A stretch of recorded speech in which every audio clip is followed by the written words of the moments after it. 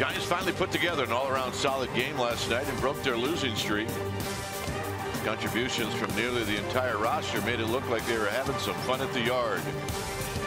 And now the goal is to remember that same recipe for success in Game 2 of the series.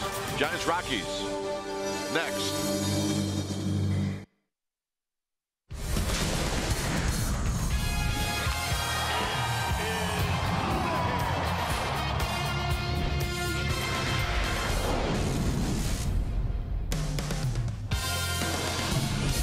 One more night on this homestand here at AT&T Park as we get ready for Giants baseball Game 2 of this 3-game series. Rockies Giants.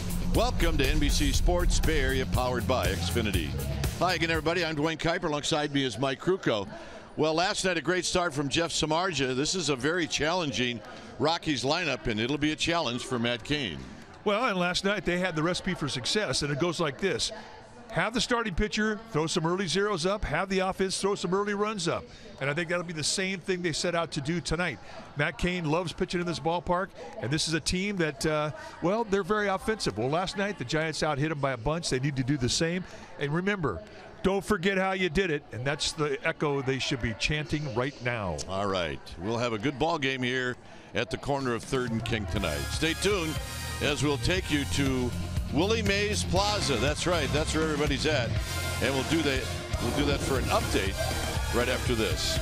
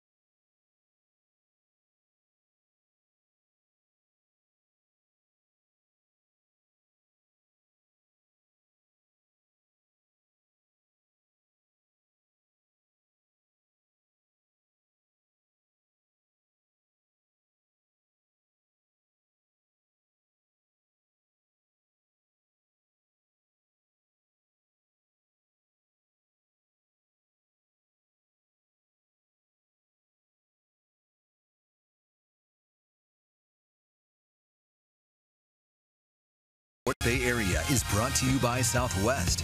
Yes to low fares with nothing to hide. That's transparency. By State Farm. Combine auto and renters and see how much you can save. Talk to an agent today. And by the 2017 Jeep Cherokee with an EPA estimated 30 highway miles per gallon. Your San Francisco Giants are coming off a much-needed W against a team that has given them a lot of trouble this season. Your San Francisco Giants are getting set for Game 2 with the Colorado Rockies. Welcome back to our broadcast, everyone. I'm Amy Gutierrez, and we have seen a true youth movement so far this season with so many call-ups. But today we got to meet the youngest Giant of them all, 17-year-old Elliot Ramos. You're getting a look at him right there. He is the 2017 first-round draft pick of the Giants. He's an outfielder from Puerto Rico, and he talked to us earlier today. I saw the lockers, and they got a lot of stuff like a glove or clothes. The clothes for the games is good. Was awesome, yeah. 3 years, I think so. I think it's hard, but I can.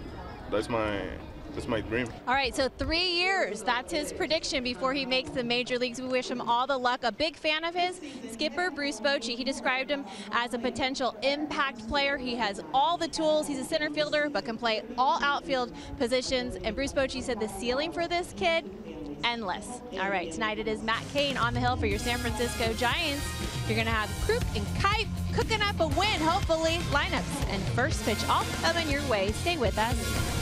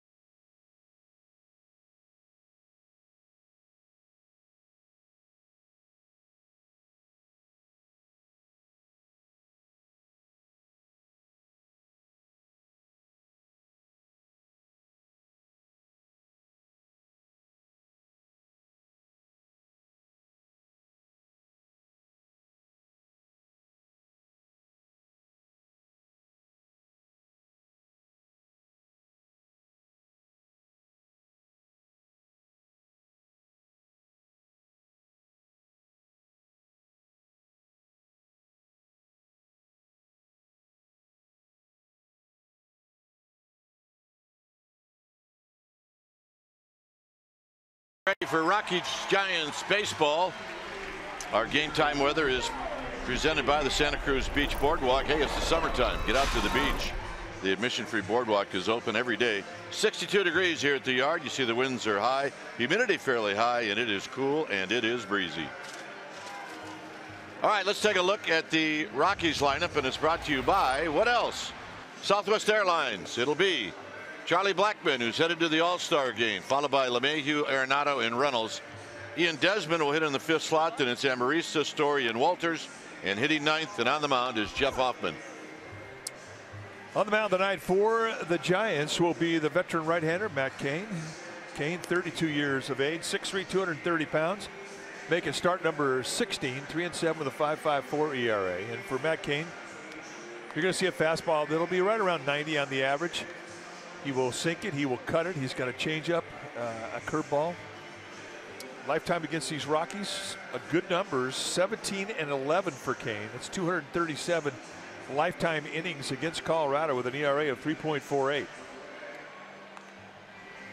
And what do you say we take a look at who's playing behind him? Starting in the Giants outfield from left to right. It's going to be Hernandez, Span, and Pence. Good arms on the corners. Crawford and Jones will be on the left side of the infield. Panic and Bell on the right side. Buster Posey, he'll be in the squad, putting down the signs.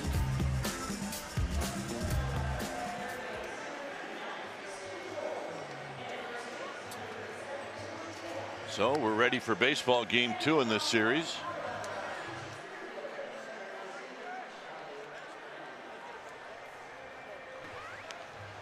So the Giants winning last night. It broke their losing streak. The win for the Giants extended the losing streak for the Rockies, who have now lost 6 straight. But Chris Bochy in a little better mood. Hey, when you shut down Colorado, hold them to 2 runs, you've done a good thing. You have done a good thing, and not many teams have been able to do that against this potent offense. So here's Charlie Blackmon, and Cain's first pitch of the ball game is a called strike. So we get started on time.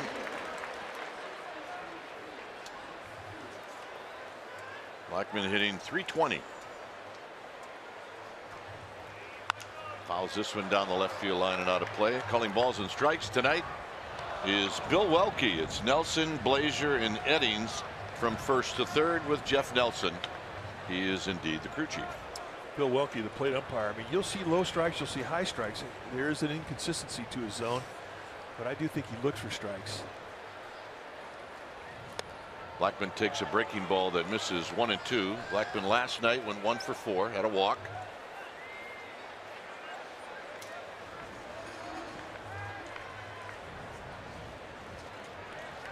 And Cain now rocks back and comes forward to the plate. And there's a shot down the right field line, foul. Blackmon broke his bat. Blackmon 6 for 20 lifetime against Matt Cain. That's right at the 300 mark.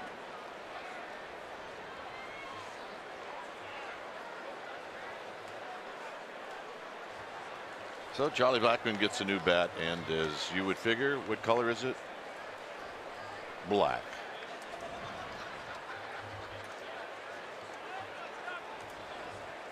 It's black, man. Yeah. It's 1 and 2. Charlie Blackmon has to have a black bat. Black. I would think so. Batting gloves. The pitch. Base hit, right field. So Blackmon digs it out, and he's aboard. Nice 2-strike hitting from Charlie Blackmon, and he's done an awful lot of that this year. Just a good hitter, period. And for Blackmon, that's hit number 102 on the season. 102. Pretty good first half. I would say. My goodness. Tomorrow for the Giants will be the exact halfway point through the season. Here's LeMahieu, who lays down a bunt, but it rolls foul, and it's 0-1. It will also be game number 81 for the Rockies. So for 102 hits, you're talking about a guy who's going to have over 200 hits in the season if he duplicates the first half or the second half like the first half. They're the hits leaders. So LeMahieu right behind Charlie Blackmon. He's hitting at .304. Guys went into Colorado, he was around .265, and that was less than 2 weeks ago, and now he's over 300. So he's been on a hot streak.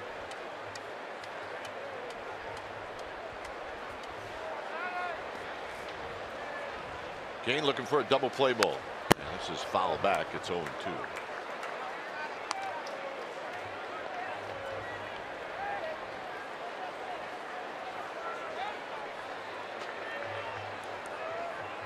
Nolan Arenado to follow.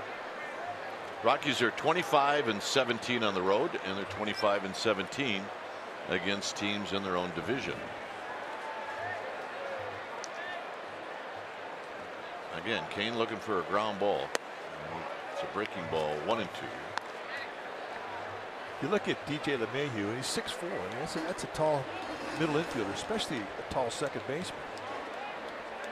But he's not a big power guy. He's only got 3 homers on the year. That's what he's done this year against the Giants. Hit over 400, but with no homers. Double play ball. That's what he was looking for.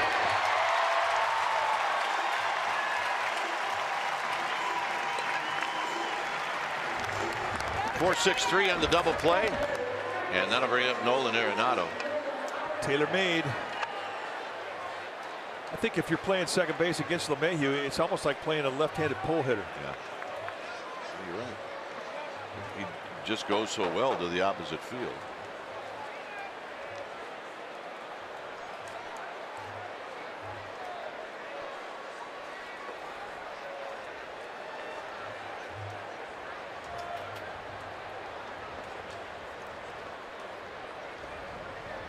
Arenado last night took an 0 for 4, which was a news flash. He's hitting .292. He's got 15 home runs. He's got 59 runs batted in. It was Jeff Samardzija and the bullpen that held down Arenado.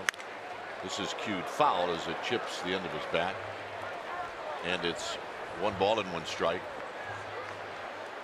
Arenado against Cain lifetime, and Cain's done a pretty good job against him. He's 4 for 27, but both hits, or all 4 hits, have been extra base hits. See what he's done the last 3 seasons against the Giants. I mean, those are some hard numbers against one team. Good pitch, 1-2.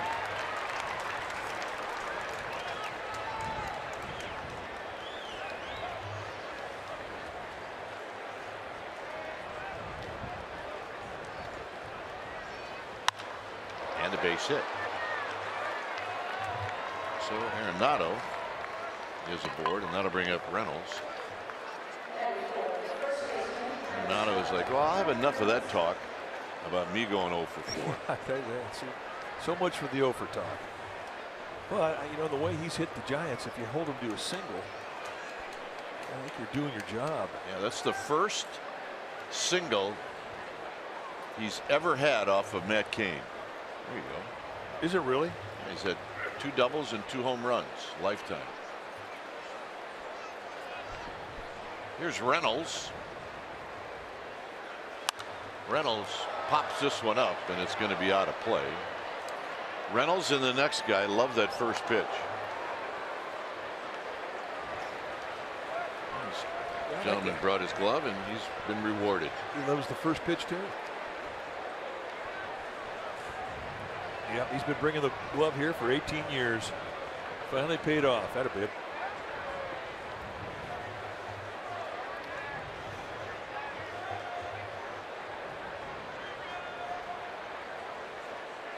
Big curveball cued foul. 0-2. Cain has had no problems getting to 0-2. Looked like Reynolds just took a chip off the end of his bat. Talk about Cain's lifetime success against this Rockies team. He's really done well, 17-11. But 237 innings. I mean, you think that organizations love it when a starter could give them 200 innings. Well, that's basically 1 year of Matt Cain's careers against the Colorado Rockies. Yep.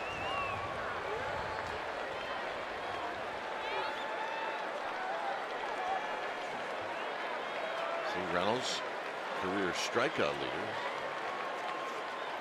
He's about 1,000 games less than Carlos Beltran. At one point in Reynolds' career, I mean, he was a strikeout. He was dangerous. He could hit the ball far, but he was a swing and miss guy. And he's really learned how to hit. I mean, he's a much different hitter now than when he showed up. Jones got him. Nice play. Ryder Jones coming in, and it'll be Span, Panic, and Pence coming up. That was a good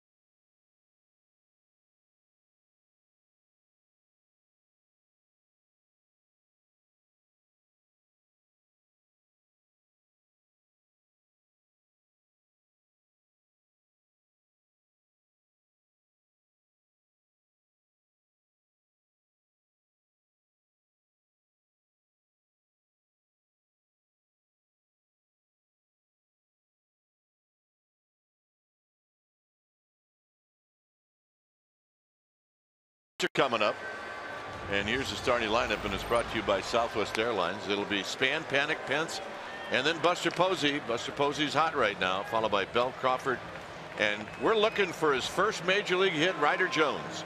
Gorky Hernandez will hit 8th, and Matt Cain 9th. On the hill tonight for these Colorado Rockies will be the rookie right-hander Jeff Hoffman. He's a big guy, 6'5", 220 pounds, and this is what he has done. He's worked himself into the rotation. He's 4-1 with a 4.290 ERA. Look at the strikeouts, 38, 35 innings against just 8 walks.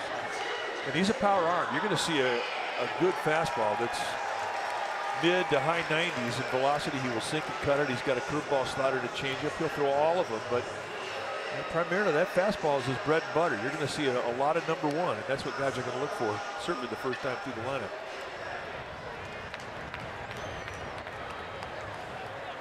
So Span's coming up. He had a good game last night, 2 hits. He was on base 3 times. Let's take a look at the Colorado Rockies defense behind Hoffman. Starting in their outfield from left to right, it'll be Desmond, Blackman, and Amarista. Story Arenado on the left side. LeMahieu, Reynolds on the right side. Tony Walters, he'll be in the squad, putting down the signs.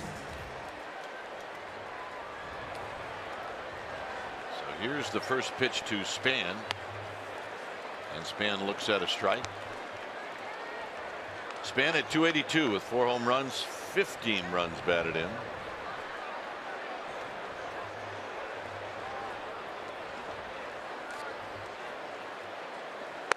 And is down low with Joe Panic on deck. That was a 95-mile-an-hour fastball. It's our fast pitch, brought to you by Xfinity, the fastest Wi-Fi at home and on the go.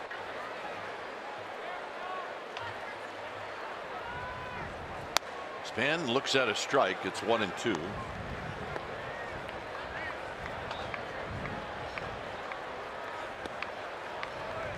Giants trying to catch up to get to 500 on their home record. They're 15-21.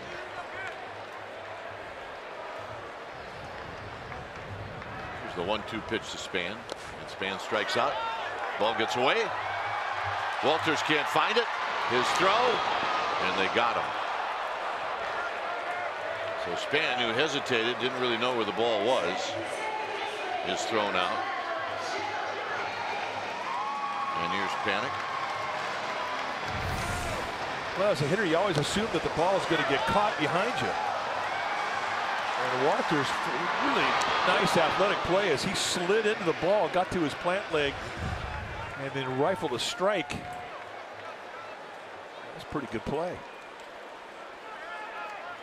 So here's Panic hitting 279. His average is going up. He had 2 hits last night. And he takes a called strike. 2 for 4 lifetime against Hoffman.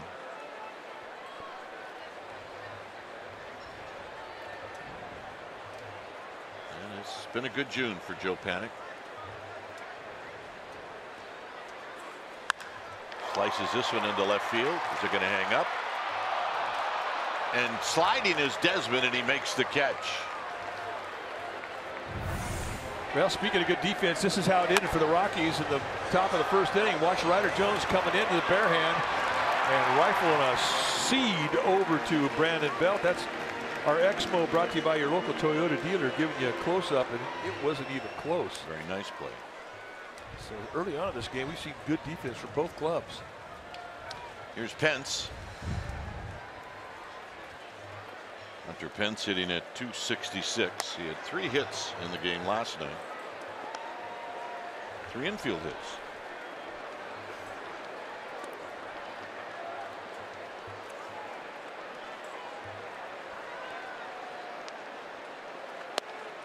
And that pitch is down low.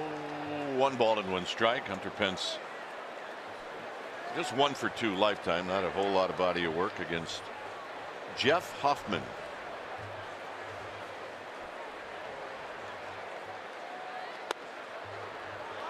Two balls and 1 strike. Buster Posey on deck.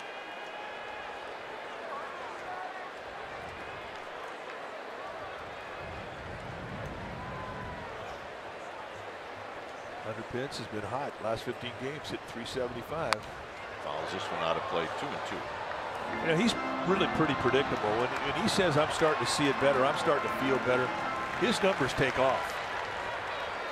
I mean, he can be hot, he can be cold. But when he heats up, he knows it.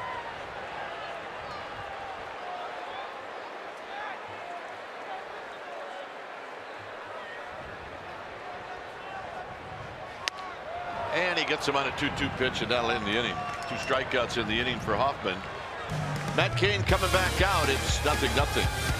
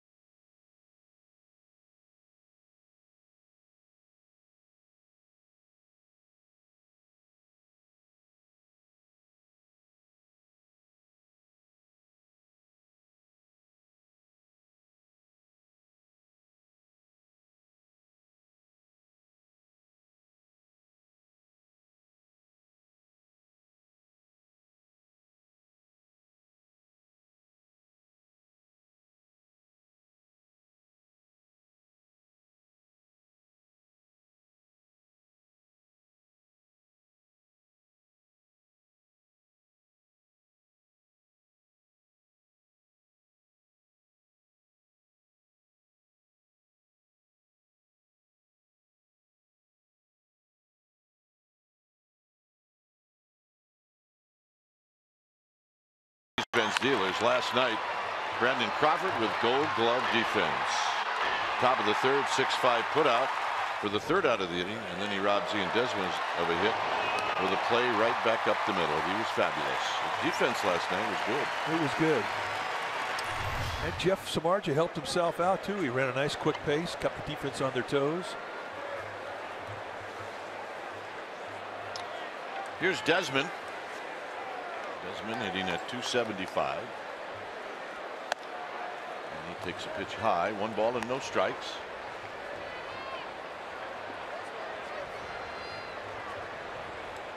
Amarista is on deck. And there's a breaking ball. It's 2-0.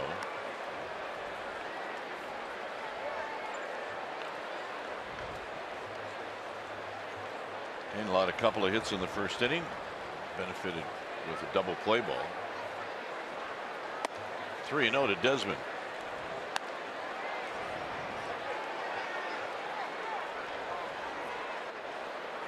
Charlie Blackman taking the time to fix his own bat with tape. There's a strike. See, I like that call, Bill Welcome. Nobody wants to see walks. Close pitch like that. Let it go by way of the pitcher. Keep this game rolling.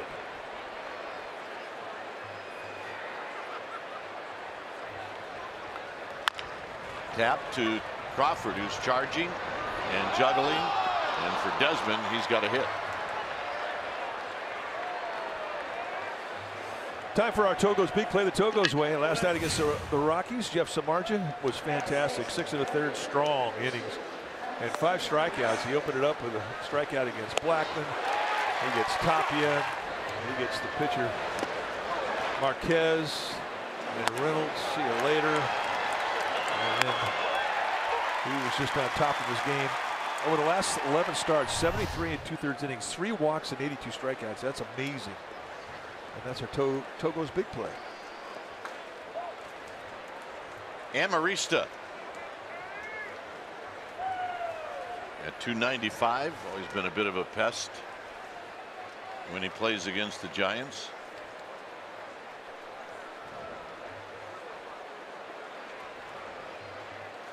Desmond with 8 steals. So of all the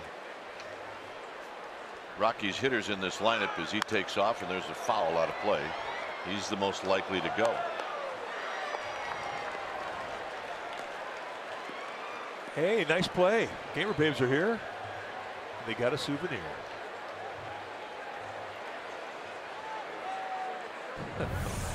All right, how'd they do it? Perfect. And it didn't even hurt her hands. Awesome. The ball's in 1 strike. Desmond with his lead. This time he does not go, and there's a pitch wide. 1 ball and 1 strike. Amarista, not a tall hitter. I mean, he's only 5'6". That's what he admits to. If you ever wanted to know what it was like to pitch against the great Joe Morgan, the Hall of Famer, well, you're looking at it. They're about the same size.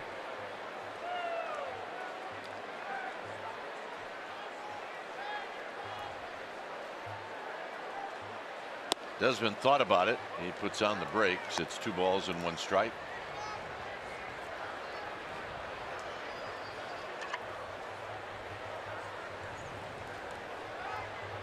So an infield hit to open up the second, and Cain right back into the stretch.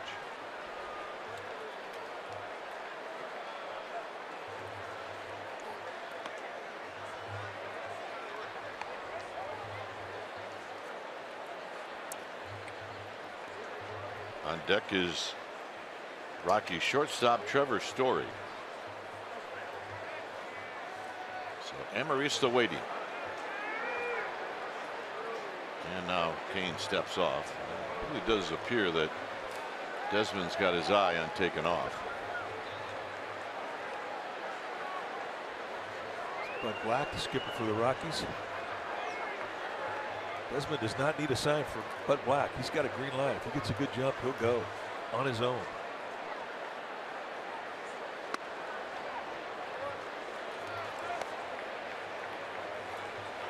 So Cain now is going to have to figure out something to get into the strike zone to Amarista. He certainly doesn't want to walk Amarista.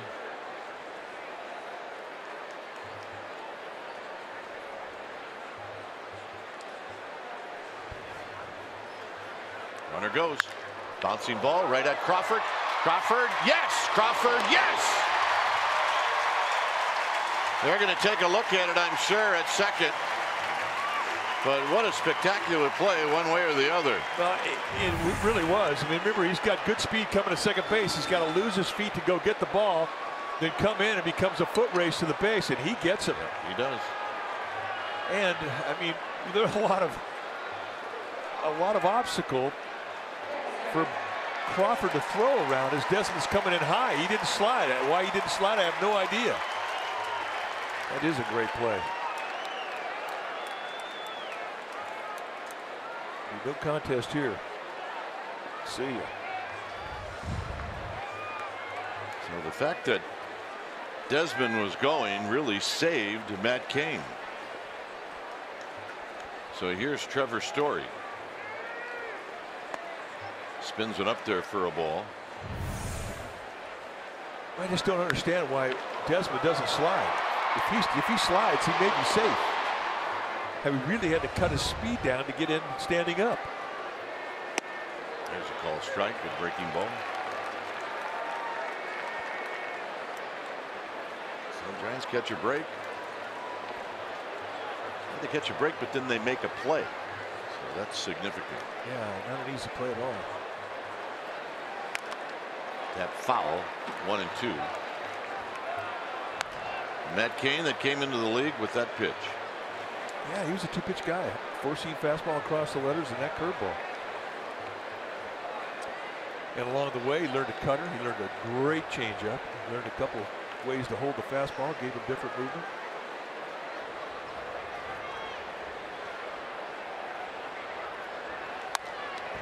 Story's sitting on it now. Well, he had a hanger to hit. Cain got away with bad location on that curveball.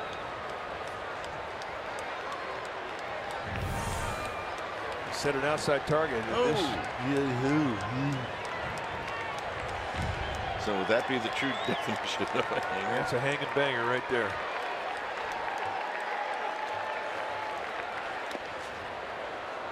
So you can see the scout report on Story is he doesn't like curveballs because he's getting a steady diet of them right now.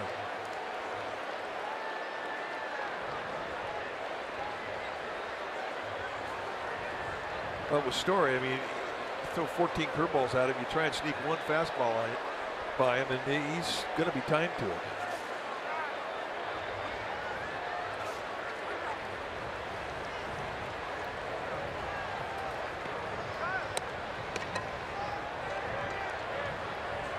Two and two. Tony Walters almost in the batter's box. In the dirt again, right near Walters, and it's 3-2. So all curveballs, and the last pitch a changeup, and everything's soft. He's doing everything he can to avoid throwing a fastball to Story. That's who Walters is. He gets closer than anybody. He does. He's fearless. But the significance of it, you've got Story up there, a right-handed hitter. If you check swings, he could foul one right off the dome of Walters, and he's that close. He wouldn't have much time to move. Got him, and that'll end the inning. Story can't believe it.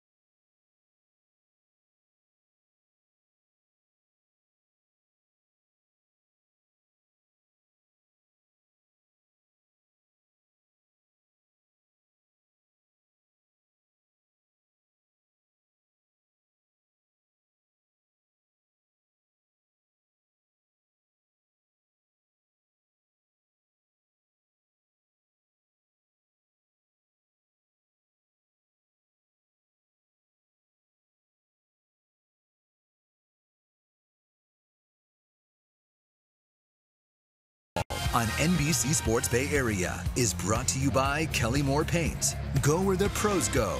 Kelly Moore, the painter's paint store. Well, big day on Saturday the 8th. The first 20,000 fans are going to receive a Jeff Samardzija Shark Snow Globe, and it's presented by AAA. Join us for the Giants as they take on the Marlins Friday the 7th through the 9th. And oh, by the way, families or groups of 4 or more, check out the BART offer. 4 tickets plus 4 round-trip BART tickets for only $79. Well, there's an authentic fan. It's firefighter night tonight here at the ballpark. Oh, yeah. Well, can you tell the kids who have a dad who's a firefighter? Well, and there's a firefighter. I think he is. He is the real deal. Here's Buster Posey. Big curveball to Buster, and it's a call strike. Hitting at 347. Buster last night had 3 hits, went 3 for 4. Thus the average is where it's at 347. Lines this one to left, but it's right at Desmond. Kind of knuckled on Desmond. All right, let's check in with Amy G. All right, gentlemen, some news on Connor Gillespie coming from the skipper earlier today. Connor's back has flared up. He was given a cortisone shot for it, not available. The skipper went on to say likely they'll have to put him on the DL tomorrow, and they have not made this move official, but the skipper said people can expect to see Jae-Kyun Hwang here tomorrow, and once they make that move official, he will be starting at third base. Dwayne. All right, Jae-Kyun Hwang. We'll look forward to seeing that. Puts a little pressure on Ryder Jones to get a hit, doesn't it? Yeah, I would say that Ryder Jones has got a lot of stake tonight because he reads the papers like every ball player. Whether he stays or goes back or whatever the deal is, it's always nice to have a batting average. Hit right on the ground to Story, who was playing belt perfectly. 2 outs. And here's Crawford.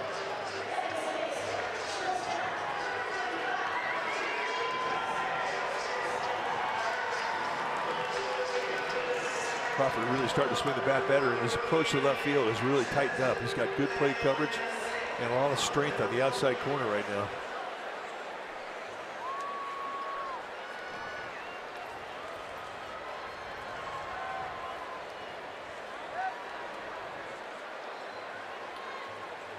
.239 for Crawford as he rolls this one to first. And for Hoffman, he'll have a nice inning. 5-pitch inning. After 2 here at AT&T Park, it's 0-0.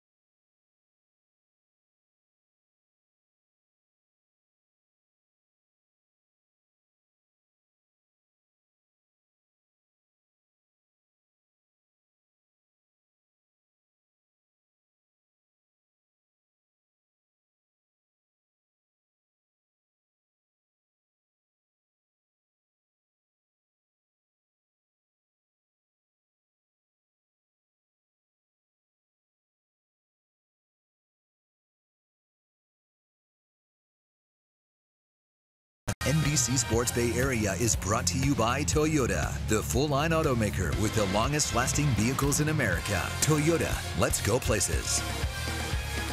MLB.TV Premium is back and better than ever. You can watch every out-of-market regular season game live on over 400 supported devices. Go to MLB.TV for details. Tony Walters will lead things off. Then it'll be Jeff Hoffman and Charlie Blackmon. Dribbler, third base side, foul. And it's no balls and 1 strike. Mr. Posey getting out of that squat as fast as he can. So Walters returns. He's hitting .297 in the game last night. Walters had a couple of hits. Love those hats. They never get old. Nope. Look good on everybody. Outside to Walters. What do you call that guy? It's the guy in Atlanta that runs the races on a warning track. That's the Giants version of the Freeze. The Freeze. I think the Freeze is freezing. I think the Freeze is a hit, and I think we're going to see that at other ballparks around the National League. It is a hit. You know what? When he doesn't run, I'm bummed out. I am too. It'd be like the weenie races not running in Milwaukee. Yeah, it's got to be an everyday deal or forget it. 1-2. Got him. Great location with that 2-strike curveball. Put it right down in his back foot. See if he goes after it. And he got a fisherman.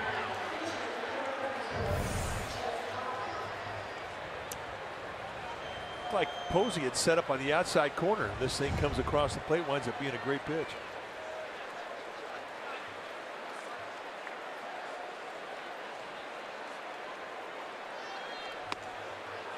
Any pitch that a hitter swings at and misses, that's a great pitch. So Jeff Hoffman taking his hacks. He's not a bad hitter.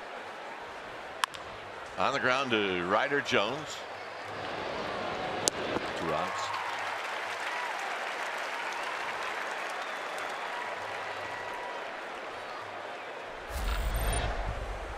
Yeah, always, 3 hours or so before the game, somebody is going to be doing something on the infield with Ron Wotus, and today it was Ryder Jones. And that's why you think a coach shows up at maybe 3 o'clock and gets dressed and just goes through bed. No, they're here at noon and they're trying to figure out who they can help and what they're going to do to help. Well, and if you're an infielder at big league level, Ron Wotus is going to make you better. Especially when you're a player that is going to play different positions. He will teach you the dance of each position.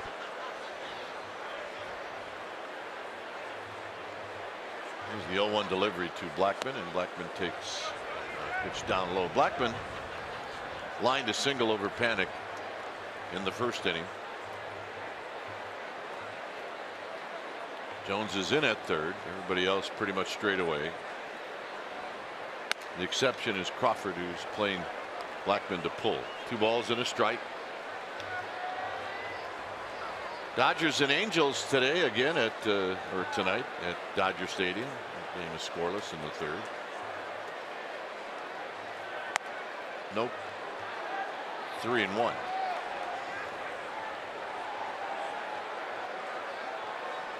Just nibbling around the strike zone. Really counting on hitters being aggressive. Foul back, 3-2.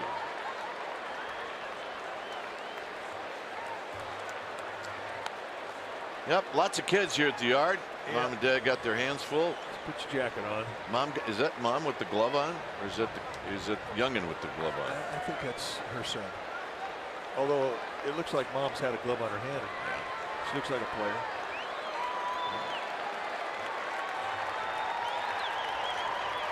Enjoying the ball game. Good for them. 3-2. There's the payoff to Blackman. On the ground, it'll be Belt. Cain got a little bit of a late jump, but he's still going to beat Blackman to the bag, and that's going to end the inning.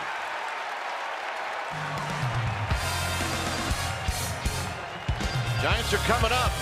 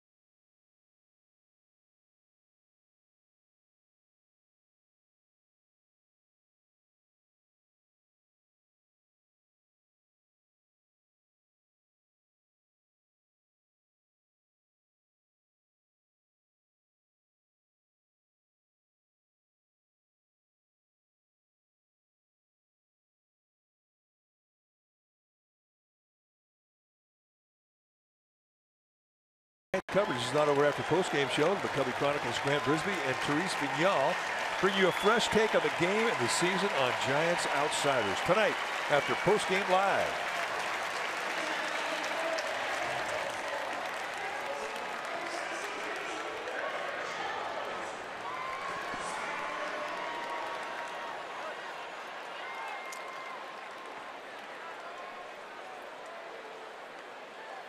So here's Ryder Jones.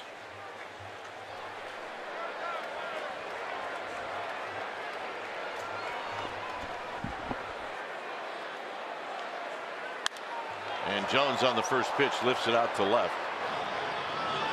And Desmond will put it away. So one pitch went out. And here's Hernandez. The scouting report must be get after Hoffman quick, because the Giants have made 7 outs on 17 pitches. And that's not a bad thing. I mean, that's what the report is. And you get a pitch to hit, then let it go.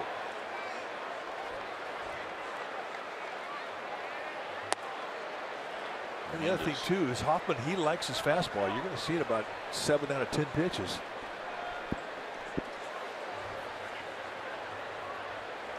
So go up there looking for something. If you get it, have at it, even if it is a first pitch. That's a strike. Hernandez hitting .218.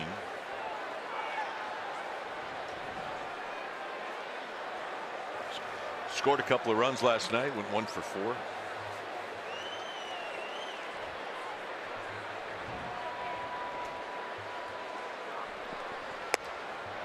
Down low, 2 balls and a strike. Cotton candy, what the kids like. He's got a technique. He gets a big bunch of it, and he wads it up into a little ball. Yep. And then it just disappears. You gotta be careful. You can, with cotton candy, you can stick those fingers in your mouth, and you won't get them out again. As this is down the right field line, Amarista will watch it sail out of play. It's like pine tar; you'll get stuck. It's better than pine tar. This guy is getting after it. He is not messing around. Well, that's the safest way of making sure that your little brother doesn't get much. I think he's figured it out.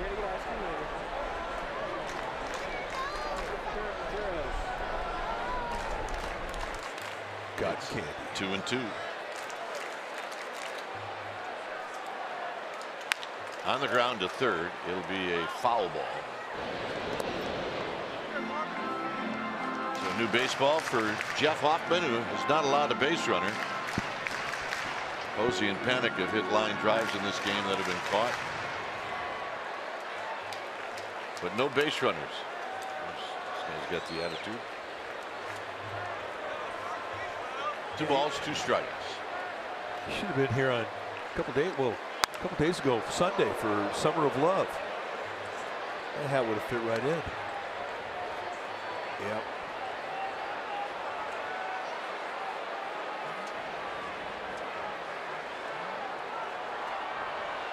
Rockies fans are excited about this team this year.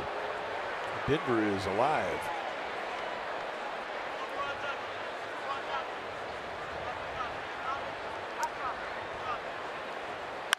On the ground towards the hole, and there's the first hit of the game for the Giants. So Rockies Hernandez, who's had a couple of starts the last 2 days, comes up with a hit. And his average is starting to climb. He was on the interstate for a long time. And recently he's put together a good swing. He's now up to 224 after that hit.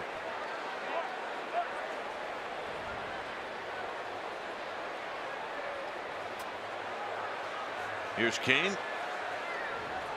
Cain is 3 for 23, and he'll be trying to lay down a bunt. Instead, swing and a foul back.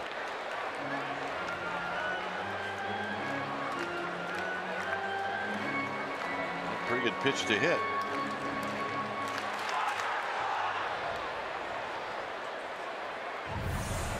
Yeah, he's looking for a fastball. It's exactly what he gets. And he can hit it a long way.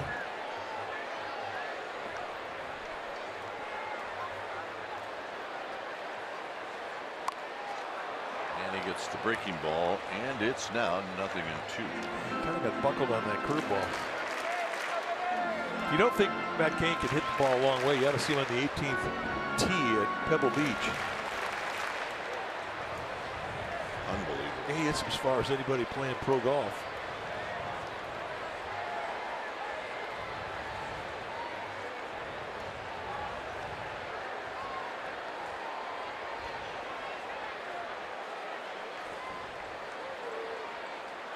And the bunt. And Cain is retired. Good job.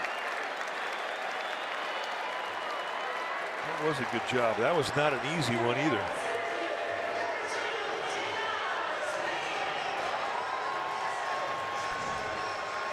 One good thing about a curveball or any breaking ball is it's going to have downward movement for the most part. And if you do make contact, it's going to get on the ground. You're not going to pop them up like a high fastball. Much easier to bunt that pitch than a high fastball. Cain did a good job. He just followed the break.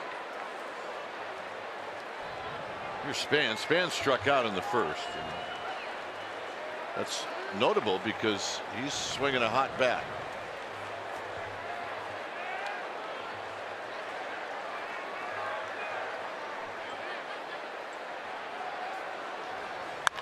On the ground and a base hit, and here comes Hernandez. Amarista's throw is going to be late. Giants lead 1-0.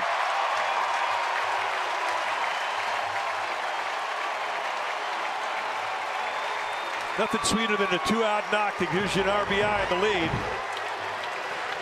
So everybody doing their job. A 1-out base hit from Hernandez, a bunt, and then Denard Span jumping on a fastball at 93, just down and away.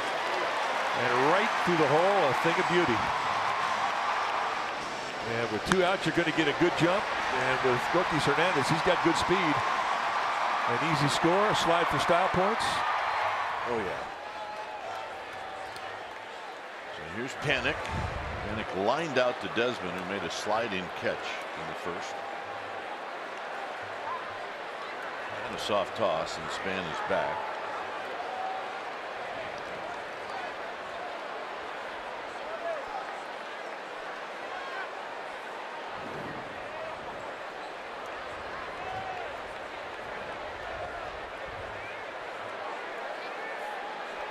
Span thinking about it, does not go, and the pitch is wide.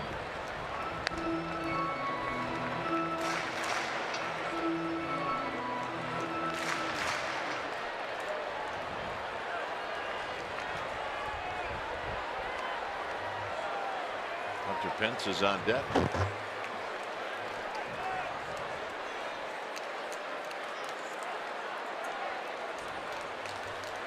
Hoffman at the belt. And it's down low. It's 2-0.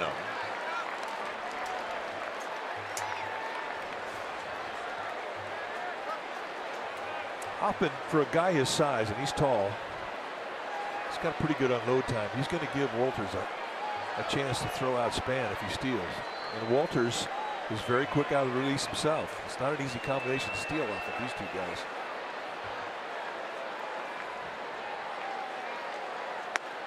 And a strike. So that's the pitch Hoffman wanted to make. It's 2-1. Giants coming into this inning hadn't had a hit. Hernandez a hit, a sacrifice bunt, and Span a hit.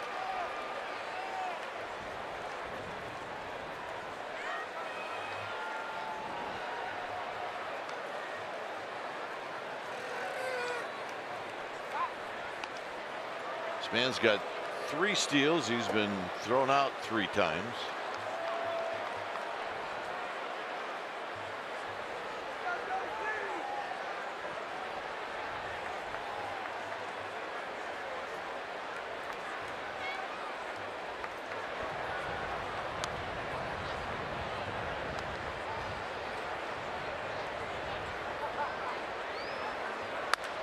Down the right field line, that'll be foul. So it's 2-2. There's no hitch in his load whatsoever. I mean, he's just straight to the ball. You see this, right? This guy's eating brat and had a glove on the other hand. Still made the play.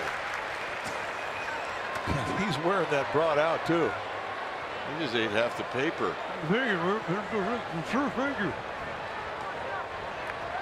2-2.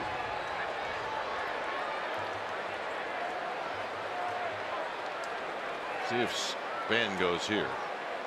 He does not, and it's down low, and now Span will go.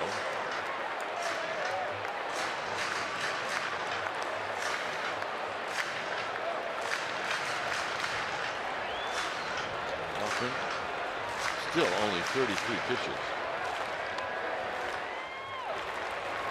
Cain's got the lead, and he did a little something to help get the lead with a sacrifice bunt.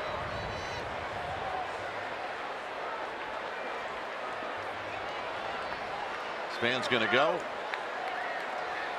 and Panic fouls it down the left field line and out of play. All right, another happy fan. That man making a play. That is not the first play he's ever made. Oh yeah, sweet hands. Don't beat the old man up. He did a good thing. 3-2. 3-2, 2 outs. It's the only time you have a guy break to go to second. Nobody covers in the middle of the diamond. It looks a little weird. Panic pops this one up, shallow center field. Story's going out, and he still goes out, and he makes the catch, and that'll end the inning. So Hernandez with the first hit of the game, a bunt, and then a base hit by Denard Span. After 3, it's 1-0 Giants.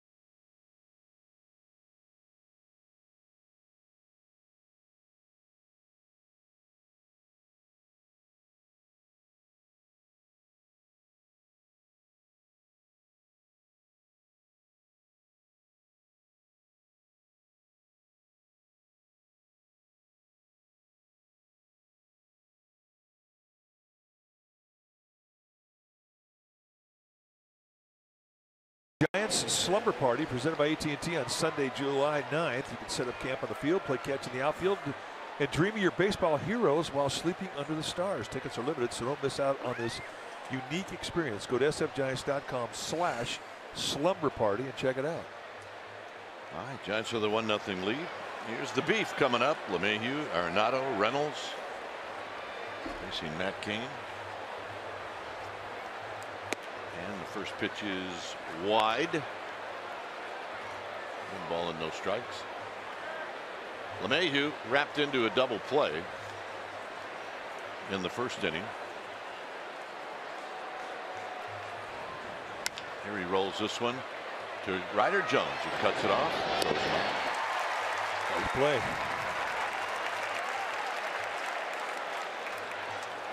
Yeah, in between innings, here you see the #1 pick. It's Elliot Ramos from Puerto Rico. He was introduced, and he's a pretty well put together young man. Yeah, just 17 years old. He says, I want to be in the big leagues in 3 years. Well, Elliot, we hope you are. Yeah, we do too.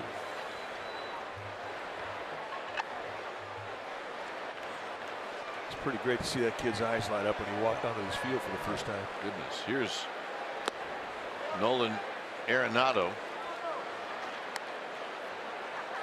Arenado singled in the first inning.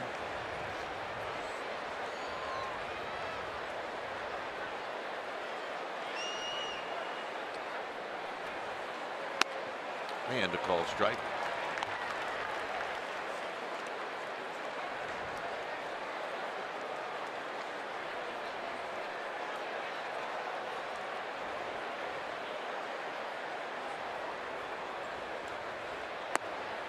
And a breaking ball down low. And watch this guy Arenado get gathered on his back leg. He really loads up with his lower body.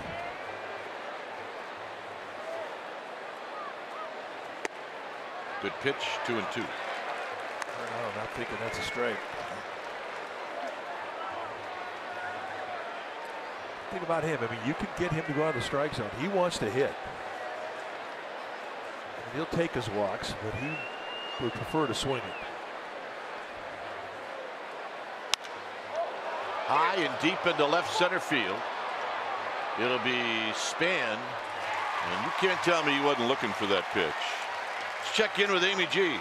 All right, gentlemen. Well, Brandon Belt and Joe Panic, they are at it again for the second year in a row. They are joining pizza maker and Slice House owner Tony, Jim, and Yanni in offering 2 signature pizzas to fans in support of the George Mark Children's House.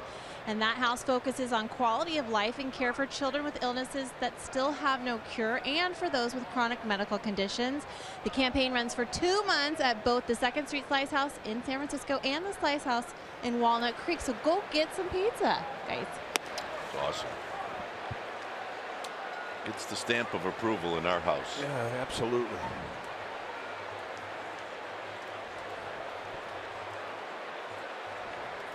Here's the 1-0 pitch to Reynolds. Swing and a miss. Good changeup. I mean, Cain really has thrown the kitchen sink at the Rockies. I mean, he is throwing more off-speed stuff tonight than fastballs.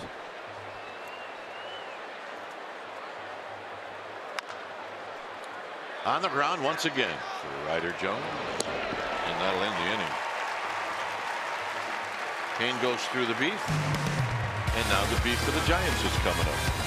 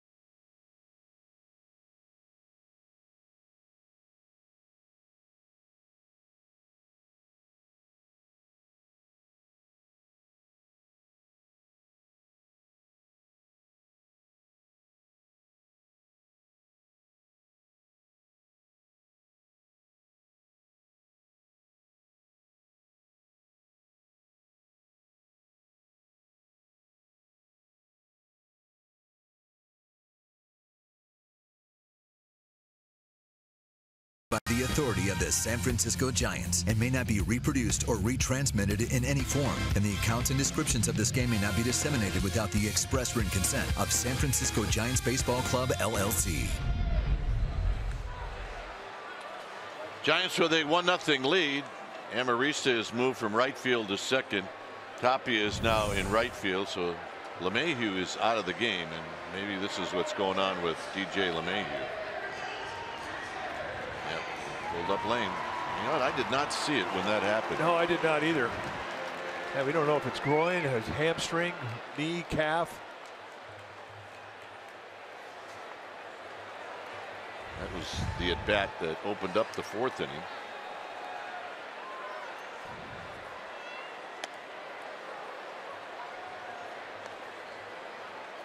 So there's Tapia. Here's Pence. 1 ball and no strikes to Hunter Pence, who struck out in the 1st. There's a breaking ball that Pence cannot hold back. It's 1 ball and 1 strike.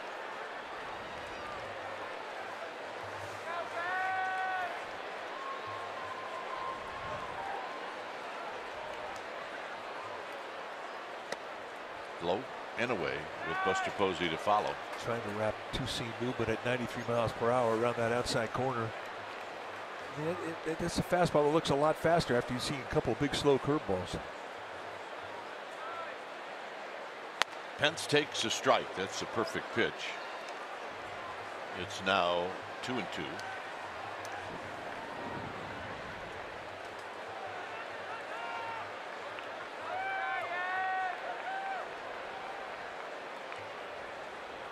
Nope, 3-2. 93, 94, 95 miles per hour. So each pitch of the fastball, these last 3, he added on it.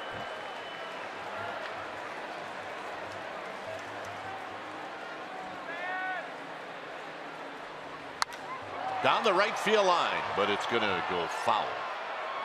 Plenty of distance. Easy, easy, easy. Yeah. Super Bowl fumble, easy, easy. We need a referee. Somebody throw a flag. They're going to be there till about the 7th inning wrestling for that one.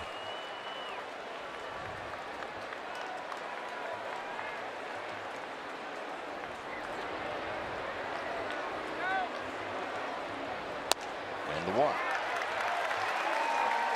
Surprised we didn't see the curveball after the first 2 pitches were. Right now, it's our cold hard facts that are brought to you by Clean Crisp Coors Light, the highest average with 2 strikes in the majors. Will Justin Turner hit 329. Buster Posey right behind him at 314.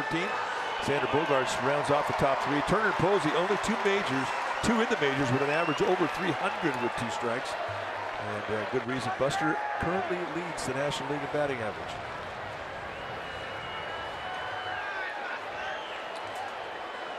Buster lined out to left in the 2nd. Drives this one to center field, but Blackman's going back, and he's going to stop and make the catch. Not in this park. And here's Belt.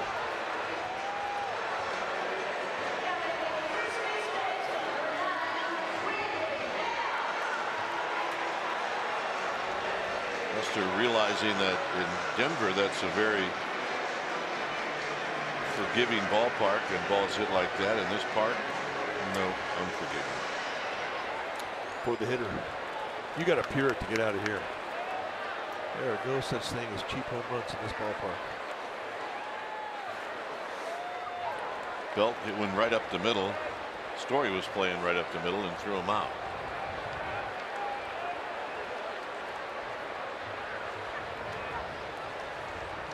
Tapia guarding Triple's alley.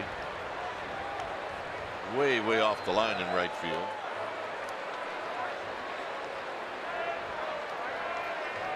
Story not an overshift, but very close to it.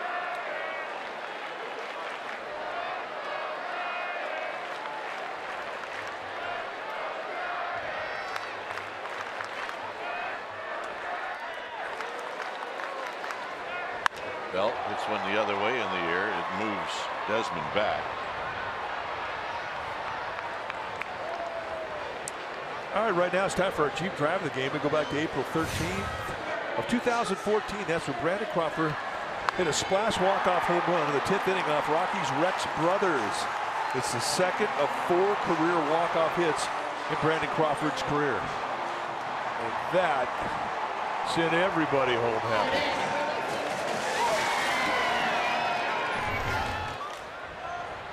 Crawford, who rolled out to first, will stand in for the 2nd time.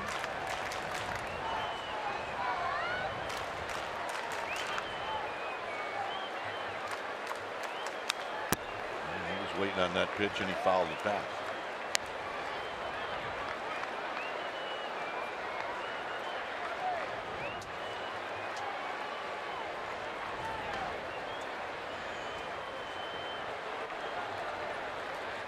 Hence a leadoff walk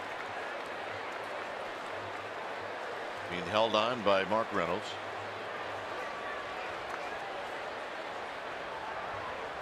And Crawford takes low. San Francisco Spirit has come to visit. He's sort of sneaking in the cove. Yeah, you know what, Mike? We got to rent that out one night.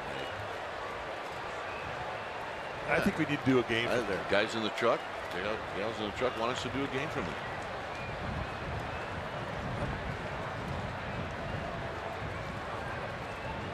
Here's the 1-1 to Crawford, and he lines it to center field, but Blackman is there, and that'll end the inning. Hey, Tim Lincecum is here. I wish he was here. It's 1-0 Giants.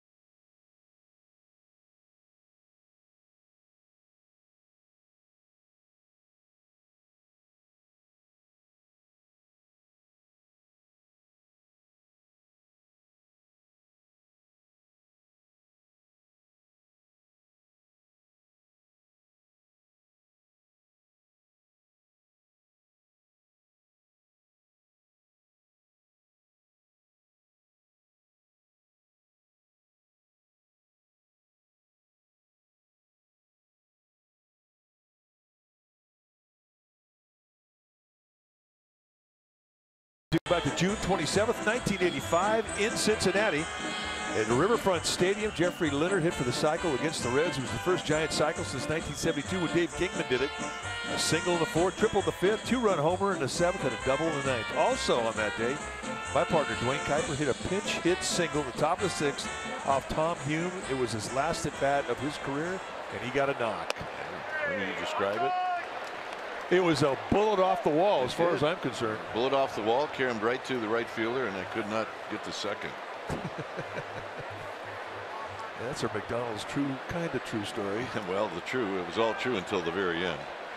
Here's the 0-1 pitch to Desmond, and he takes low. It was an infield hit. It was a swing and bunt. It was awesome. Pete Rose couldn't quite get to, and they beat Tommy Hume to the bag. It was a year that ended on a high note for me. I was 3 for 5 that year. I know. Pete Rose is ticked off that you're quitting. You're not going to quit. Come on. So I'm not really going to quit. They want me to quit. How about that? Hey, you did good. Fouled at the plate, 2-2. I said, the truth be known, they really wanted me to quit 3 months ago, but through a kind act, they let me get my 10 years in. 2 balls, 2 strikes.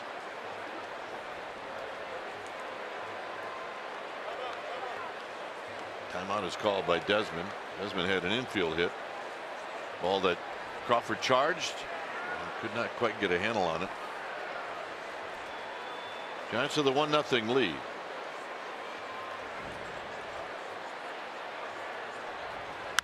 Up the middle and a base hit.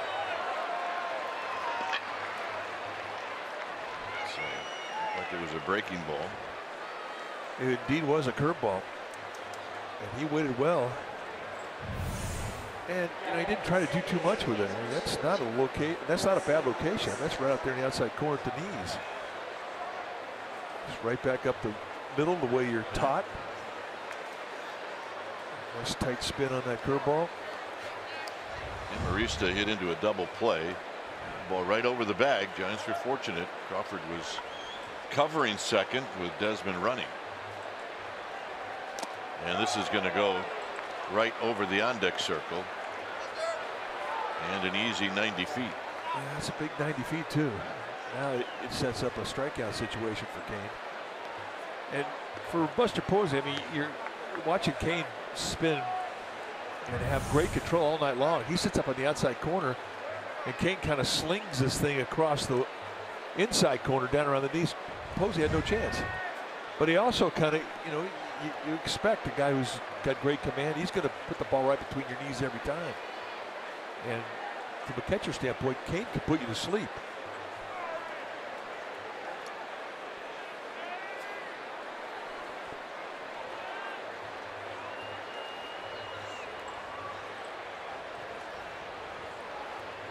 So Amarista with a count of 1-0.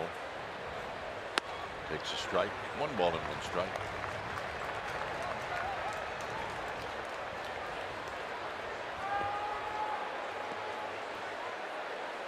Trevor Story to follow.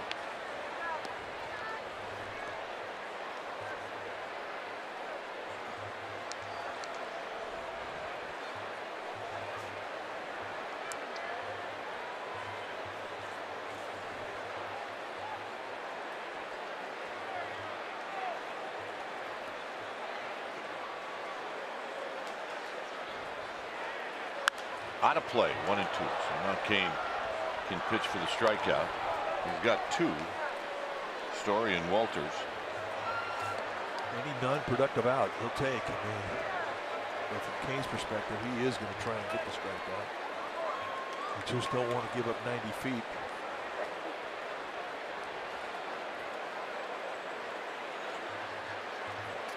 And it's the greatest entertainment. When baseball finds its way into the stands, everybody's happy. Got him. What that? A little four-seam fastball kind of changed the movement on him. And it goes right across the letters.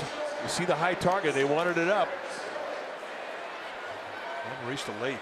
Strikeout number 3, and that's a big one because he was trying to get it.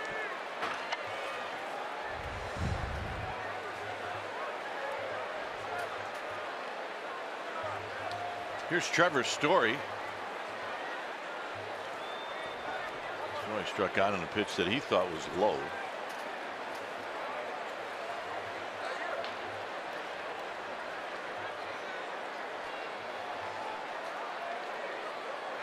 Panic keeping Desmond close at second.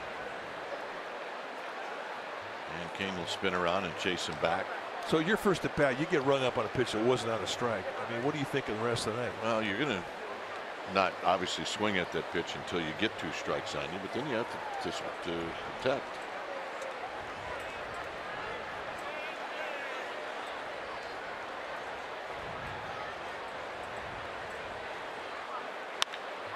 Center field for Span. Desmond's going to tag.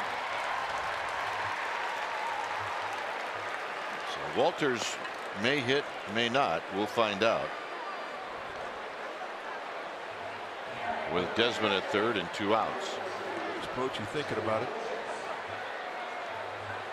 Walter's been a pretty good hitter against the Giants.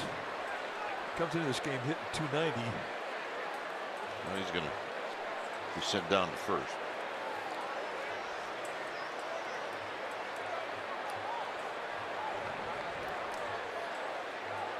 But I agree with you. He had big hits against the Giants.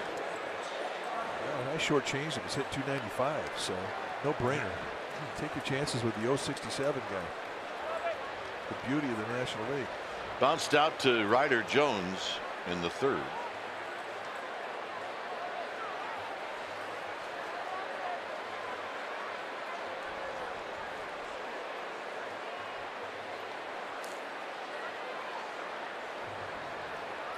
So Cain going after Jeff Hoffman. On the ground to Crawford. Crawford shovels it to Panik, and that's going to end the inning. So Cain pitches through a single, a wild pitch. Second base, nobody out.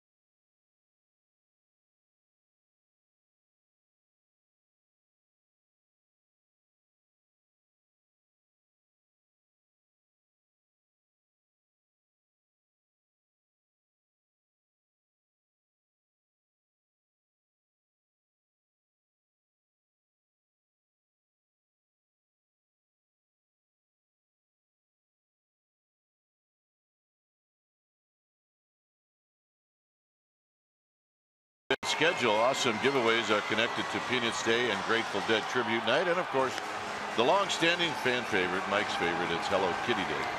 Remember, you need the special event ticket to get the gifts. sfgiants.com/special events.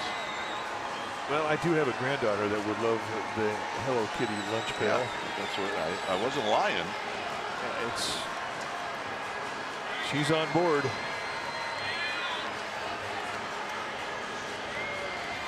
Murph's Clubhouse, Irish pub, and they've got pot pies in there that are pretty good. Our favorite is the chicken pot pie. Boy, do we have some stories about our Murph, not Brian Murphy, but Murph, our favorite clubhouse man. Miguel Murphy, the legendary Miguel Murphy. And Murph, if you're watching, you know we got stories. Here's Ryder Jones. Jones is 0 for 1. Hit a fly ball to left. And he shoots this one into left center field, but Blackman playing him over there puts it away. Better swing. He's starting to loosen up. He's been grinding pretty hard to get that first big league knock. That was a good at bat. Well, the problem with Mike Murphy is that we've got some stories on Murph, but he's got stories on us. That's fine. Our stories on him are better than the stories he's got on us. Well, we'll at least make them better. How about that night in Houston? It was Houston, I believe. My goodness. What's the name of that hotel we stayed at in Houston? The Shamrock. The Shamrock. Here's Hernandez, who takes a breaking ball for a strike. Murph is squirming right now somewhere in the clubhouse.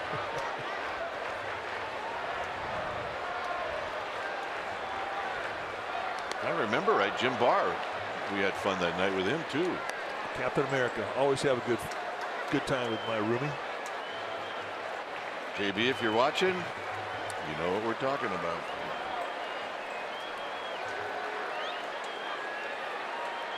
Darrell Evans, if you're watching, you know what we're talking about.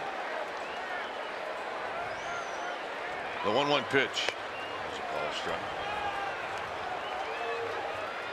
Brad Wellman, you know what we're talking about. That was the night that we offered Brad Wellman, who is a rookie, $1,000 to shave his hair, completely bald. Got him. So he called his wife Jody and said, "What do you think?" Afterward.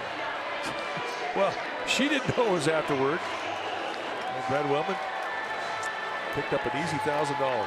Then he called. She said, "No, don't do it." Too late.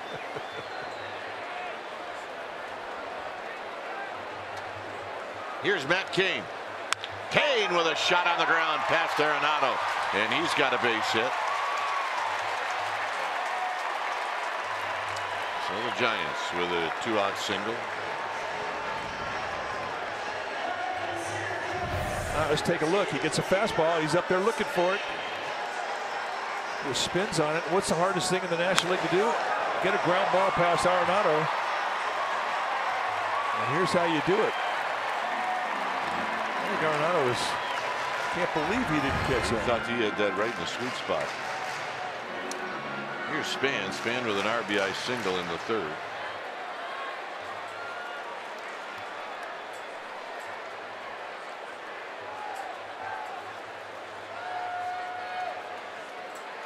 Trying to move the line along for Joe Panik. But third base side. Walters, no throw. Panik's going to hit. That's a perfect bunt. That bunt was perfect. It absolutely was. Hit it right out the end of the bat, deadened it. Showed it late. And it was going to be Walters, who really made a pretty noble effort to get to it. He's got great range. You cannot do any better than that.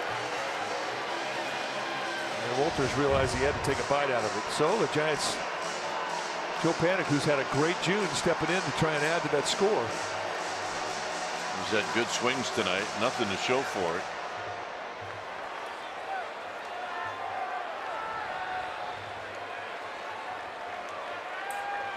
Cain at second. Span at first.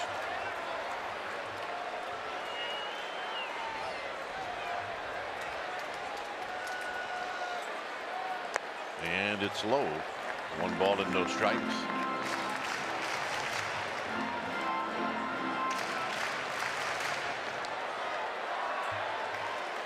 Day baseball tomorrow.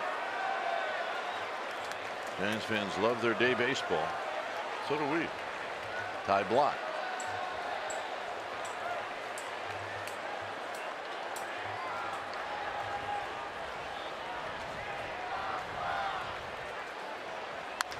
On the ground to first, and Reynolds will take it himself, and that'll end the inning. So the Giants come up with a couple of hits through 5. It stays 1-0.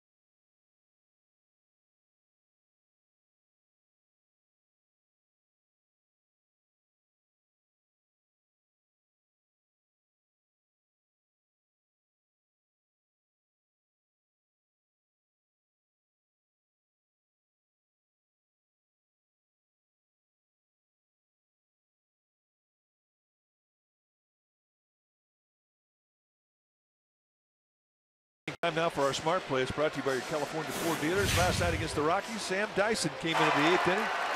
And what did he do? He had 3 strikeouts. He struck out Nolan Arenado, Raimel Tapia, and Ian Desmond. And he was nasty. That's our smart play brought to you by your California Ford dealers. So here it's 1-0. Top of the order coming up. It'll be Blackman, Tapia, and Arenado. Seeing as how Cain hit in the last half inning and allowed him to take a little bit more time to get back out onto the mound. So it'll be Blackman to hit first. Never gets old. No, it doesn't. It's just so appropriate. Greatest hat of all times. Blackman is singled and he's rolled out to Belt.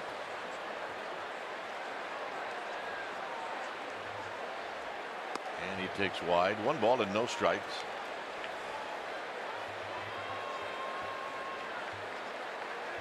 Jones is in at third.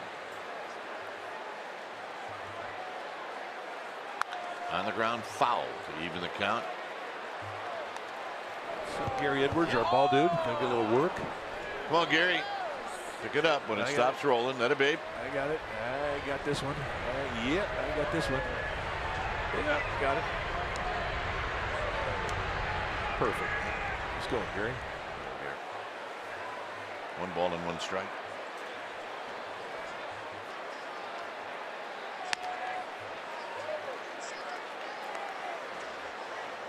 Yep, I'm the man. There's Nathan Williams, our ball dude at third base. Not happy he hasn't had a play yet.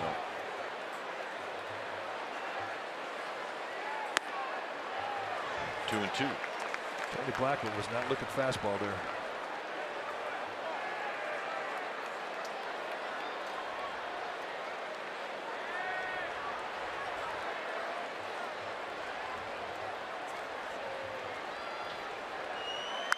Out of play down the left field line. I don't think he was looking at either. I think he's sitting on soft. You're right. 71 pitches now for Cain. High fives. Everybody's happy.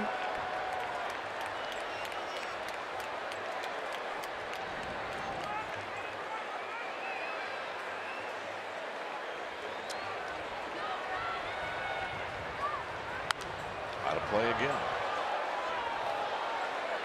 He keeps throwing fastballs, and I agree with you. I don't think he's changed his thinking at all. There's the Mike Kirko jersey, probably autographed. I think it is. 2-2. And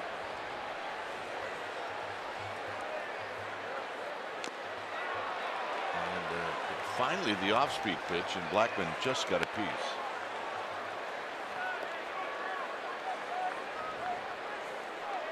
Quick turnaround. The game tomorrow. Back tomorrow, 12:45 first pitch.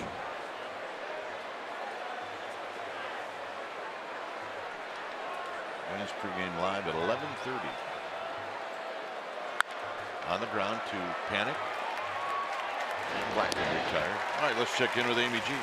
All right, gentlemen. Last night, veteran Jeff Samardzija took advantage of a teaching moment with the rookie Ryder Jones when Jones hesitated a little bit on a ground ball that allowed Ian Desmond to reach base. Jeff was a little spirited in what he said on the field, and I talked to Ryder about it today because the two had a moment in the dugout afterwards, and he said, you know, Jeff just said, that's your ball. Be confident about going to get it. He said, you're really good, and you are here because you deserve to be here. Jones went on to tell me, guys, that there's going to be some growing pains for him. He knows that because he's just not used to playing next to a Gold Glove shortstop, but he will learn Brandon Crawford's range quickly. Guys? Well, I mean, you could see what was going through the mind of Ryder Jones. Am I going to take this away from a Gold Glover? Well, yeah, because it's an easier play for you than for the Gold Glover. Line drive. Crawford can't get it. It's a base hit.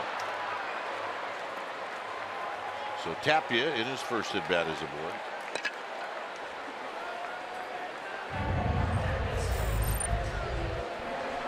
Now this is after the play that Ryder Jones makes in the first inning. It is a good play. And guess who's there waiting for him when he gets in the Giants dugout?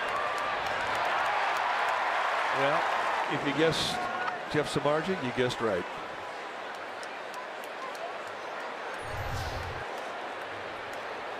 Arenado is 1 for 2.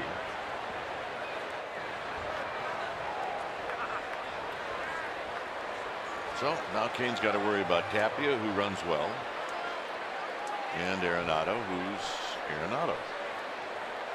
I love that scene there with Samardzija talking to Ryder Jones. And if you're an old pitcher, it's not a bad thing to make a friend out of your young infielders, because young infielders, they look up to old pitchers. I mean, if they like you, they'll do anything for you.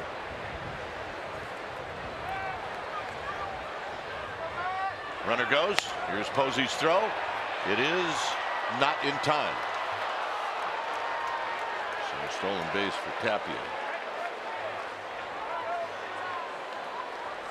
Well, the ball got down there before Tapia got down there, but it one-hop Joe panicked, and he had to raise his glove up to catch the one-hop, and in doing so, there was the window of opportunity. Down there plenty of time, but raising the glove up just opened up the gate, and Tapia goes right underneath it. So Arenado's going to be walked. And that's one thing that, you know, if you're Tapia, I mean, you want to stay aggressive. You want to put yourself in scoring position. But you're also taking the bat out of the hands of Arenado. Reynolds has bounced out twice to Ryder Jones.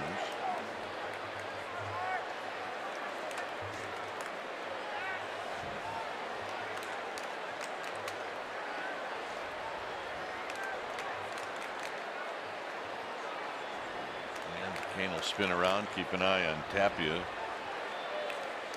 Make sure he doesn't have any ideas about trying to steal third. I was really fortunate when I was an older pitcher. I had some young infielders by the name of Clark and Thompson and Williams, Uribe. It was a good thing to make good friends out of those guys. High and deep to left. And gone. So Reynolds, sitting on that breaking ball, knocks it out of the park, and it's 3-1. And judging it the way we saw Blackman start this inning off, though he was up there looking complete off speed, that may be what they're looking for this time through the lineup against Cain. Because there's no doubt that Reynolds was sitting on something soft, and he got it. The first pitch curveball, you're going to bite off a little more strike zone. The strong hands of Mark Reynolds made quick work of that one. So here's Desmond.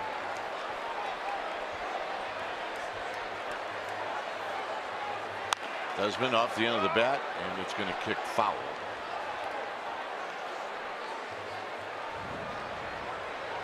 Orkert heading down.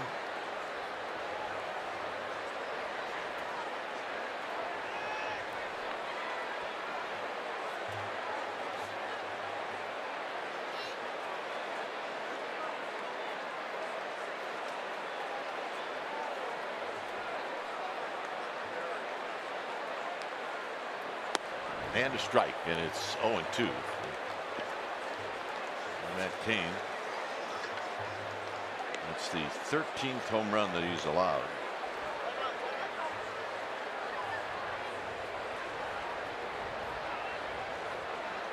So that wipes out a 1-0 lead.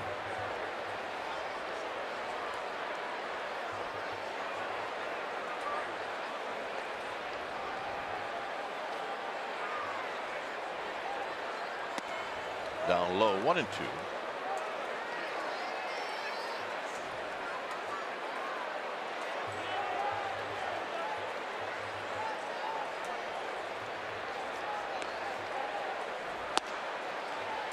So 2-2.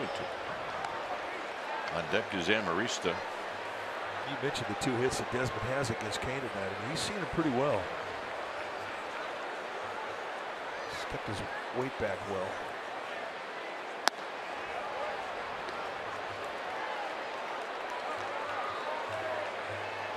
The next pitch for Cain will be number 85.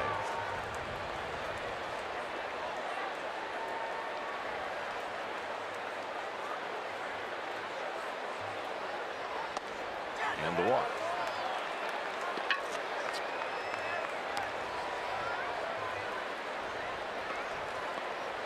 There's Dave Righetti coming out.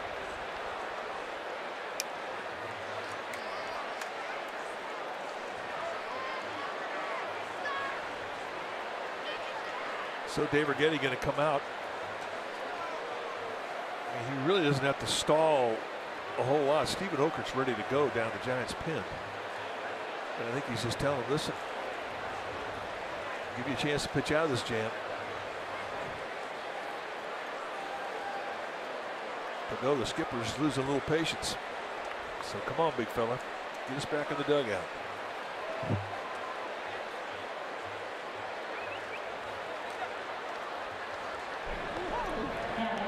Well, what do you think? Yeah, that's a new one.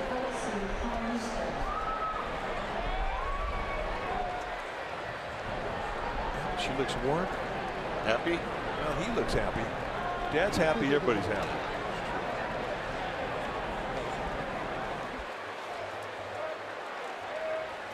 And Marista is 0 for 2. Desmond looks like he's ready to take off.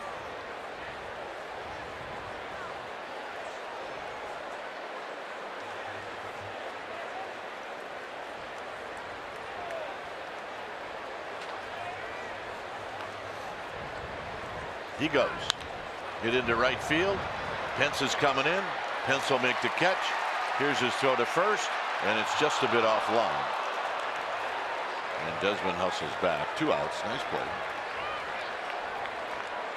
That was a nice play, but I'm sure Pence is disappointed he didn't make a better throw because they had him.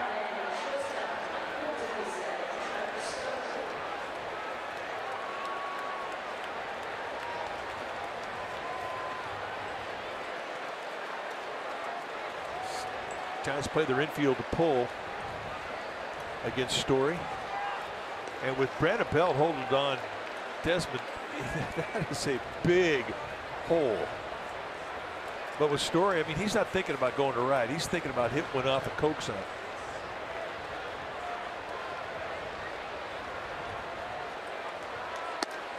And a strike, and it's 0-1. Desmond doesn't look like he has the same enthusiasm about stealing the bag with Story at the plate as he did with Amarista. Now he extends his lead a little bit.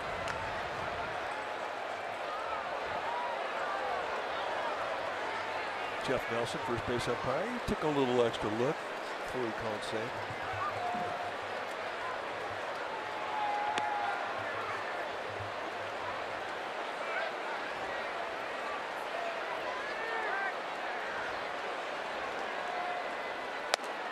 High.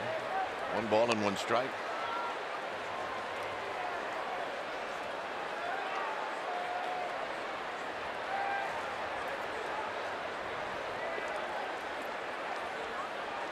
Probably Cain's last hitter.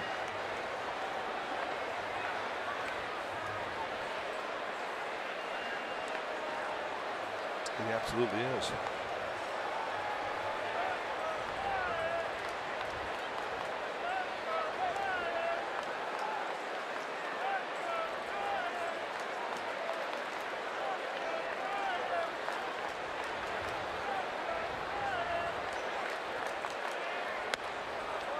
Two balls and a strike. And Cain knows that.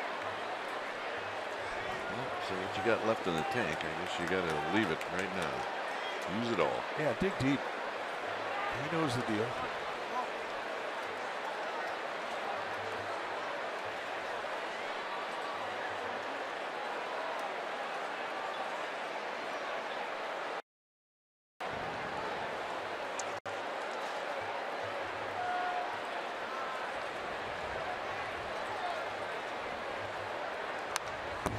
Ball 2-2. Gotta get that ball down. Start elevating that curveball. can explain the elevated curveball to Reynolds because it was on a first pitch. You're trying to get a strike. It starts to go a little bit deeper in the count. You start hanging. And definitely a signal to Bruce Bochy.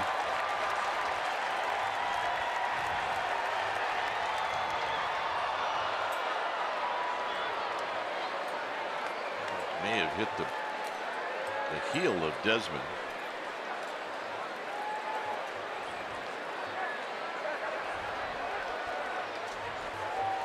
Cain wants a new baseball, or maybe Milwaukee wants to look at it. There's Oakland. He's been ready.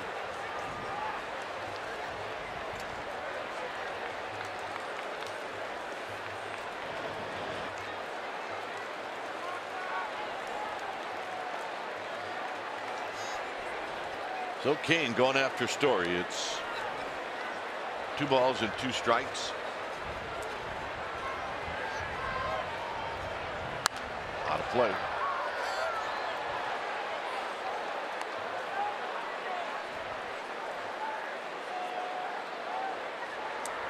Cain keeping the pace, the rhythm his own. He's dictating the rhythm of the inning and the at-bat. One thing you learn as an old pitcher.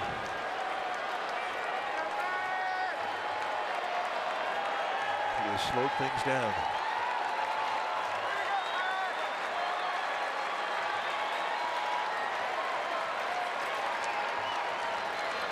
Desmond goes on the ground to Jones.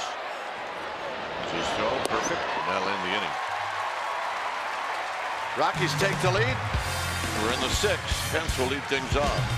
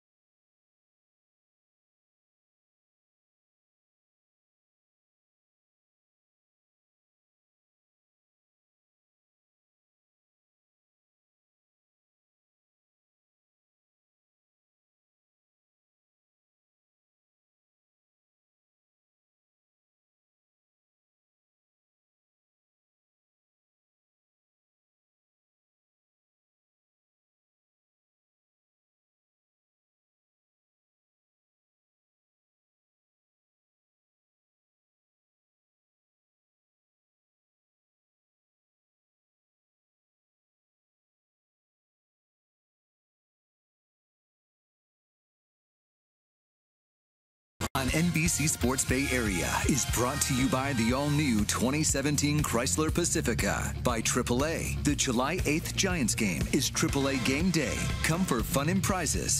Follow AAA on Facebook for details. By Southwest, yes to low fares with nothing to hide. That's transparency. By Jack in the Box. Come try the new sweet or spicy barbecue bacon cheeseburger and chicken sandwich. Limited time only. And by Heffernan Insurance Brokers. Insurance and financial services for you and your business. Visit hefins.com. The Rockies with a 3-run top of the 6th, and now the Giants will try to get back in this one. Is Hunter Pence is going to lead things off.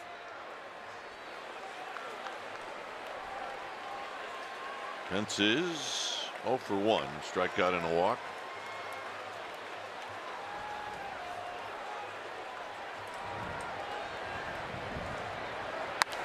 Out of play, no balls and 1 strike. Well, he's got the rally bow going. Nice. How about those eyes, huh? Holy smokes.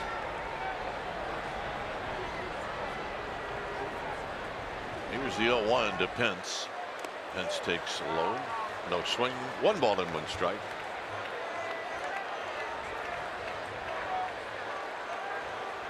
The difference in this game, 1 swing of the bat by Mark Reynolds. A 3-run home run is 3-1.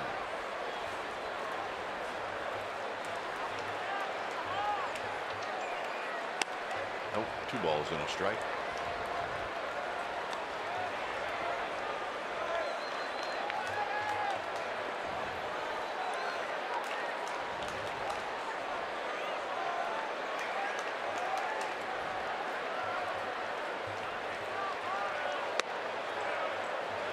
Pitcher strike. The same pitch, 2-2.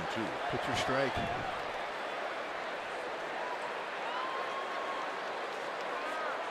Giants gave up the lead. This becomes a big hitter. All of a sudden you're up 1 and now boom, you're down 2. Leadoff hitter that to try and answer. This is important at bat. Inside corner, strike 3 call. Well, I mean, 3 pitchers pitches. 2 in the outside corner, then he finishes them off on the inside corner. I think a lot of hitters, I mean, they don't mind giving you one side of the plate, but it's a little wide. But when it goes wide on both sides, it kind of frosts you a little bit. And look at the inside pitch, and that's inside at 95.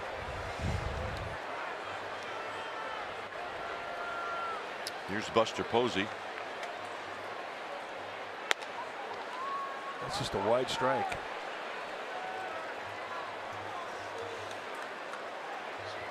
With a lead on Zimmerman and Murphy, both with the Nationals. It's no balls and a strike.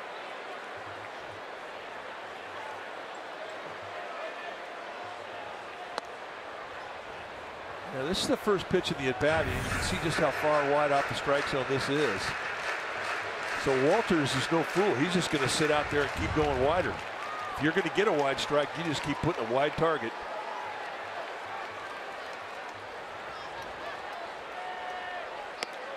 And that was away from the target, and it's 2 balls and 1 strike. Every once in a while you'll get a strike from an umpire that you know is not a strike. But you got to go back out there and throw it again just to see if he's going to keep giving it to you. And a 1-hop for 3-1.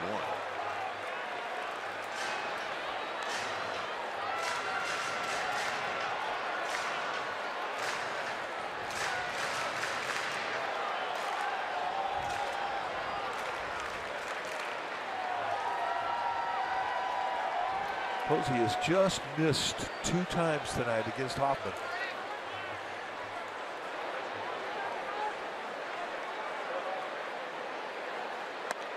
And the walk. And from Hoffman's perspective, with a 2-run lead, that's a mistake.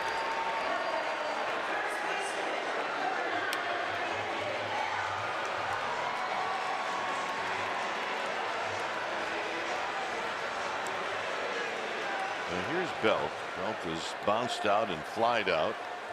Coming in, he had 0 for 4 history against Jeff Hoffman.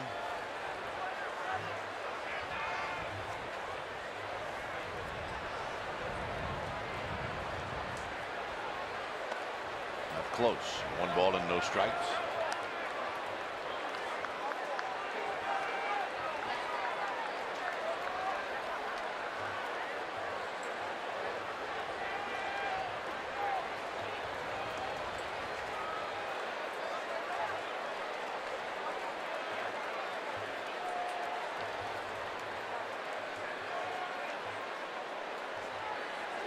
Here's the 1-0 pitch to Brandon Belt, and Belt fouls it back. 1 ball and 1 strike. And Marista at second. He's not at double play depth. He's really protecting that hole. He's got to go a long way. If a ground ball is hit to Arenado, it must have to be Trevor Story who would take the throw from Arenado. We've seen that play before, though. A 5-6-3 double play. That last pitch was a 1-0 changeup that Belt fouled back, and Walters immediately came out to talk to the young right-hander and said, if you're going to throw that changeup, you get it down. I had a little bit of a scold behind that conversation.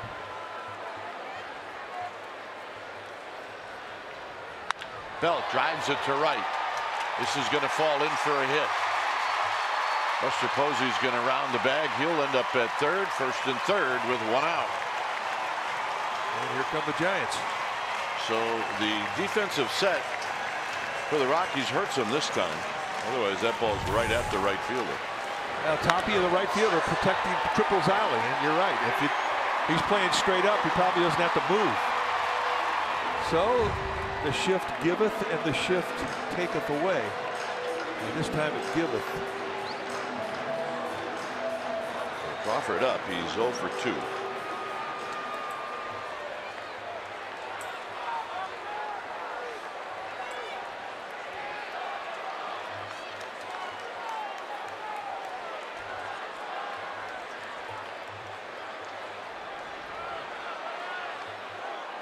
Bill Hoffman taking his time with Crawford at the plate.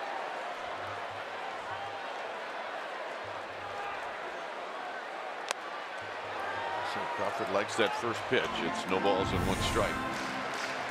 Take a look at the swing of the bat from Brandon Belt. And everybody enjoying it in the right field side. Those are good seats.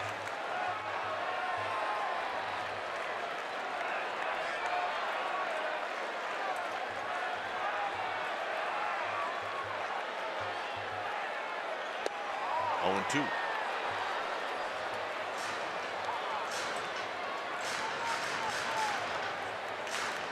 And quickly, Scott Oberg, the right-hander, head down to the Rockies pin. It's a good curveball. And when he snapped that thing off, that had good action at the end. And he could lower it, throw the same pitch, throw it in the dirt, go up above the letters of the fastball. Anything in the strike zone here is a mistake.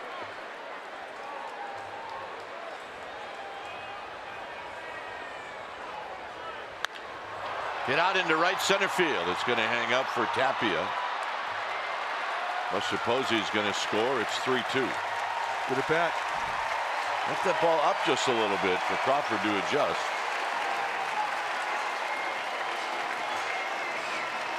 So that's a way to make the walk with one out haunt the Rockies.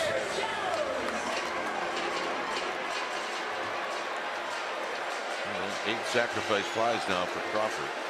He and Joe Panik are fantastic at it.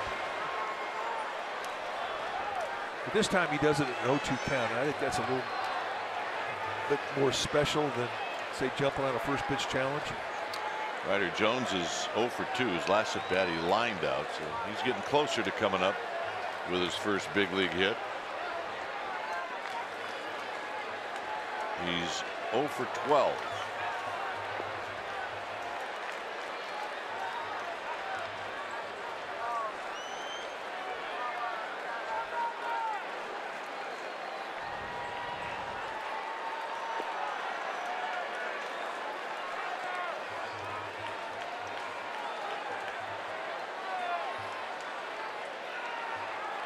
Belt at first. And a breaking ball for a strike, and it's 0-1. The outside corner. I mean, that's really nice command with that curveball. Hoffman's showing the ability to put it on the inside corner. Then he comes back and he opens up in a bat here with Ryder Jones, and he nails the outside corner at the knee, same pitch. That's a nice feel for the curve.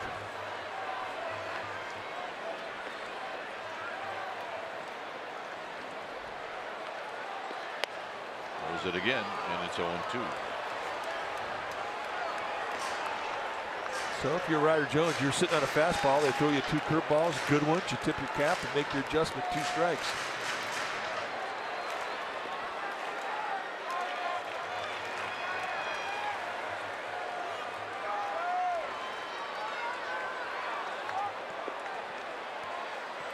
Oh, 2 pitch to Ryder Jones with Belt at first. And he got him, and that'll end the inning. Giants get a run closer. We'll head to the 7th. It's 3-2.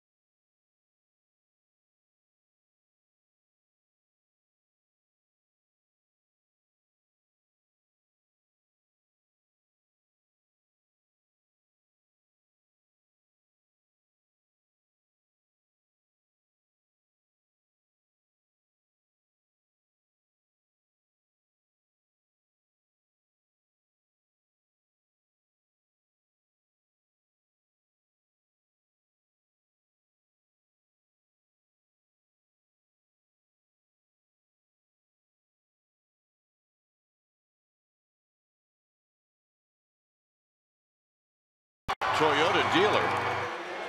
Cain went 6 innings, allowed 3 runs, all on the home run by Reynolds. Hoffman's been good. He's thrown 76 pitches. Marquis Hernandez has a hit. In 2 at-bats, he's scored a run.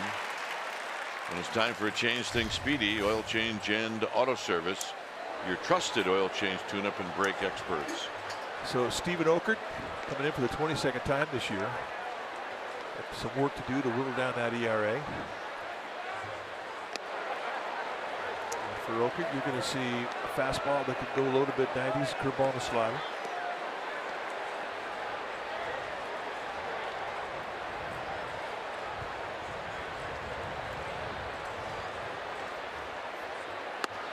And a strike to Tony Walters. 1 ball and 1 strike. I think he was up there taking a strike.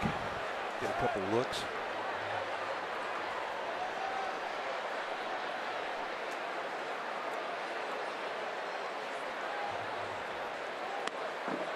And it's a bit off the plate.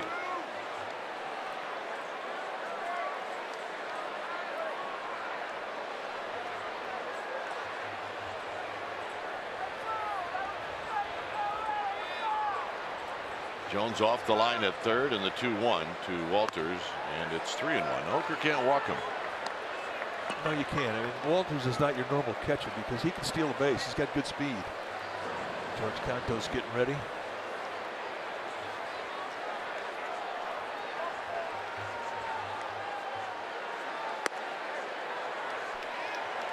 Show how tough it is being a rook in this league. This is strike 3 call. It's not a strike. I don't think so.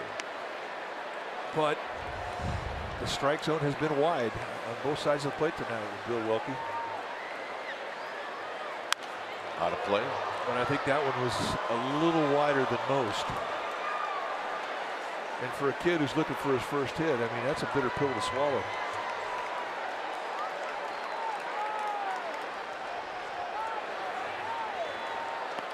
They'll come, kid. Hang in there. Got him. It's a nice comeback down to the count 3-1 for Oakert. Very nice.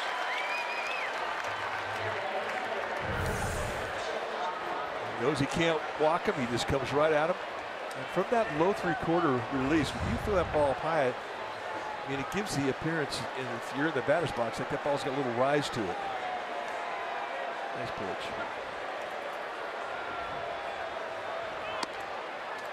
So here's Jeff Hoffman. Hoffman's 0 for 2.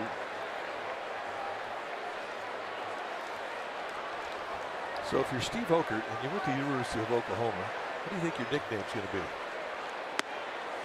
Something about Okie? Okie. He's a Sooner.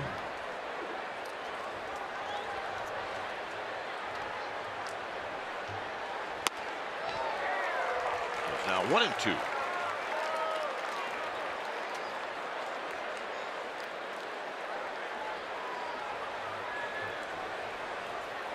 Right, remember, you can't nickname yourself either. That's a no-no. You cannot. Yeah, you walk into the clubhouse and say, yeah, call me big guy. He said, no, we will not. Big guy.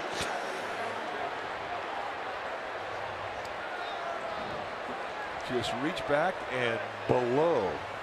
So 2 pitches or 2 hitters, 2 strikeouts.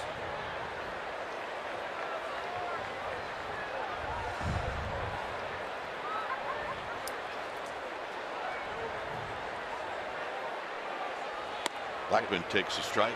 We had a guy when I was with the Cubs in the minor leagues. His name was George Riley. I think he was a 1st or 2nd round pick out of Philadelphia. Wait a minute. He ended up with the Giants? And he did. And he showed up and he says, George Riley, but you can call me Heat. I said, no, we'll let you know what we call you. And it ain't going to be Heat, pal. Oh, I love that. I tell you where it becomes really an issue is when guys come to spring training in the minor leagues for the first time. Yeah. Or if they join their team somewhere in June, if the league has already started. And they're rocking in, man. They're pulling into town with their scrapbooks, and nobody's buying it. And with their Letterman jacket on. It's like, don't want to take that off here. 2 balls and 1 strike. And I'm embarrassed at some of the stuff I did when I got to Tucson. Yeah, they're going to have a weekend where you can put a nickname, your own nickname on the back of your jersey. Players Weekend. That'll be in August. I could talk to Javi Lopez about this as Blackman takes the walk. I think you should designate somebody in the locker room to determine what's going to be put on the back of your jersey. It would be very entertaining. It would be a weekend where Johnny LeMaster would not get fined for putting "boo" on the back of his jersey. Where are you, Johnny? We missed you. Here's Tapia. Tapia with a foul down the left field line and out of play. Yeah, Woody would be Woody, right? Oh yeah, Woody has to be Woody. Kirk Reeder. He looked like Woody in the Toy Story. Maybe the other name for Woody would be Lucky.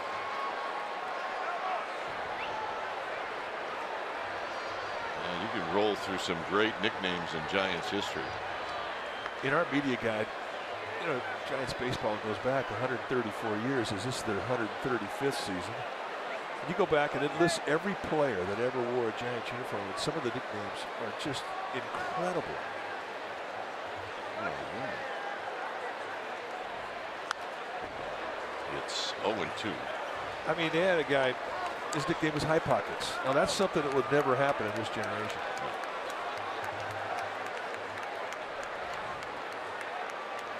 Scoop. We played with Scoop. Al Oliver. Although that nickname was like a real tall guy getting called Shorty.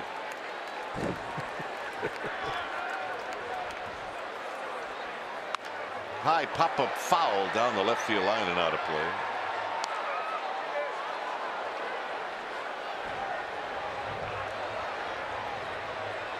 It reminded us in the truck that Buster called Vogie, "Hey catcher." Oh, Vogie called Buster that.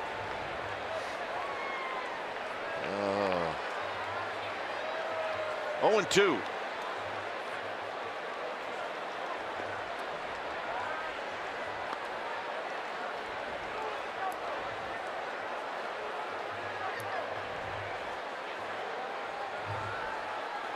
It's a 3-2 lead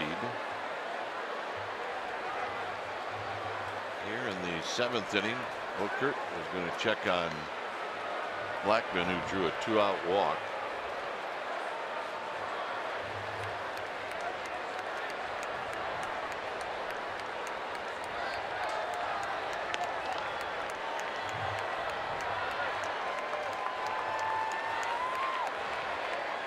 Outside. 1-2. Giants in the 7th inning will have Hernandez pitcher spot and then Span.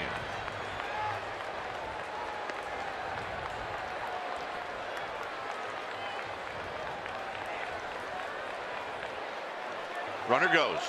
Swing and a foul. So we'll reset and do it again. Blackman doesn't know it. Now he does.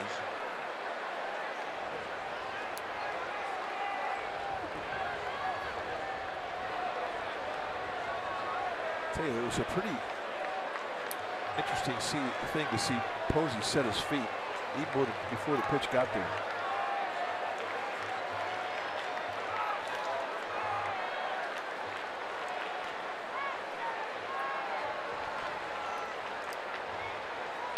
And he got him, and that's going to end the inning.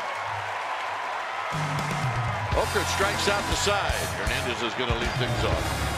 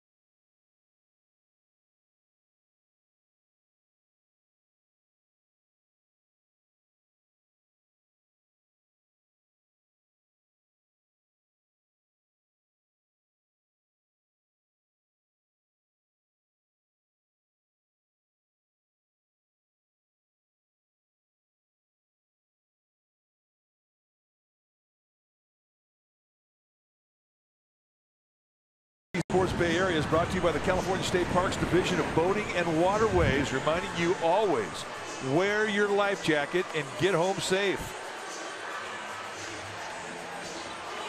And that would be a good idea. Here it's 3-2 Rockies.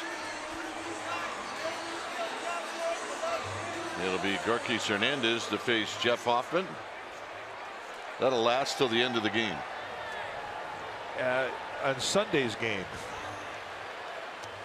That is an all-day sucker. Yes, it is. Hernandez is 1 for 2, a single and a strikeout. And strike, and it's 0-1. Hoffman still snapping off good curveballs. Hey, welcome back, Austin Slater, who's on deck. Good to see him up and going.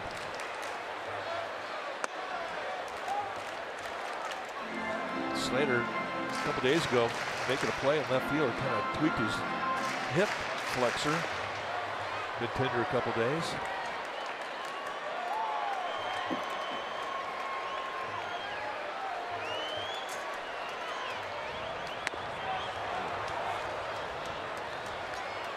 One and two.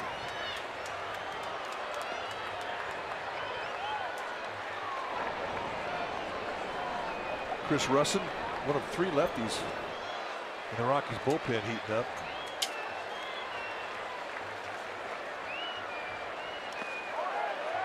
No swing. 2-2. Nelson, no, he didn't go.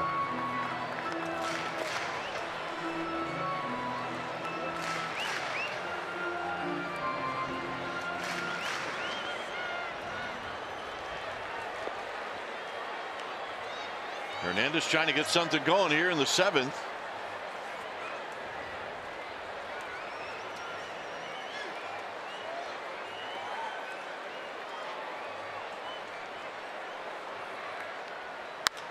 Look out. Heads up. It's 2-2.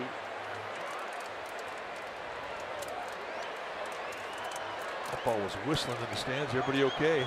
All right.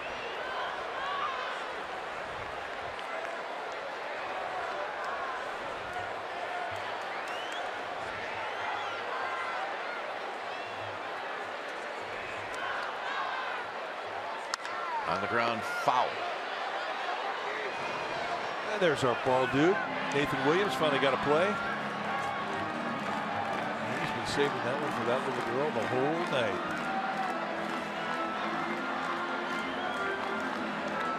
Oh yeah. Take a bite.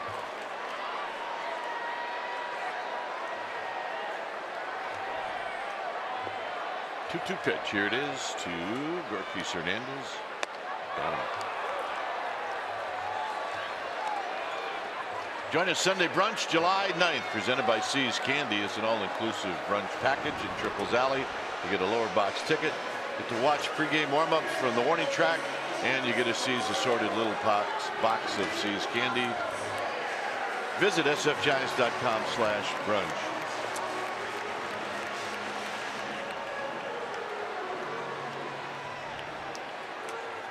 Here's Slater.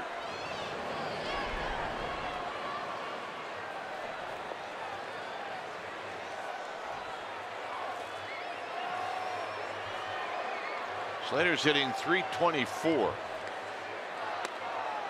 And he takes a pitch outside for a ball. 1 ball and no strikes.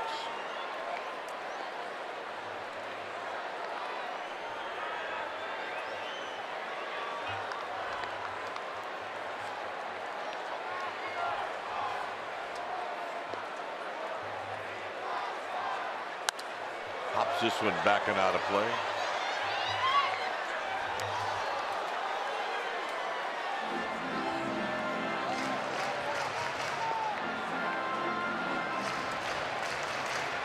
Well, judging from that last swing right there, I don't think he's got too much pain in the hip flexor. He let that hack go.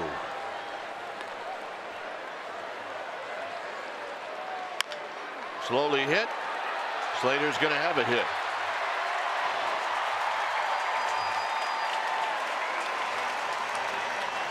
comes Span, and we'll see what Bud Black does.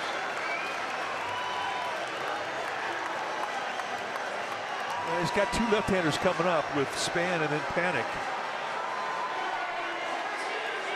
I mean, the pitch count really isn't an issue with Hoffman at 86 pitches.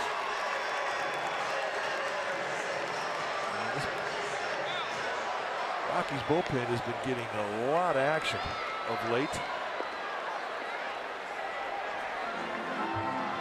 And it looks like Black's going to let him go.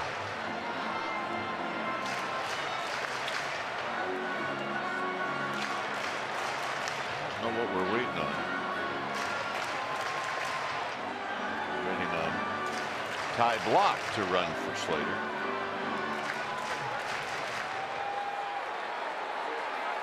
So they're going to protect Slater. But hey, he did his job. He got him on base. Hope he didn't hurt himself running down the base path. Didn't look like it. Ty Block, born loose. PD. Just don't get picked off. So now Oberg joins Russin. And Oberg's thinking about one guy, Hunter Pence.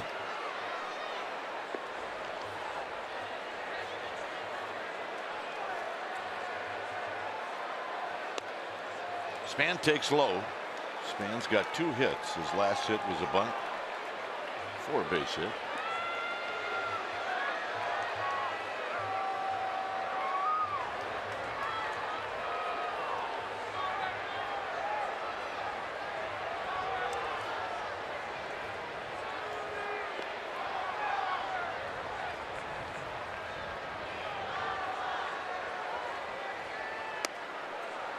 And a strike.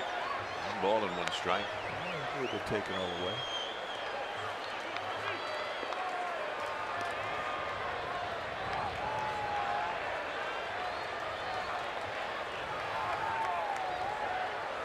Span would love to hit that hole between Reynolds and Amarista. They would get Block possibly to third with the tying run. It's a left field, but it's right at Desmond.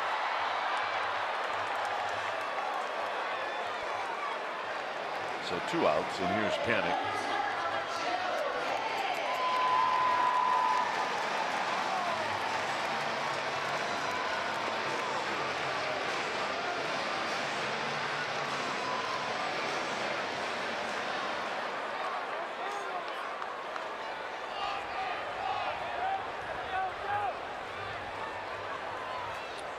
Panic is 0 for 3. There are bats where you see a guy for the 4th time. And it's outside 1-0.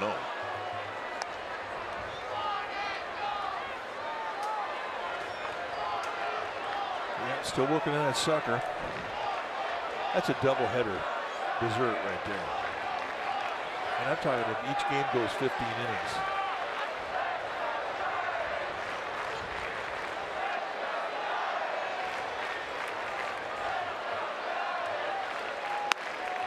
Strike to Panic. 91 pitches now for Jeff Hoffman.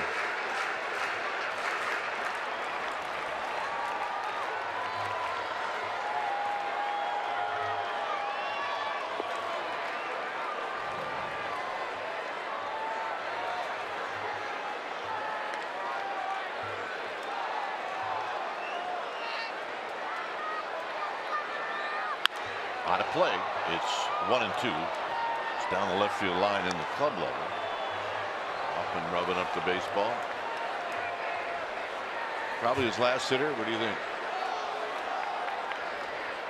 Yeah, the way they've got Oberg up in the bullpen, the right-hander, I have to believe that this is going to be it for Hoffman. 92 pitches on the night, 16 on the inning.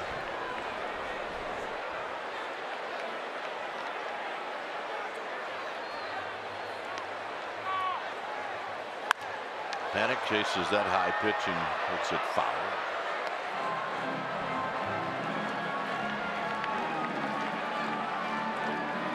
Rockies really have made a name for themselves this year, and a lot of it has had to do with their young rookies in the rotation. They've got a lot of young arms. And you look at Jeff Hoffman, I mean, he's one of them.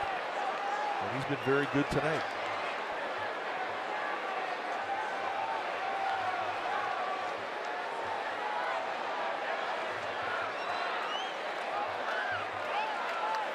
Down low.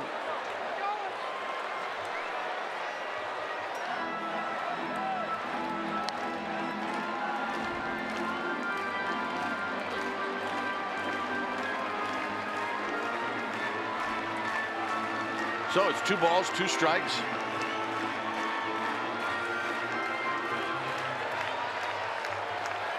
Panic, trying to get one in the gap, trying to get one down the right field line.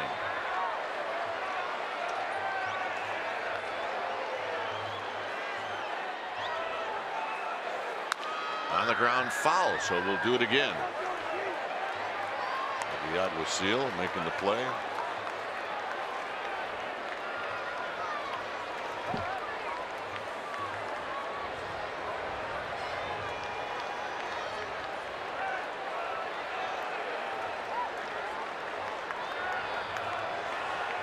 So Tony Wolters thinking about, what am I going to call here? Well, it's fastball away.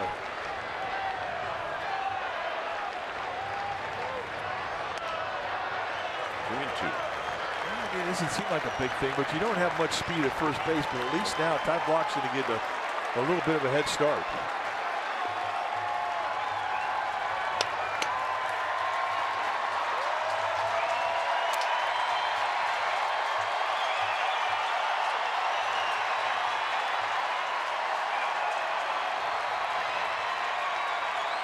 Three and 2.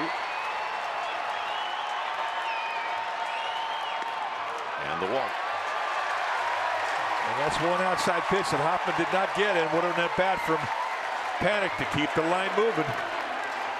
And here comes Bud Black. Hoffman's night is over.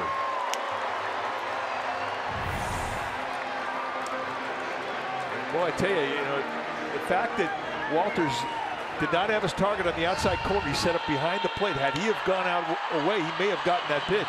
It's been called a strike before.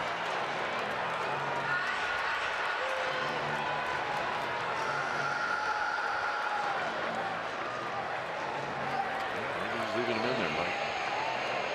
Nope.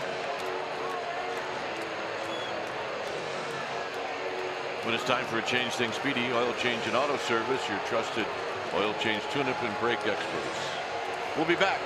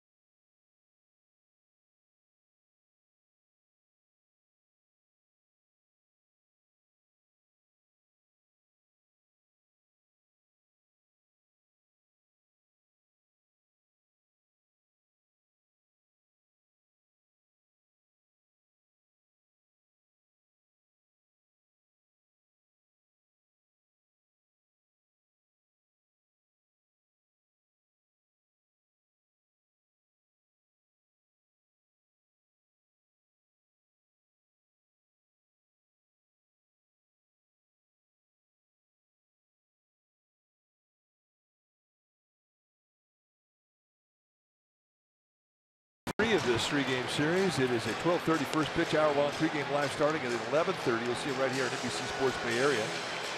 And this season, Giants games are also available to stream live on the NBC Sports app. For up-to-the-minute Giants news, log on to NBCSportsBayArea.com. For insider Alex Pavlovich, he's one of the best in the business. Tomorrow it's going to be Ty Block on the hill taking on another lefty, Kyle Freeland. Here it is 3-2 Giants. And we have a new pitcher when it's time for a change. Think Speedy Oil Change and Auto Service, your trusted oil change tune up and brake experts. It's Scott Obert. 36th time he's come in. Got a good fastball. And he's got a good hard slider. It kind of has the break of the curveball, but it is a slider. He's also got a changeup, and everything is coming at you pretty quick. He's a power arm. And go see high 90s velocity, mid to high.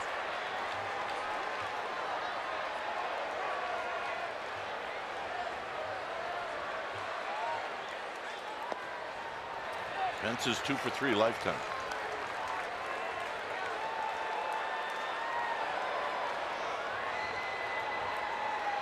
Bullpen has struggled, and that's since June 11th, and has everything to do with fatigue.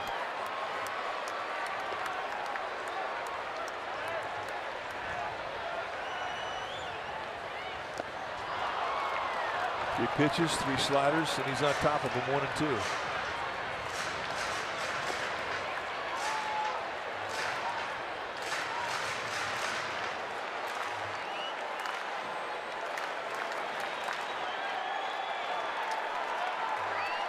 Full lights are out. 1 and 2. It's been a while since we've seen him.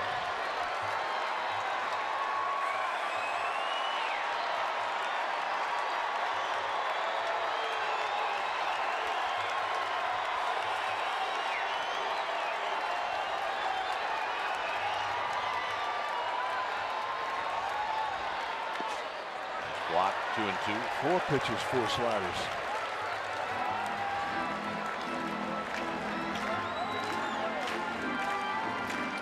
$41,331 your attendance tonight.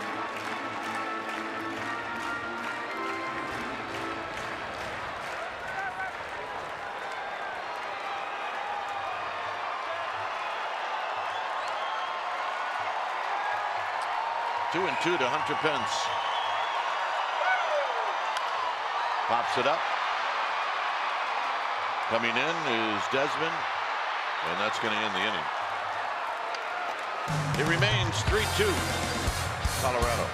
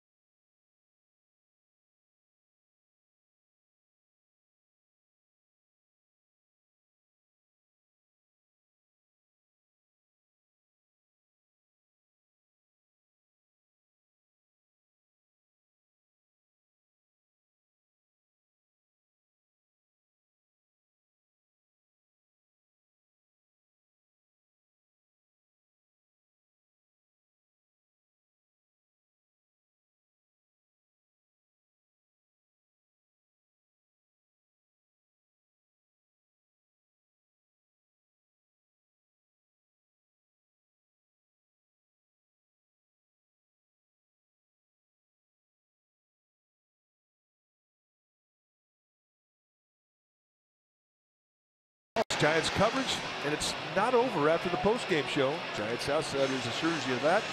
The McCovey Chronicles, Grant Brisbee and Teresa Vignal bring you a fresh take on the game this season on Giants Outsiders tonight after post-game live. Check it out. George Cantos is the new pitcher for the Giants.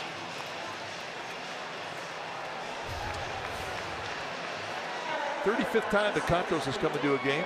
0-2 in the year with a 2.97 ERA. Look at the strikeouts, 40 and 36 in the third. 45 base runners in 36 innings, which is good.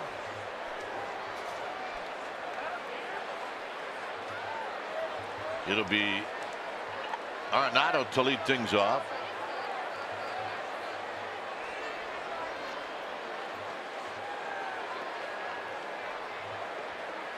And the pitch is no swing, 1 ball and no strikes.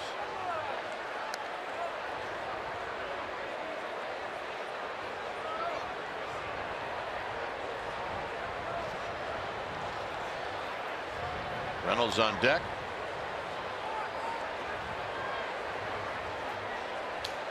And then Desmond. Santos, 2 balls, no strikes.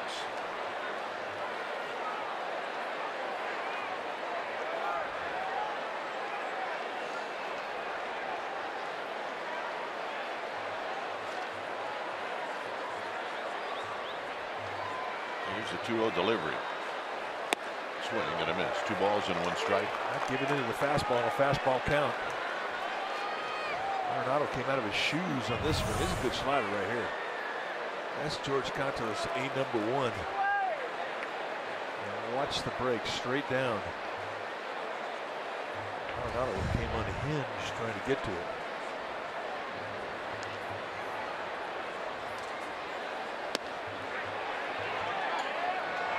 They're going to say Arenado went around. It's 2-2.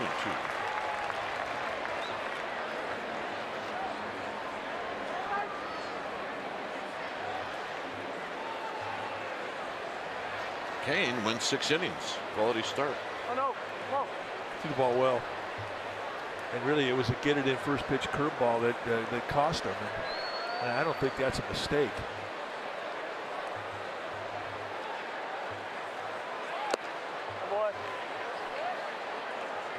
He mixed all of his pitches well tonight.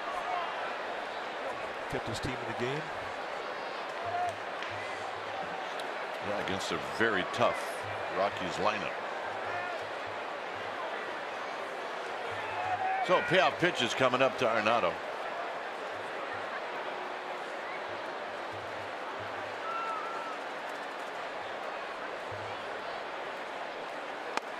And he got him.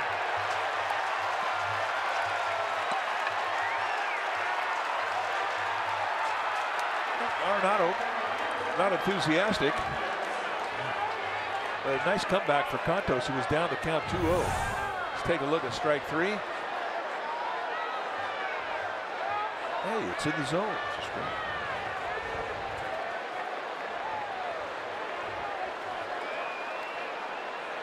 That's Mr. Welke thought. That's the only guy you have to impress. Here's Reynolds. Also the swing and a miss.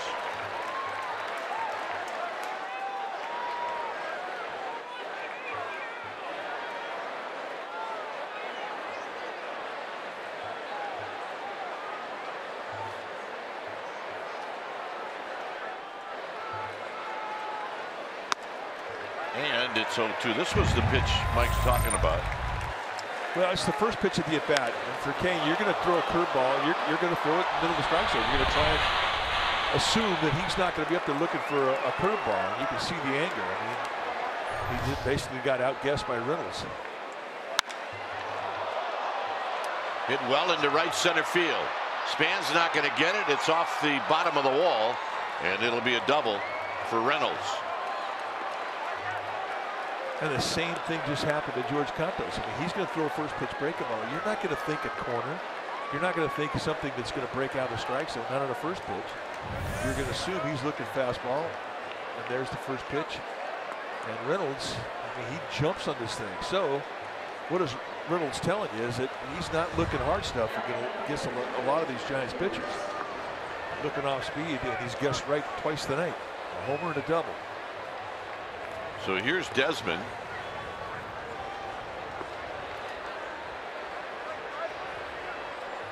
Desmond has been on base 3 times. His last time up, he walked.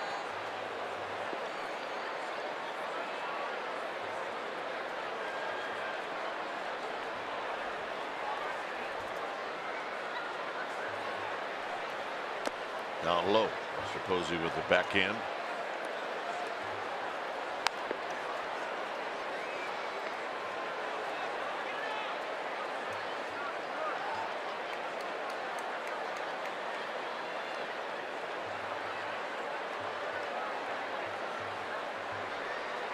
Amarista to follow. Bullpen's empty for the Giants.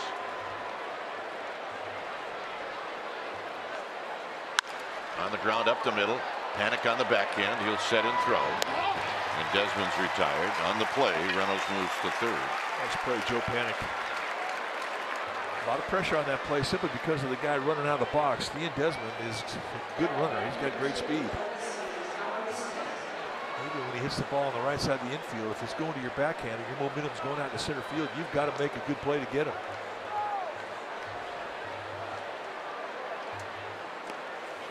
Posey out to talk to George Contos in the 8th inning. Still working on it. I'm telling you, Sunday after dinner, that thing will be about to the stick.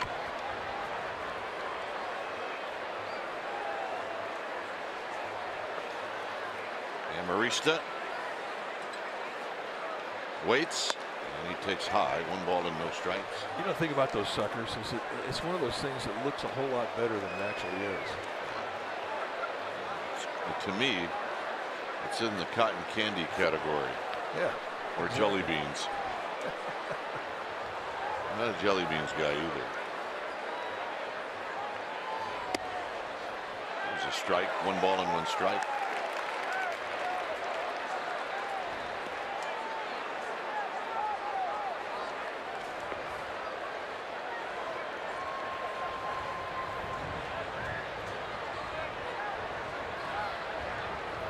Giants trying to keep it close.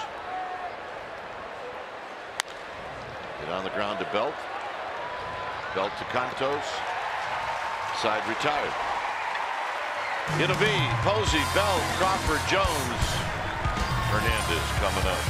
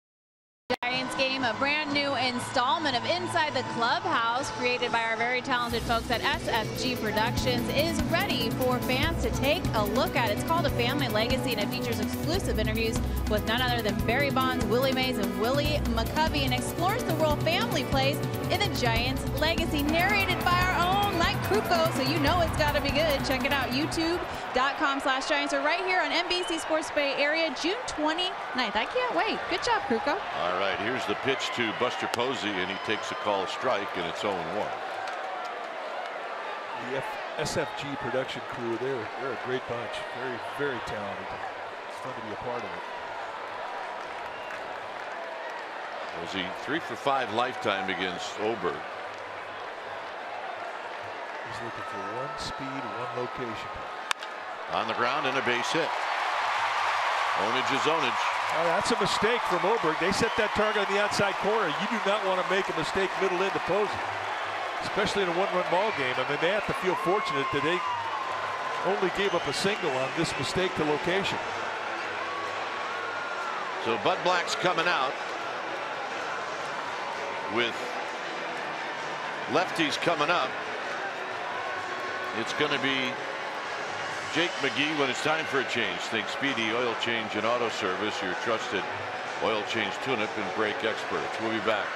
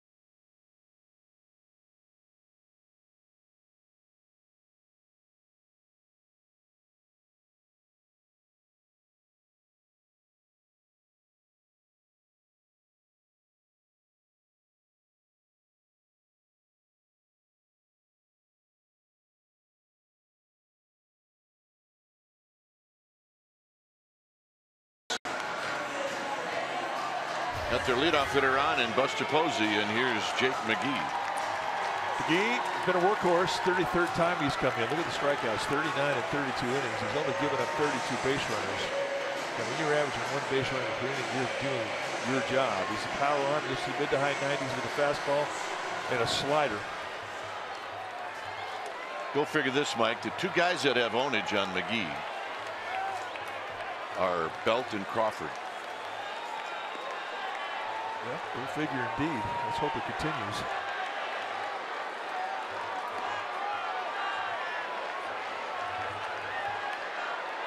Belt is 4 for 6 lifetime. Up and in, 1 ball and no strikes. 4 for 6.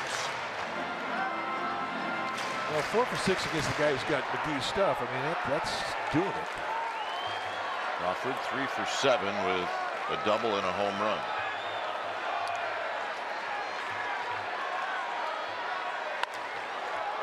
Little pop-up. It's going to be Arenado. And he dropped it. He's going to throw to second, and they got him. Now, there's not much you can do if you're Posey. I mean, you got to go no more than halfway, and he cheated on that. With Arenado's arm and his ability to recover, Arenado, he didn't have much speed with Posey, and he had an opportunity, or sensed an opportunity at second base. Hits him low in the heel of the glove, and he gets a break there where he can get it on the bare hand. Now watch Posey. I mean, he cheats a little bit beyond halfway.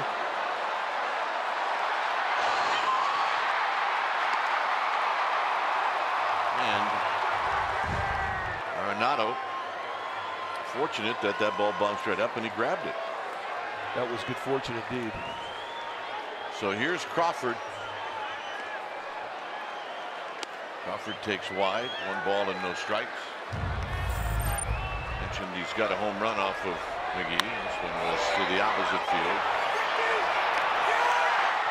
2 weeks ago.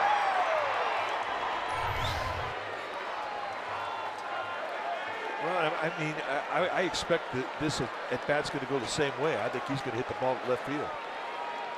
McGee's going to keep that ball away from him.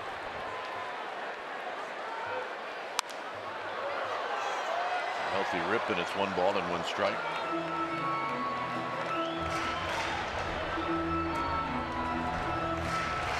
Well, look who got a baseball. I did.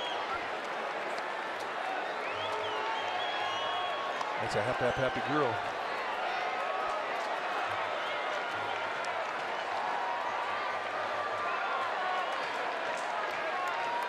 Belt with his lead. And it's low to Crawford. Colby Tomlinson is out instead of Ryder Jones.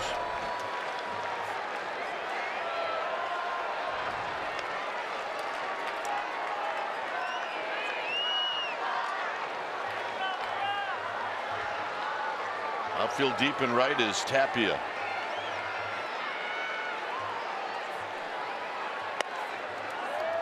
Two and two. That's some 2-1 paint right there. And this is right down the base of the strike zone. We've seen a lot of those strikes tonight.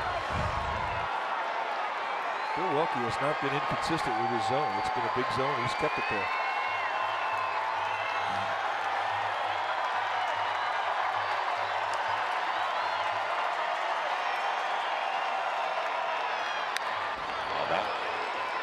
Job of covering nastiness right there. That was 98 in the same location. But he had to cover it. You can't trust that ball's going to get by you. Not to be called a strike when it's down at the knees or below. So that's running out of outs.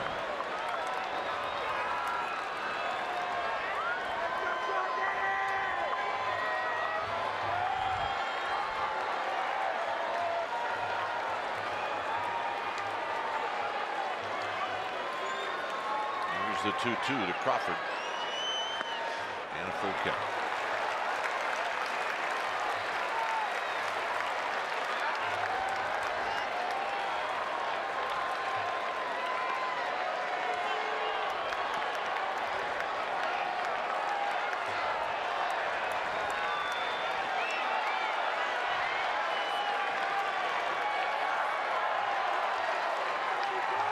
See what Belt does.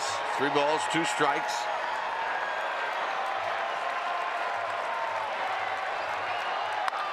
Crawford with a base hit to right field. Here goes Belt. Here's the throw. Cut off. Ownage is ownage. It is.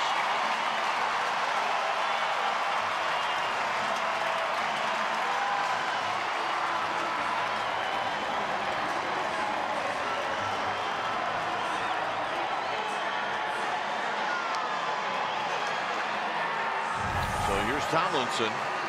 The outside target, it goes middle in, away from where Walters wanted it. And Crawford went right at the location. He spins on 97. And there's nothing that anybody on the right side of that Rockies infield can do about that one, except get in line for a cutoff. This is McGee's inning. Nobody's throwing, or it doesn't look like anybody's interested in throwing down the right field line. See what Kelby Thomas has done as a pinch hitter. Lifetime 8 for 26. Those are good numbers. Nobody in the pen. The best arm in the Rockies outfield is in left field with Desmond. It's the strongest, but Charlie Blackmon has a very quick release and a very accurate arm in center.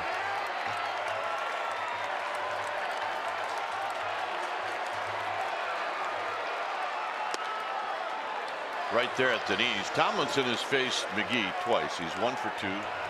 Actually, he's faced him 3 times. 1 for 2 and a walk.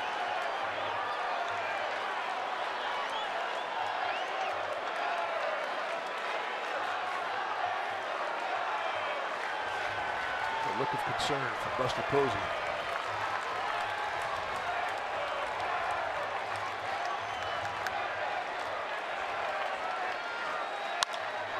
Little flare. That's a hit. Belt is going to score. This game is tied.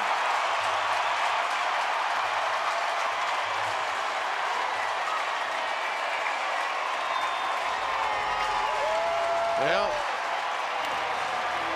just enough. The guy on the mound is going to supply the power. He's throwing 97, 98. Tomlinson with a very quick approach. He has very small load. That's a very direct route to the ball. It didn't get the sweet spot. Perhaps that's a good thing. We got a brand new ball game. So here's Gorkis Hernandez. And Matt Cain just spit the hook. And that's a good thing. He did not deserve an L tonight. He pitched well.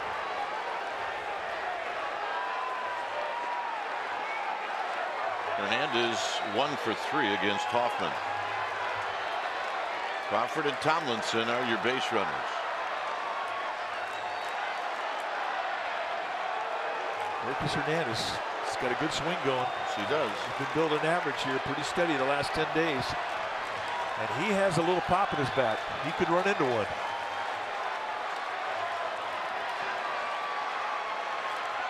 Now the Rockies will get somebody down in the bullpen. It's Russell.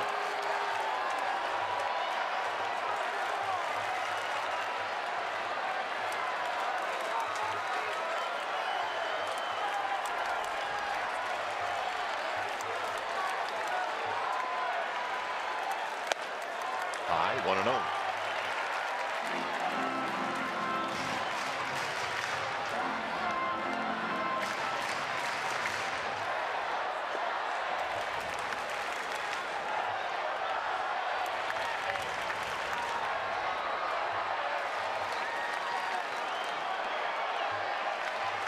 So McGee about to throw pitch number 13 in the inning.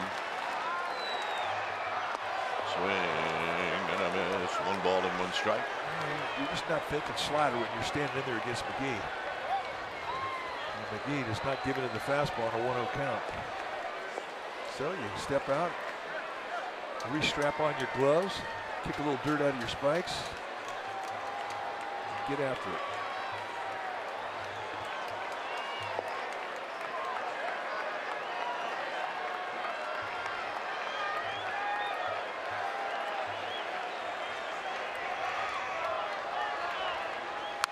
Foul back, 1-2. Nick Hundley is on deck. Dennis wants that pitch again. He thought he should have done more with it. Uncle Lansing, he will pitch the ninth inning.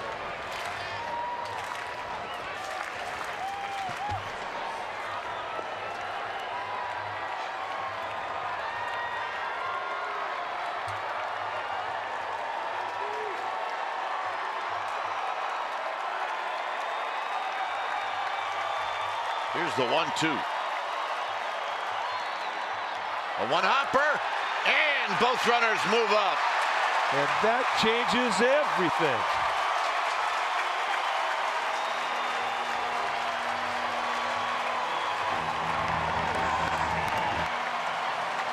It was McGee that had 5 wild pitches Sunday's game against the Dodgers. And this would just cost them 90 feet 2 times, and 2 guys move up in the score position. And that sign says it all. Pressure all over Tony Walters now. Rockies catcher. Got him. So a little angry behind that fastball.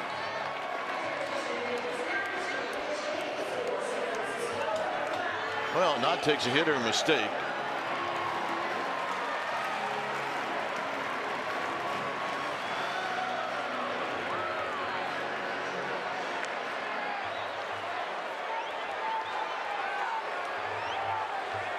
Hundley's only faced McGee 1 time ever, and he's 0 for 1.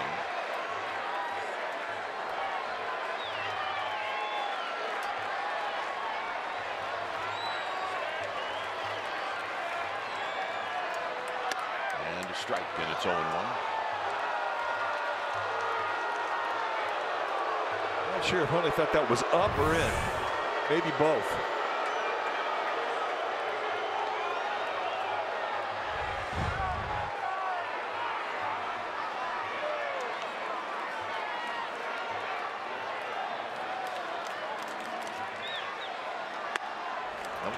ball and 1 strike. You trying to stay in that inside corner.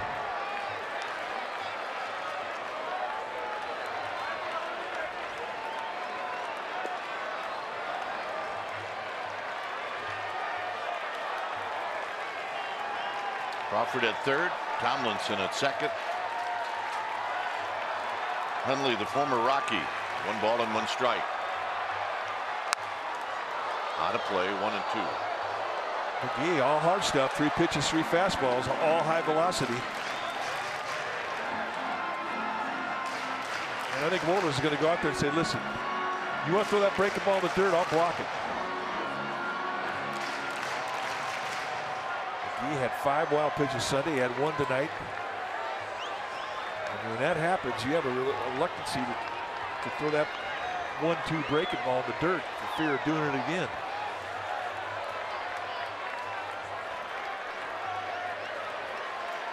One and 2.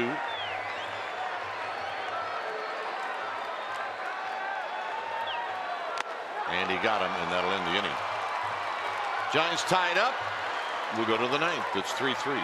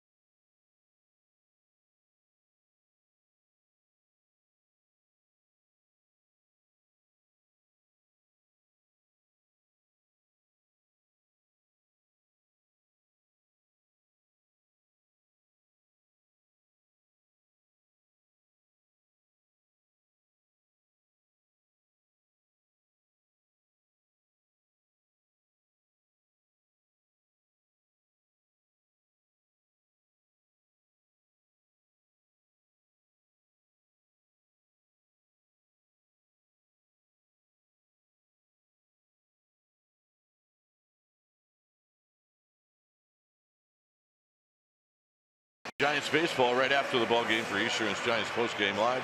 Highlights, reaction, analysis, all coming up for a full hour after the game.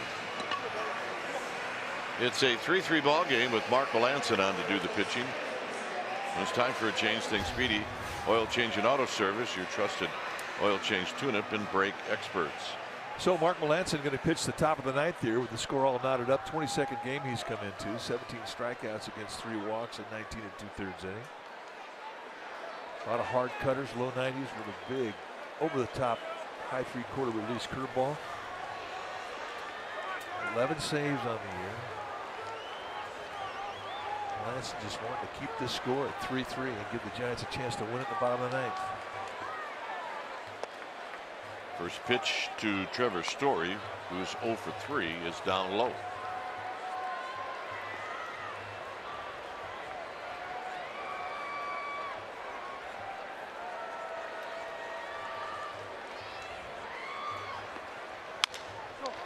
On the ground to Tomlinson, just into the game, and a quick throw, and they got him. Nice play. How tough is that? You come into the game and right away you get a ball that's tough to field and throw. Well, I mean, it's kind of the way the game is, isn't it? You get in and that ball's going to find you. Nice play, good exchange. And that goes back to what we showed earlier about these infielders working with Ron Wotus before games. That's what they do. Well, you can't make that any more perfectly. Great exchange and an absolute P-rod over to first base and hit the bullseye. mental instructor, just like a hitting instructor. Always thinking, you know what? It's all worth it. Here's Walters.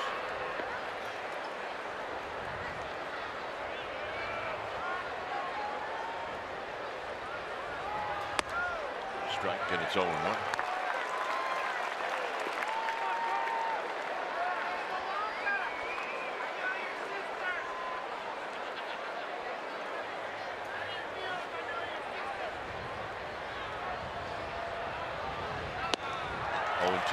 That was nasty. I mean, that's the over-the-top curveball we're talking about from Melanson.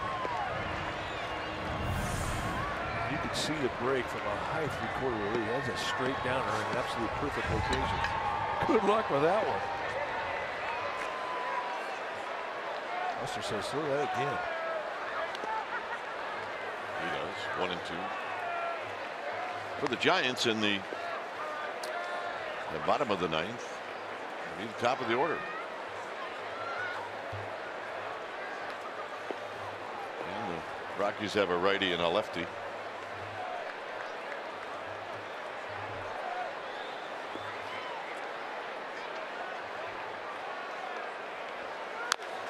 And this is tapped foul. We'll do it again.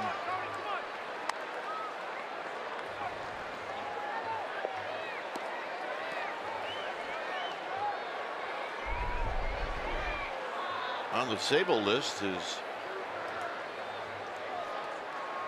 one of the guys that really has had a very, very nice season, Eduardo Nunez.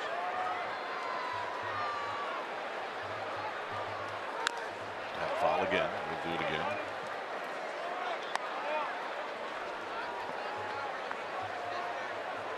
See, Jared Parker's taking his at bats in Sacramento.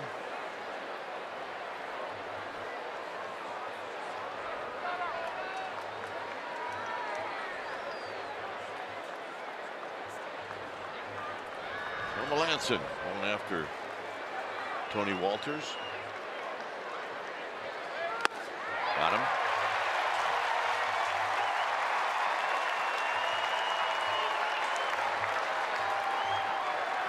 And here's Valleca. Let's take a look at another curveball. I'm sorry, that's a cutter with straight down action. Look at the spin with the slider. And when he gets that thing going, the break on it is so acute. It's just straight down, which is what makes him unique. You only get that from a high three-quarter release. This type of breaking ball is good against righties or lefties. This is why he's the closer.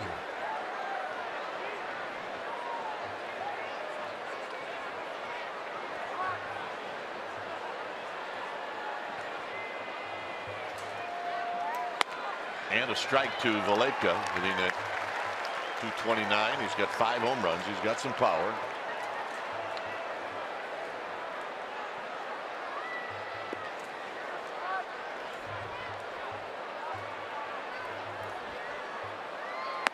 And the next pitch is down low.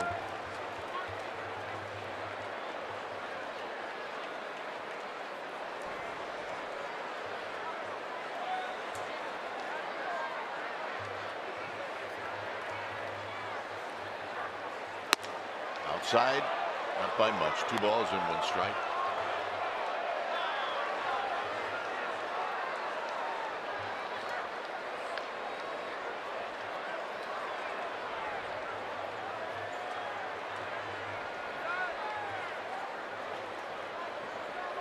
Melanson throwing pitch number 12. Foul back, 2-2. And had him away. Of course, those right-handed hitters, they try to hit one out to right field. And in this park, it's not so easy to do. You know, it doesn't happen very often.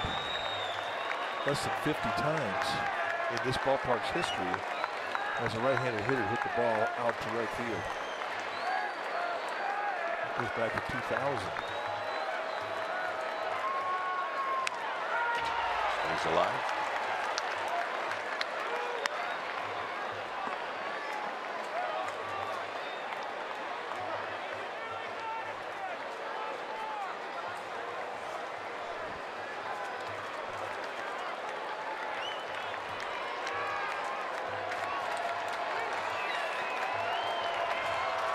So 2-2. Got him. Posey blocks. Posey throws. Side retired. Top of the order coming up. Very, very nice hitting for Mark Melancon. Span, Panic, Pence. It's 3-3.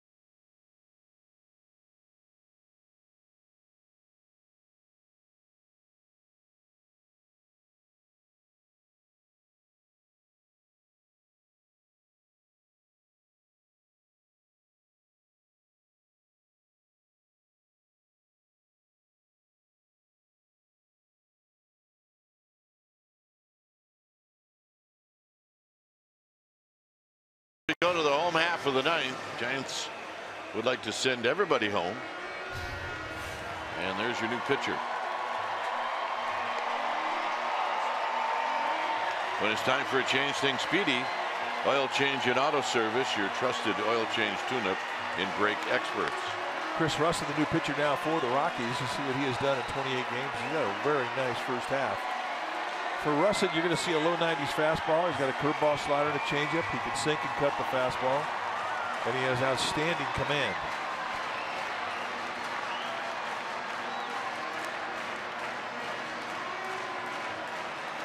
Russell in 41 innings has given up 3 home runs. And remember where he plays. Coors Field is his home park. Span's got some ownage, 6 for 13 with a couple of doubles, a triple, a home run. Right now asking him to be a base runner. Inside, 1 ball and no strikes. He's been on base 2 times. He's got a couple of hits. And he's got that average now up to 286.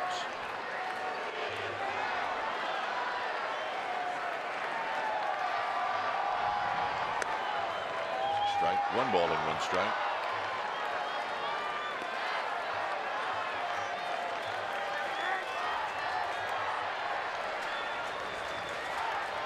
Russell does not have to give into a fastball count with a fastball. I mean, he's got outstanding command with all of his pitches.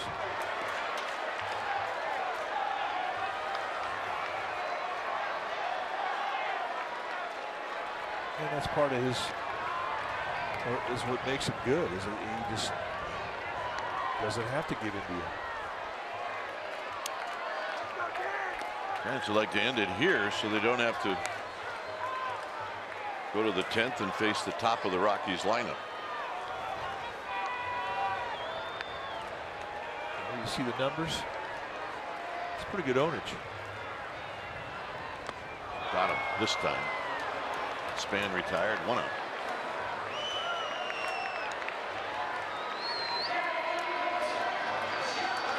Here's Panic, 0 for 3.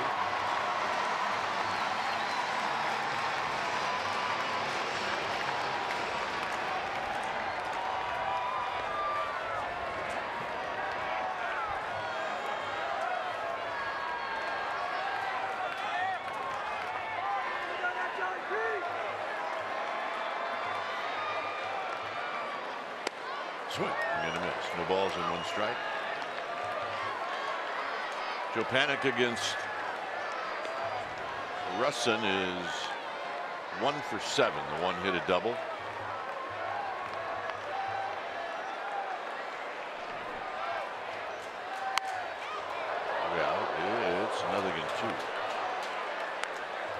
Sneaky in on his hands.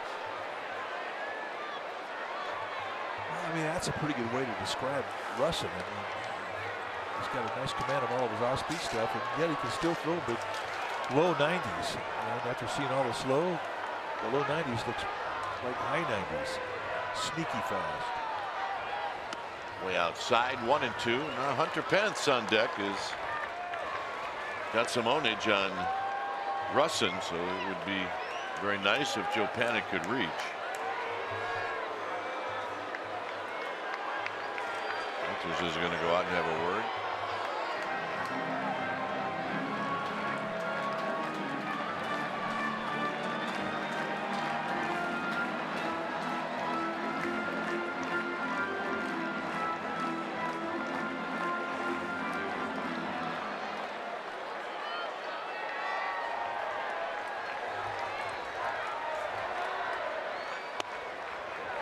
Two and two.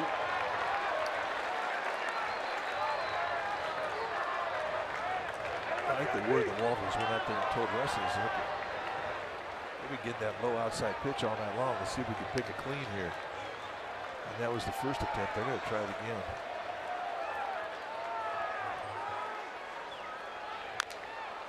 Panic got a piece to stay alive. Just a piece, I might add. That's all you need. Well, you don't need more than that to stay alive.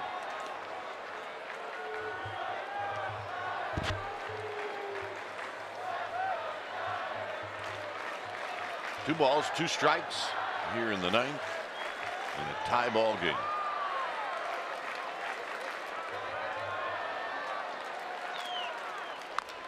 Panic stays alive.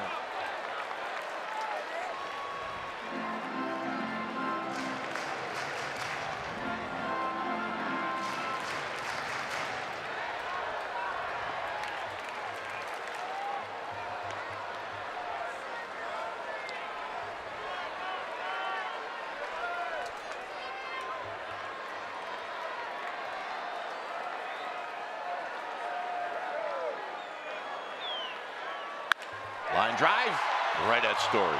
Two down. Yeah, he's got a good swing going. That was a good at bat.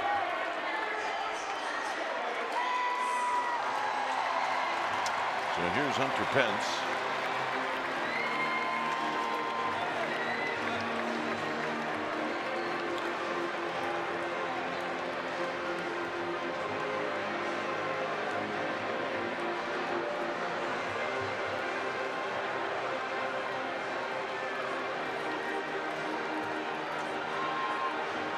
There's another meeting.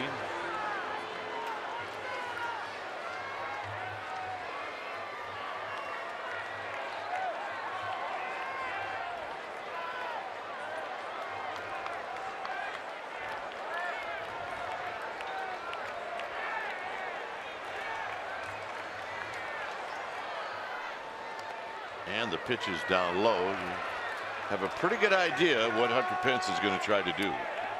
Well, he's going to try and leave Earth, but his best bet to do that is mistake up.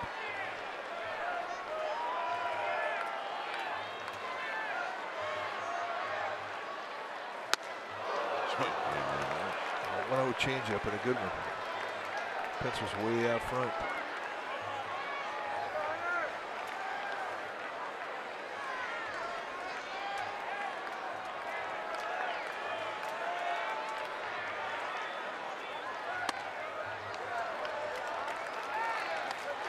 Chess match going on. Russin knows that Pence sees him well. He's just trying to stay out of his happy zones.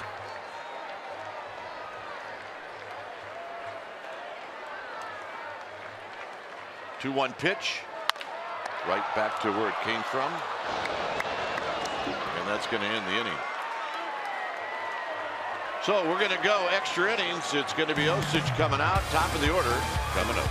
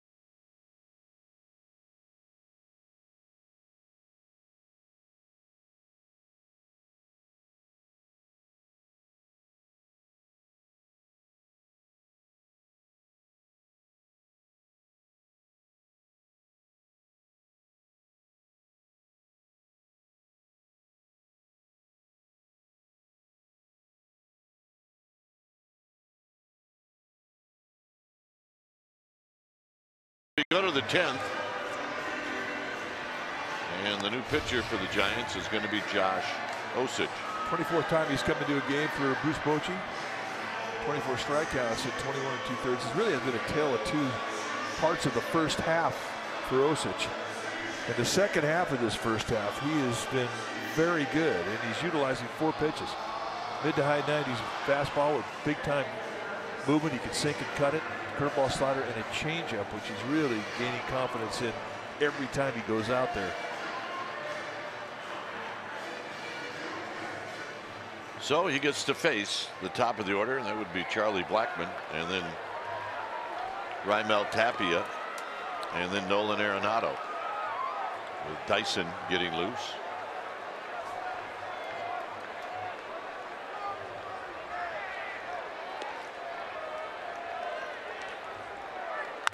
And a bouncing ball to Joe Panik on 1 pitch. A tough out is retired. Tough out with speed. So Blackmon now 1 for 4. And here's Tapia. Tapia single in the 6th, and then struck out in the 7th.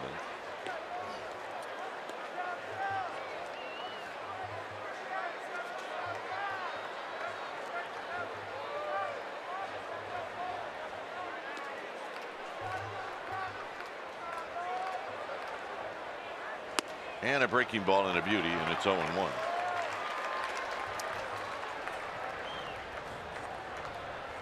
Very fast. The Giants know that. And at third is Tomlinson.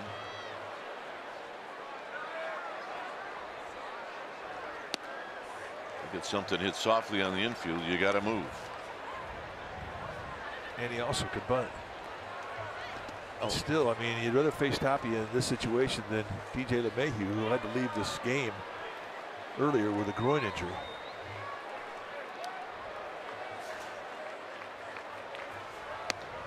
Good breaking ball, 1-2. This was the injury to LeMahieu, which we didn't see until our guys showed us later on a replay. And they said it was a groin. Just judging by the way he walked out the field, I would doubt that he would be playing tomorrow. Away, it's 2-2. Not that Tapia is not capable. He's played well against the Giants. Yes, he has. He's been called up.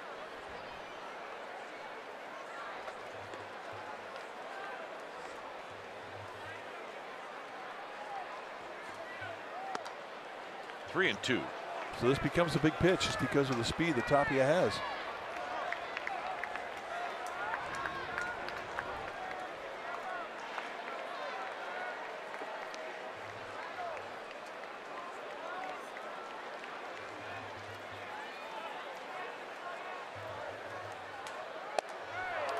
Not even close. Easy take.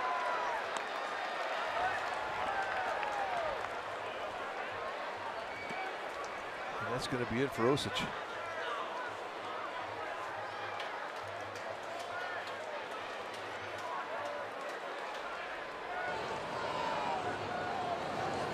Dyson's going to come in. He'll be facing Nolan Arenado with speed at first. It's a 3-3 ball game with speed at first. We'll be back.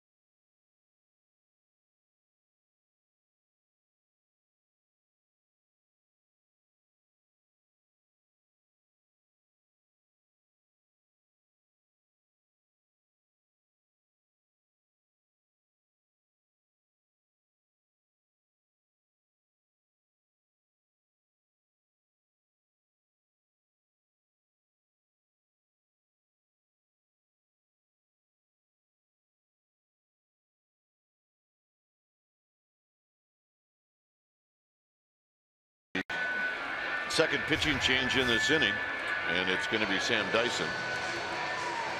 And Dyson, don't even look at the numbers. It's how he's been throwing lately, and how he's been throwing lately has been fantastic.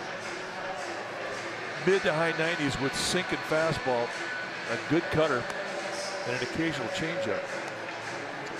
And every day he's gone out there, he's been getting his confidence back. He really had a rough time early in the year with the Rangers, but he has really ironed a few things out mechanically, and it's been fun to watch him get his confidence back, quite honestly.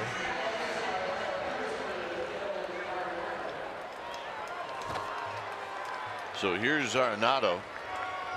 Arenado singled in the first inning. Since then he's flied out, walked, and then Canto struck him out in the 8th. Good speed at first with Tapia. Let's see if he chooses to go. And it's high, 1 ball and no strikes. I wouldn't be surprised by movement either from Tapia, just because of the reputation Dyson has of putting the ball on the ground, and I'm sure Bud Black would like to open up a side of the infield. And he could do that by moving the runner.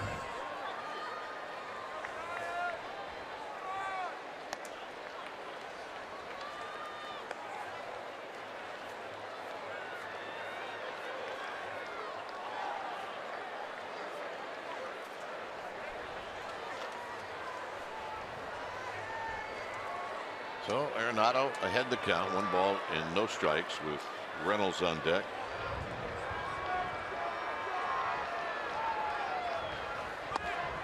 And Arenado goes around, 1 ball and 1 strike. Yes, he did. And that right in on his hands. I mean, he wants to hit so bad. That thing just ate him up.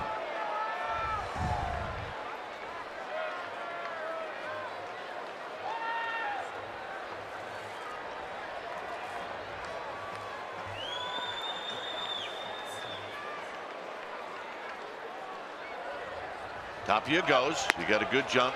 Posey's throw is going to be late. Dyson's not that quick to home plate. You know, which really is kind of unusual, because the guys who have sinkers usually are pretty good quick out of the stretch, just because they put the ball on the ground so often. Watch the high leg kick and excellent jump from Tapia. And that's the danger of having speed and walking it to put it on base.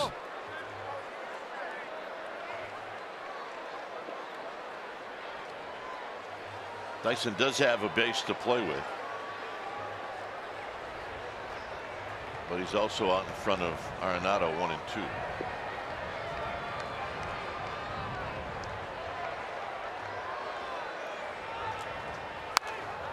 Out of play.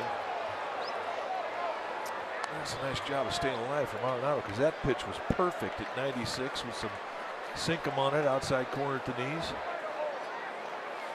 Catching Sam Dyson's not easy, because his fastball with all the sink and all the velocity is very heavy. If you don't catch it right, good luck. Dyson's got Tapia in a rundown. He will give it up, and they hold Arenado at first. Very great play.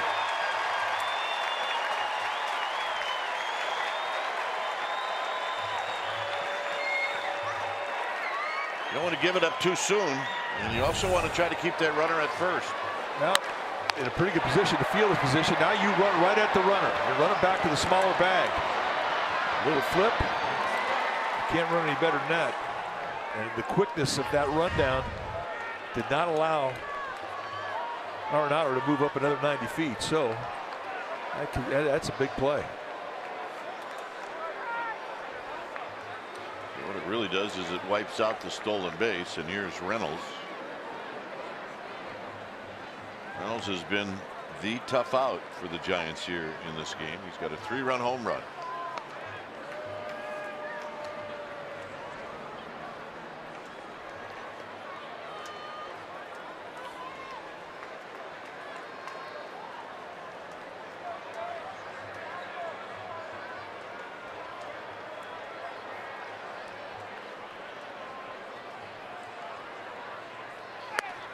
Good pitch at the knees. I don't know if you mentioned this or not, Mike, but Dyson threw 17 pitches in the game last night. You know, it's an issue if your mechanics aren't good. If your mechanics are pretty good, I mean, you can abuse your arm a little more. And I think he's enjoying pitching right now because he has command of the baseball, which he didn't have a lot of early in the year. Good pitch, 0-2. Because he's painting right now.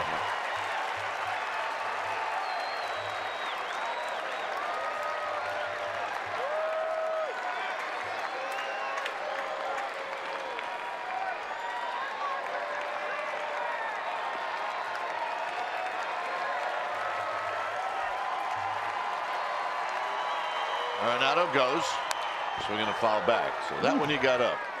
That one he hung, but that's the first time that Reynolds has seen that type of movement in the at-bat. I mean, there's only 3 pitches into it, but the first 2 pitches had movement sinking and coming back into it. This has got cut away, and you know, I mean, it doesn't explain away bad location because this is just a hanger, and he got lucky.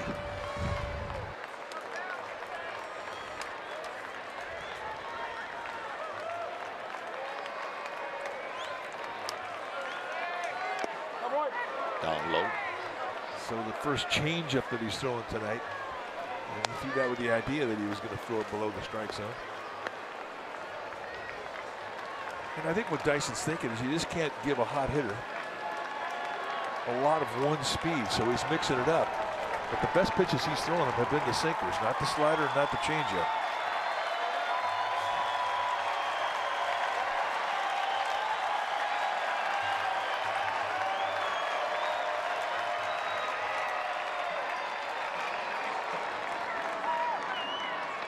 Toss to keep an eye on Arenado.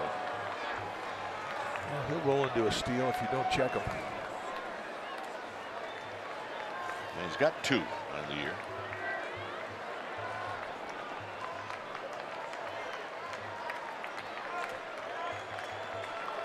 Outfield straightaway and deep.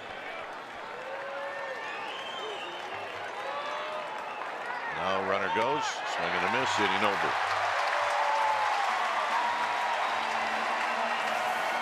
So the Giants will have Buster Posey. He will lead things off. Then it'll be Belt. Then it'll be Crawford and a host of others. It's a 3-3 ball game.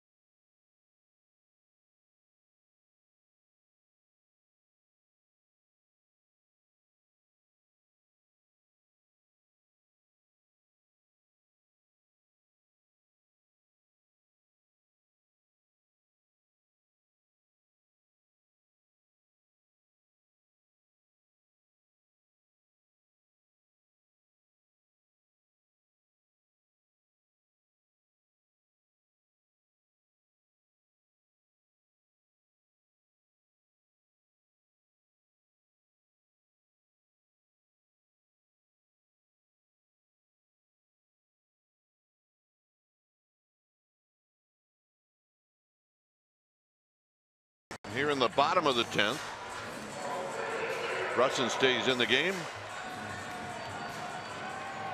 and he'll be facing that man, Buster Posey.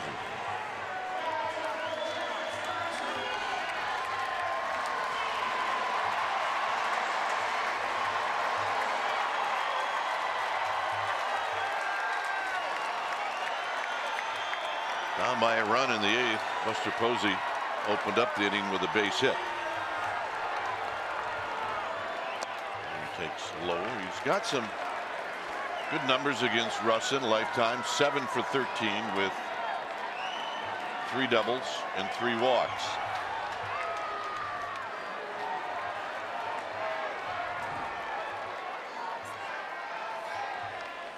Not close. Russin nibbling.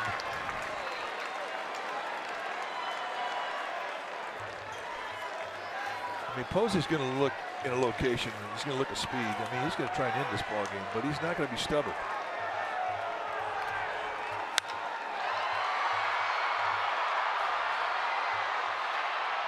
And Blackman behind Tapia, 1 out.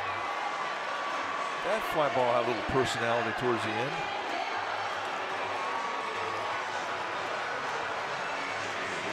These are the games where, at this point in the game, where the outfielders play extremely deep.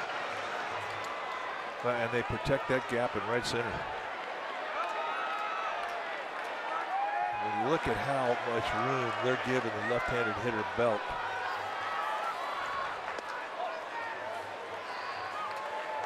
I mean, it's a generation where you see an infield play to pull and an outfield play him away. And it still looks odd. And we see it all the time. All the time. For sabermetrics, when you play the guy to pull, everybody pulled.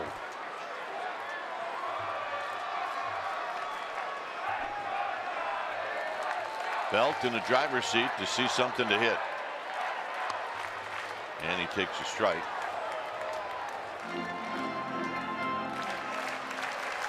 Well, he's got the power to take it out of here the opposite way.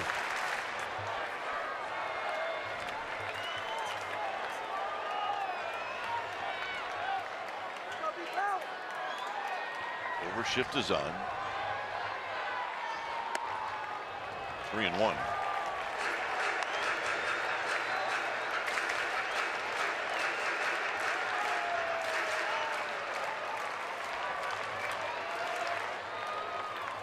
Trying to get on for that man, Brandon Crawford.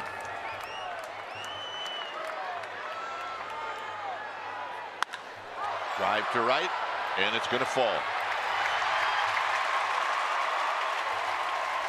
You play no doubles defense, you're going to have hits fall in front of you. Well, you're right. You play straight up, that's a can of corn.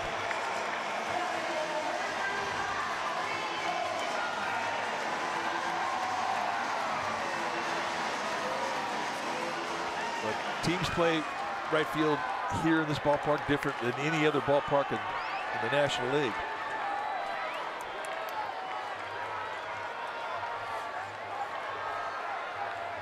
Crawford 5 for 16 with a double and a home run in his career against Russin. He singled in the 8th inning, basically in the same spot with Belt at first. And he shoots this one on the ground, and Story with a terrific play, and that's going to end the inning. Not much you can do, but just keep swinging it. We'll go to the 11th. It remains 3-3.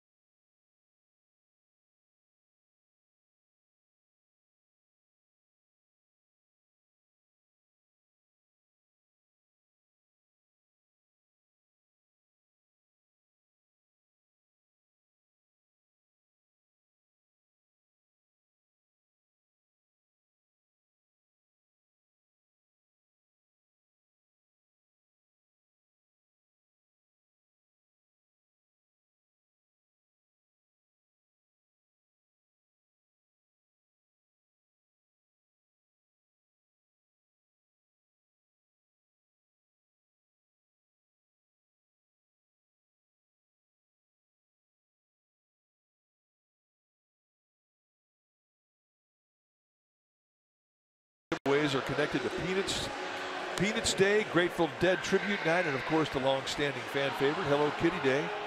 Reminder, to receive these great special event items, you need to purchase a special event ticket. Go to sfgiants.com/special events.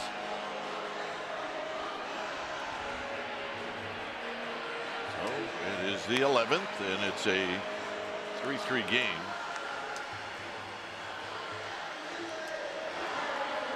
Dyson stays out there. You'll be facing Desmond.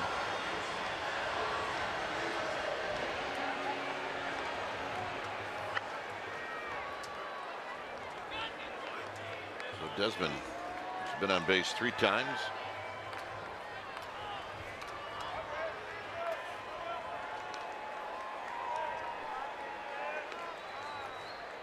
Here's the pitch to Desmond. And it's a bit low. 1 ball and no strikes. Hang it in there. Gamers. The shorts was a good idea for 5 innings. Yeah, well, yeah, when you came from Danville.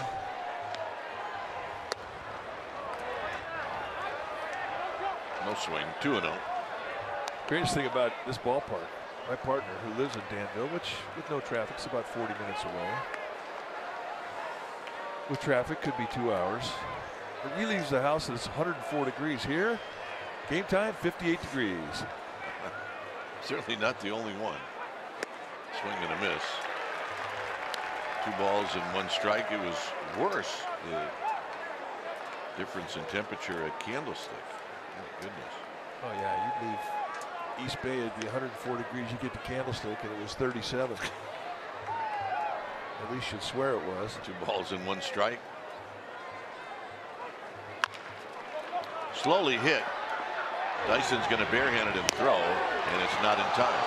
So no look at him. Tell you, that's an A for effort. You just don't get a lot of time with Desmond. And it was going to be Dyson and only Dyson. Indeed, he beats it out. Good call by Jeff Nelson, first base umpire. And now you've got base stealing speed, and Dyson's going to have to give Buster Posey a better chance at throwing out a would-be base stealer.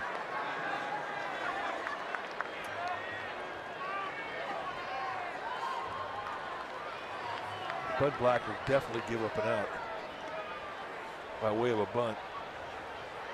But he may take a pitch to see if Desmond can steal.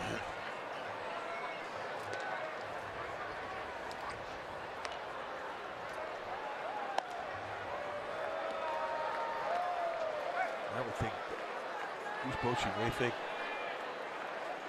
that Desmond may go early. You might see a pitch out first pitch.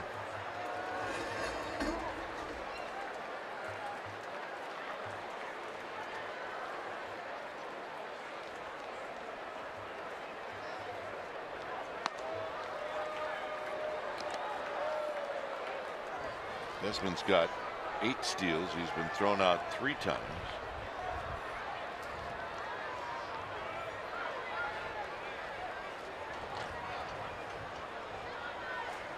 And he actually increases his lead at first. He goes. Posey's throw. He's got a shot. Got him. And that, folks, is the big leagues. You cannot work it any more perfect than that. Dyson's unload time was 1.12 seconds. And I didn't get a time on Posey, but it had to be around 1.9 or less. And it was an absolute perfect strike.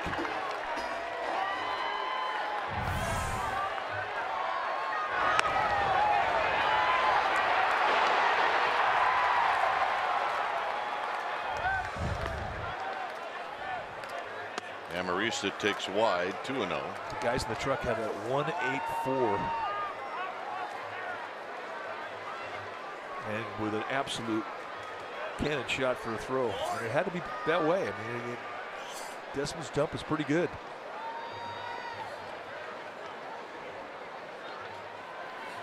So it's 2-0 to Amarista.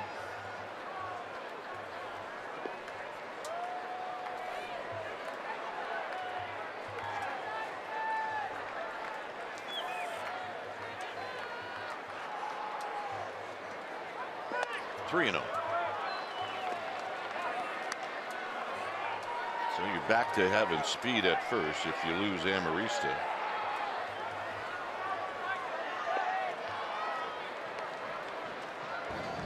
We're gearing up.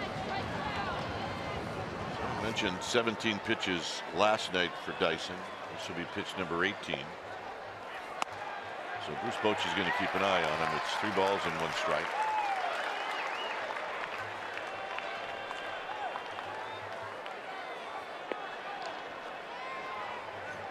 Meanwhile, in the Rockies pen, they're calling the closer on the left, Chad Qualls on the right.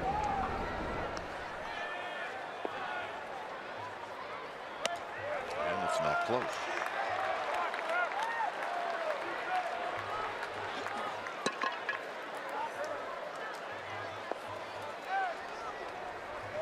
So here's Story.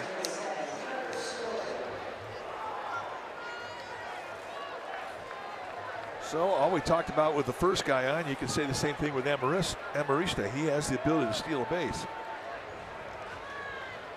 He's not the base stealer Desmond is, but he's quick.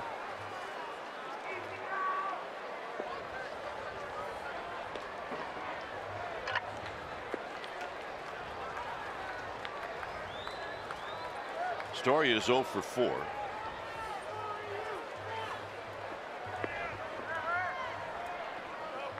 Great play on the double play to end the 10th inning.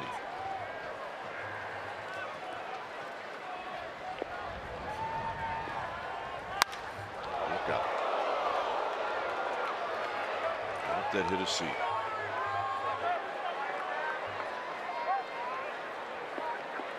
I think we're good. And Biggio's here.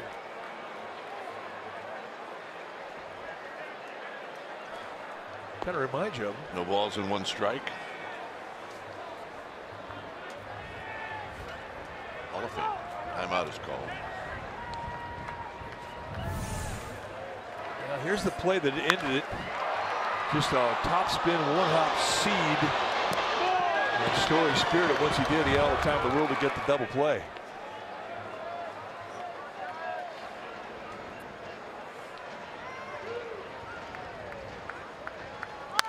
On the ground to Belt.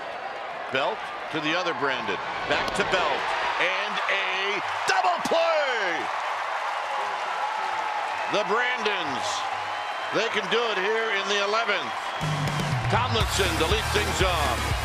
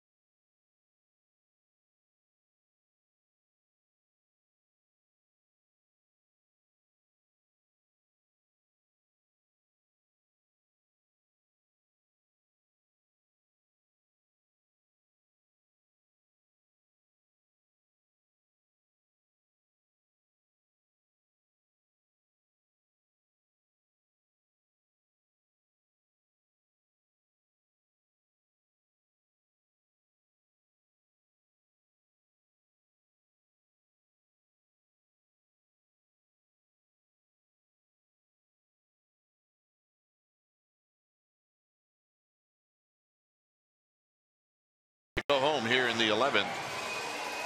Russin, who's been out there since the 9th,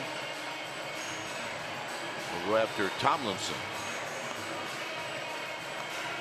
Then Hernandez. And then we'll see. Or Samardzija. Or Samardzija. He's chalking up. Got his helmet on. Gloves on. It's Take a look at the 3-6-3 double play. You can't work it any better. Look at the feed right to the letters on his chest. Toe tap on the bag, and it goes right back over the belt. Beautiful. So here's Tomlinson. He takes wide and low. 1 ball and no strikes. Tomlinson's bloop hit to right in the 8th tied the game.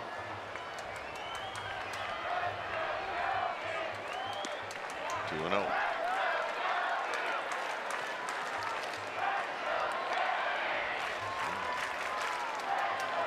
Maybe a take sign here for Tomlinson.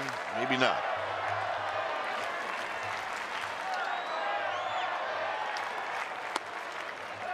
Two balls and 1 strike. Yeah, I think he's the kind of hitter that kind of puts a take sign on by himself.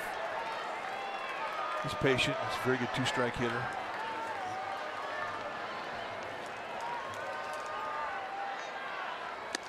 Three and 1. Russin 1 pitch away from putting speed on the base pass. Tomlinson, the fastest guy on the Giants team.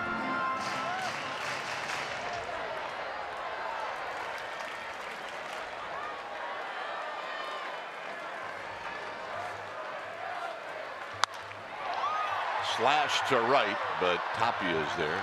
Played him perfectly. 1 out. And here's Hernandez. Russin has been very good. He's given up a hit, but he's faced the minimum in 2 1/3 innings of work. Got a little lucky in the last inning, but hey, sometimes you need it.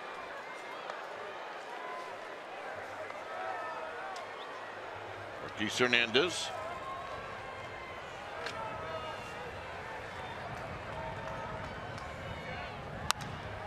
Pops this one up for Reynolds, and he's going to come up short. Hernandez singled in the 3rd, and then since then he's picked up the hat trick.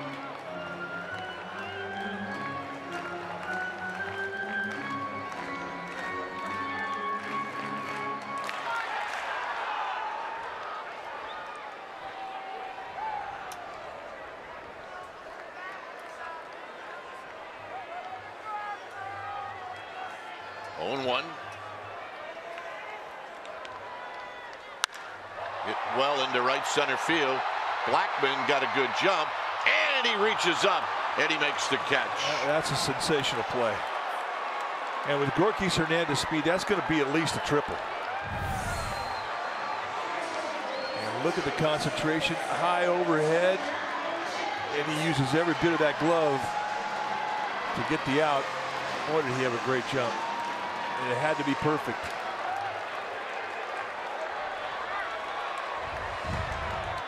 So here's Samardzija.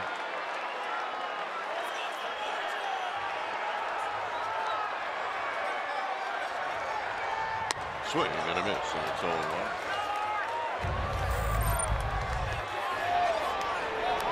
Flashback against the Rockies. The last time the Giants were in Colorado, he did this.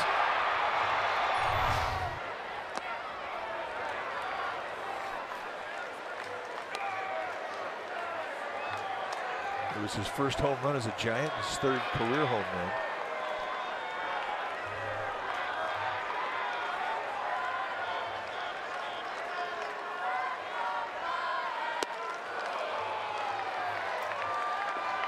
Changeup, the great equalizer.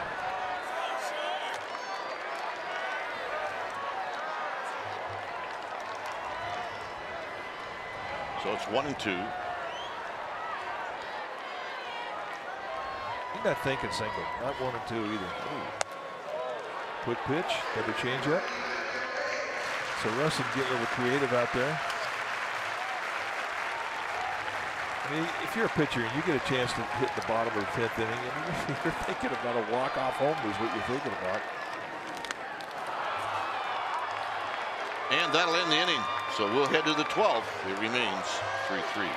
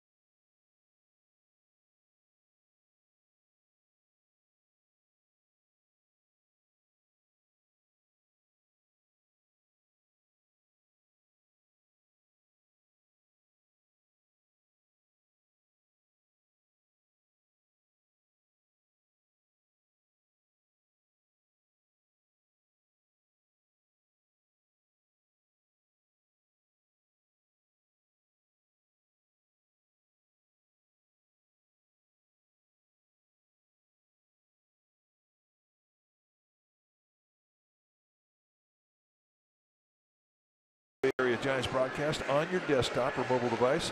Giants games streamed on the go on the NBC Sports app. Here it is 3-3. We're all tied up. We're going to the 12th inning. Giants have a new pitcher. It's going to be Corey Guerin coming in for the 31st time. Take a look at his numbers. A good first half. 2.16 ERA. 28 hits allowed and 33 in the third. Guerin, a high side armor. Low 90s velocity. Slurby breaking ball and an occasional changeup.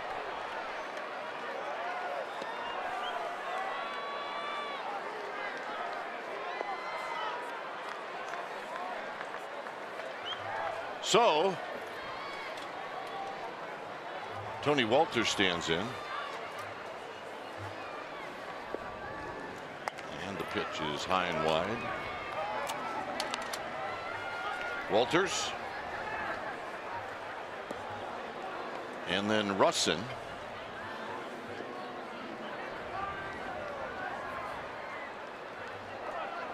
And then Blackman.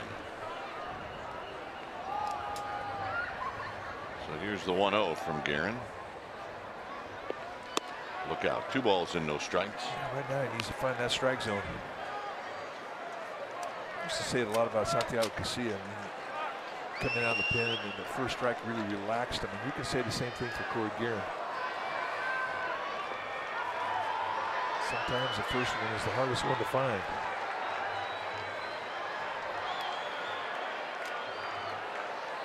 Swing and a miss.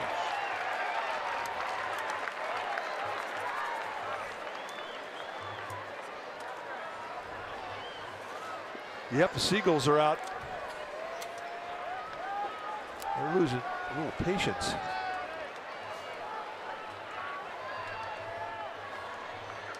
Two and one to Tony Walters. Hit on the ground. It'll be Panic to his right, and he'll make the play. 1 out.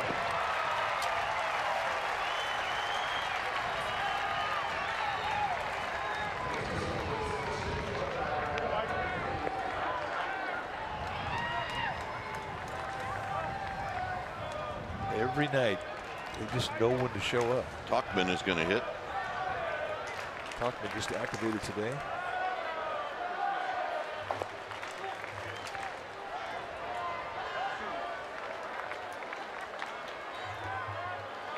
See his numbers in Albuquerque.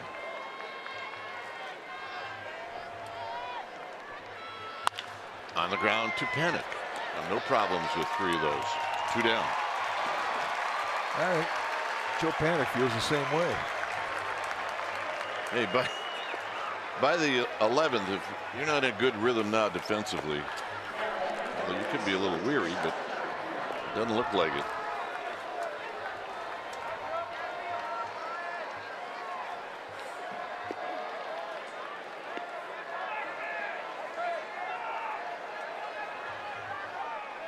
Waiting for Blackman to get in. Well, it was firefighters' day here at the ballpark today. They don't leave early.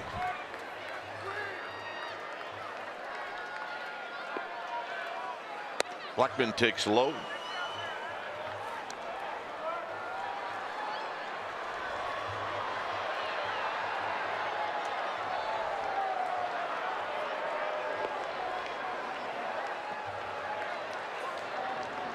A fly ball right now could get hit by a bird real easily. Absolutely could.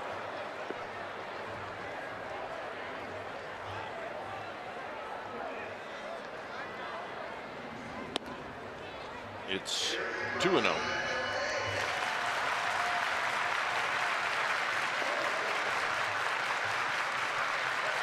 Yep, they brought all the relatives in tonight. Birds are here in force.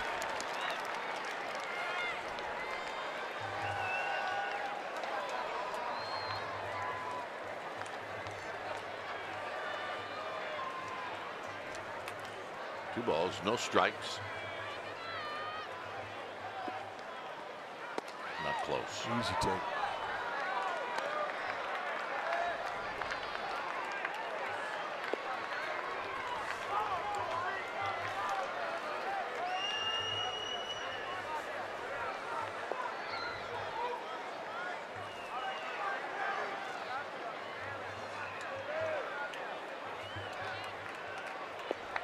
Make a pitch, keep him in the park, and it's 3-1.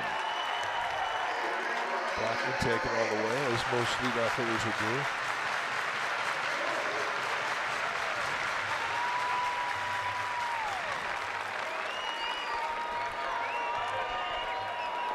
Somebody in the Giants dugout said, "and again," when that pitch was called a strike.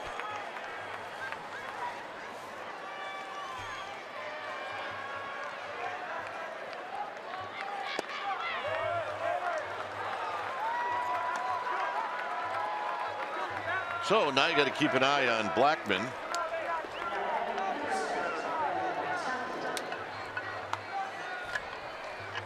And Guerin can be deliberate. And with 2 outs, and you get a base stealer on there. And Blackman's not a big base stealer. He's got 5 on the year. He's been thrown out 4 times, but he will go. This is a steal situation.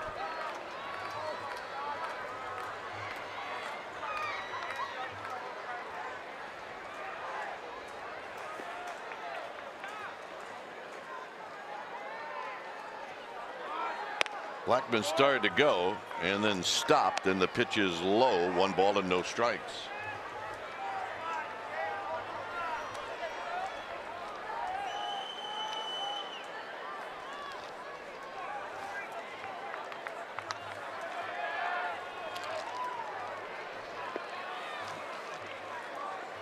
Guerin at the belt. See what Blackman does. Instead, Guerin's going to check on Charlie Blackman. It's a 3-3 ball game here in the 12th.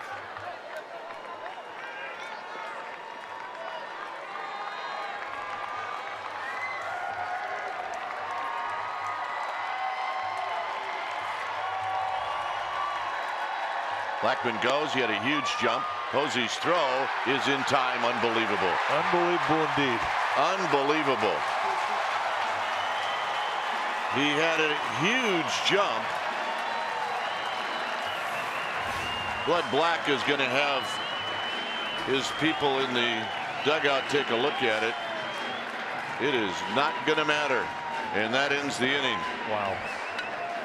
So Buster Posey does it again. Now the Giants need a run to go home. That's a Gold Glove play right there. Wow.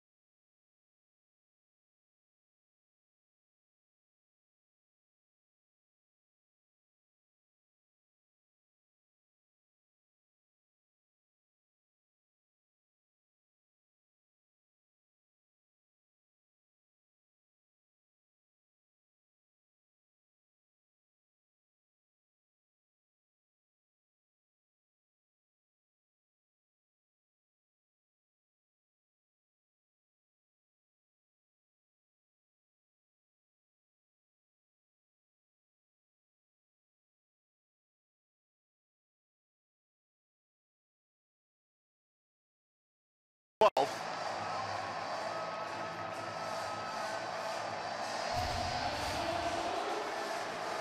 Mike Dunn is the new pitcher. 33rd time that he has come in. Take a look at his numbers. 34 strikeouts at 25 to 30. He's a power arm. You know, a lot going on in this steal attempt. Watch Charlie Blackman try to kick the ball out of the glove of Brandon Crawford. That remind you anybody? Well, yeah. I mean, the guy that used to have it was really fast and had heavy feet was Kirk Gibson.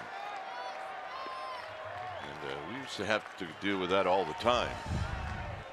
Not just with him, but with a lot of players. Here's Span, and Span lines it into center field, and Blackman's going to catch it. One out. A lot of balls hit hard for the Giants here since the ninth. Just keep having good at bats sooner or later. You hope they fall.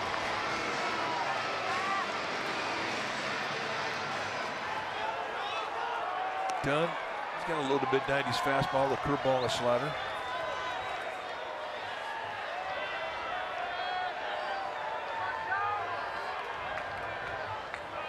Panic lined out in the ninth inning.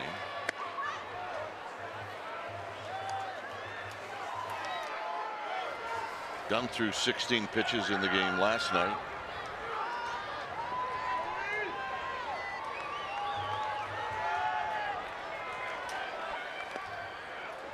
One ball and one strike to Joe Panic.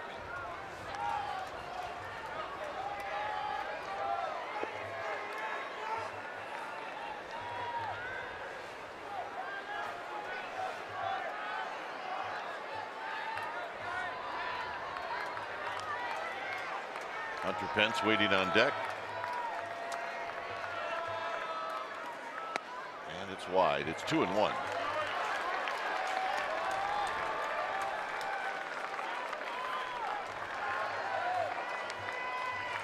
Yep, they were a good idea earlier in the day.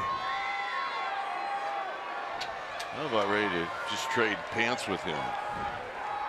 Help him out. I'll take the shorts. Help a brother out. Swing ain't gonna miss. 2-2.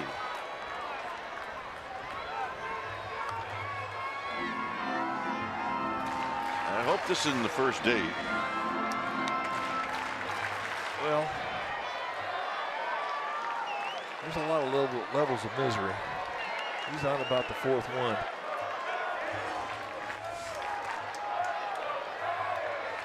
Two and two.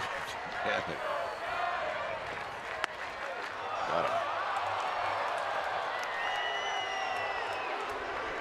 92-mile-an-hour fastball right on the outside corner. We've seen a wide strike zone all night long.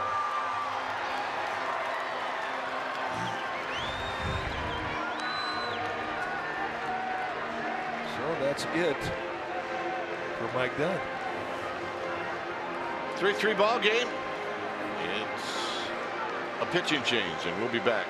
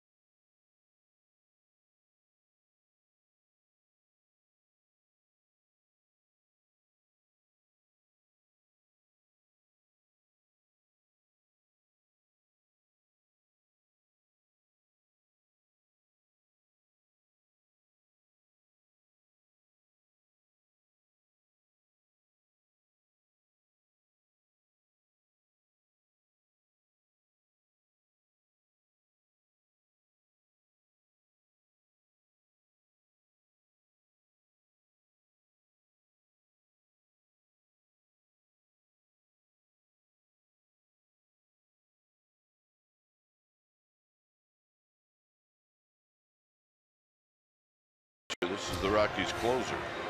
Take a look at what Greg Holland has done for Bud Black this year. 31st time he's come in. He's got 25 saves on the year. He's had an outstanding first half, an all-star first half. 37 strikeouts in 28 innings. Look, just 15 hits. How's he do it?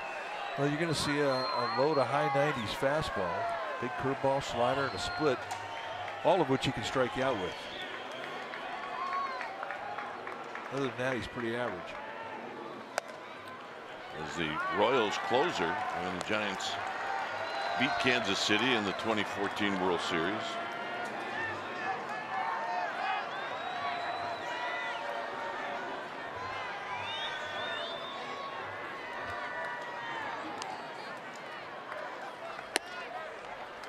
They had a three-headed monster.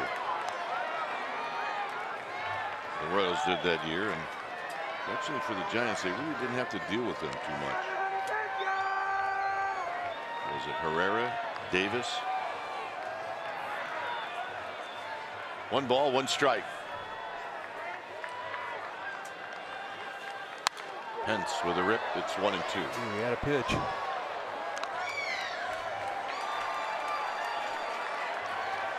A 1-1 count. You're looking for a mistake. They set the outside target. This comes right back across the middle at 93. And Greg Holland just got away with one.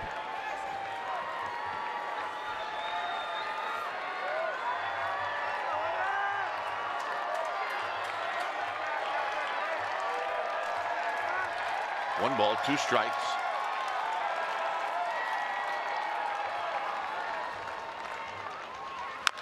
Tap foul.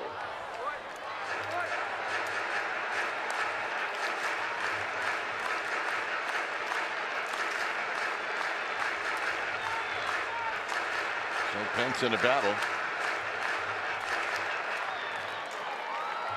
Pretty straight away in the infield, with the exception of Arenado guarding the line at third base. They'll pinch the gap in right center, give Pence the line in right.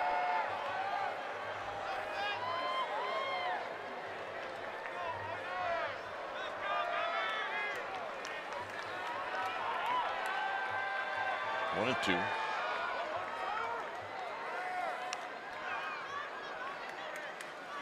Got him. And that'll end the inning. So we'll head to the 13th. It remains 3-3.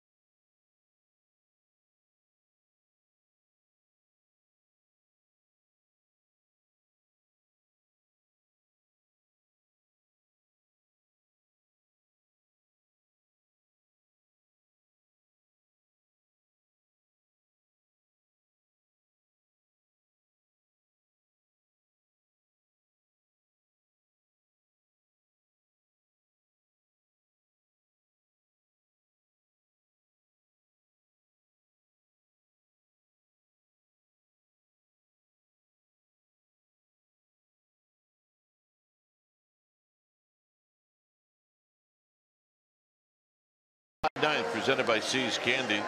It's a brunch package out in Triples Alley. You get a ticket. You get to watch pregame warm-ups on the warning track and a box of See's Candy assorted Little Pops. sfgiants.com/brunch. So 13th inning. The Phillies about ready to leave. It'll be Tapia, Raimel Tapia, facing Corey Guerin. In at third is Tomlinson, and there's the bunt, and Buster Posey's going to have to hurry and speed aboard on the bunt.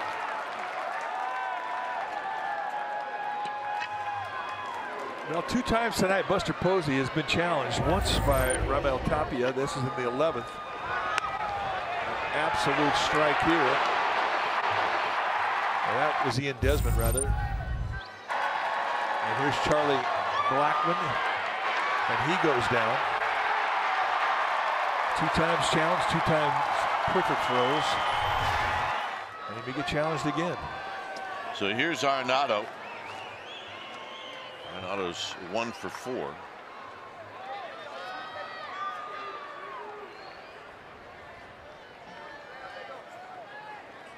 And a bunt. And this is a good bunt. And Tomlinson's going to have to hurry, and they get him. And in a lot of ways, that's a thank you very much. Well, they do get the runner up in score position, but I mean, you're kind of shocked. That's definitely not a play that was put on by Bud Black. That was an idea by Arenado. I mean, if you're playing third base, Kipe, that's got to surprise you. It does, and that's why it's such a nice play by Tomlinson. And this is a pretty good bunt. And the sneak attack gets one part of the job done, and here's Reynolds with Tapia at second.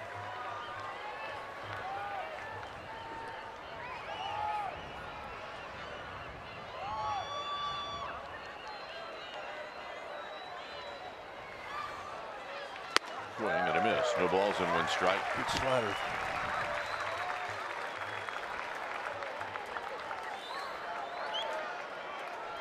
Garen still has to pay attention to Tapia.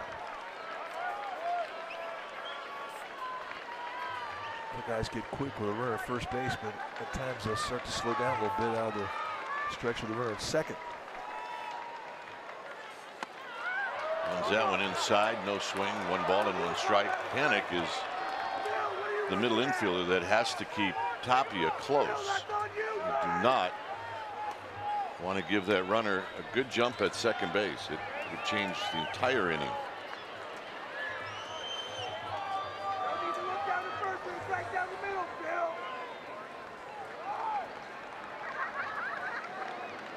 Here in a double look.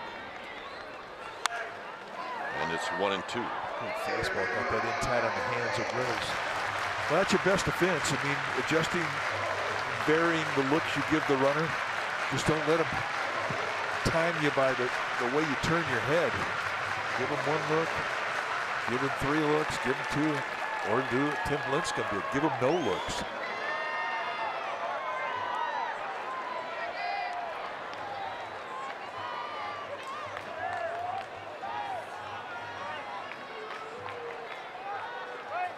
Got him. Went wide with a flat slider. Nicely done. So here's Desmond. Big frisbee breaking ball, runs flat. And Reynolds cannot lay off. Desmond 3 for 4. A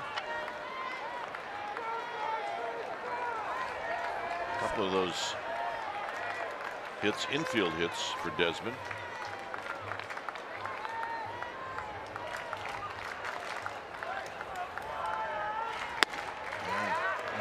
A guy that loves that first pitch, and he takes when he probably wishes he hadn't. I think he's thinking that right now. I just think he went up there with that idea in mind. He was going to take a pitch.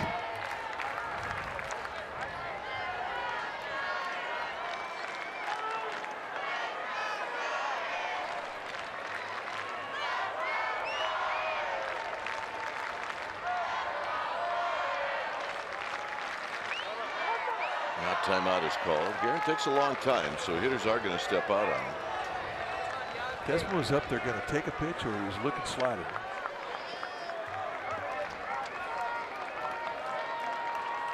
Because he was not ready to hit that fastball.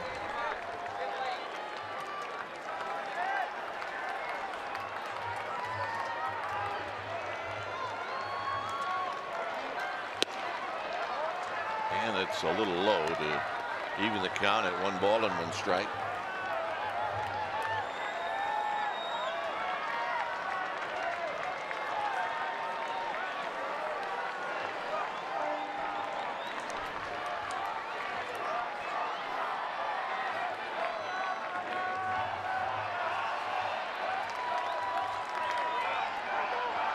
out again. Well, if you're deliberate, I mean, no pitcher likes to have a guy step out on you, but if you're going to hold him for a long time, and Guerin can get deliberate, he can get flat out slow. And Desmond does not want Guerin to ice him down. It really isn't by design from Guerin's part. I mean, he's just very deliberate. He's got a routine he goes through, checklist.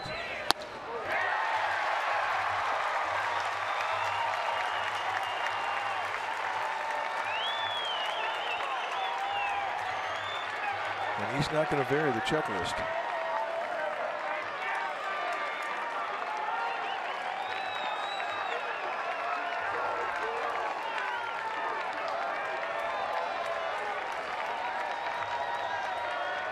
So it's 1-2.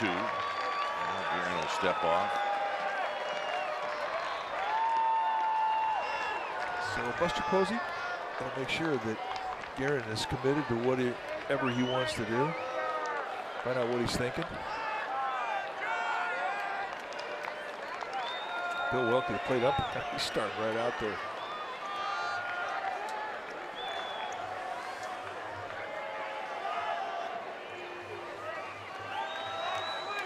Joe Panic stretching the lower back.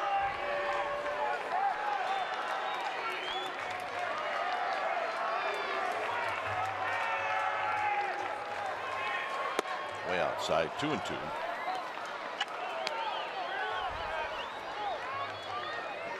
Tapia opened up the inning with a bunt single. Renato tried to bunt his way on and was thrown out. Reynolds strikes out. And here it's 2-2 to Desmond. Yeah, he was checking out for Seagulls right there.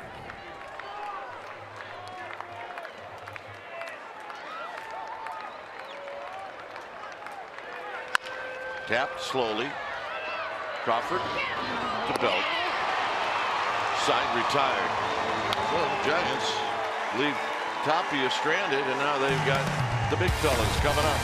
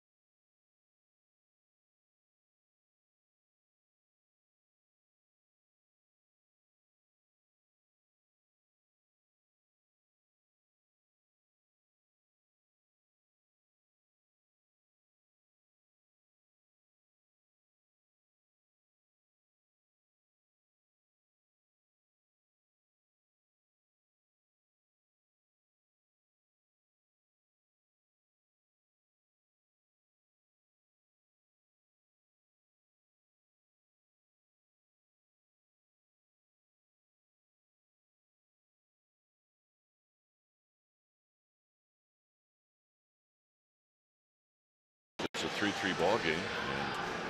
And it'll be Posey, Belt, and Crawford facing the righty. Greg Holland. There's the San Francisco Bay Ferry. Running on empty, it looks like, almost.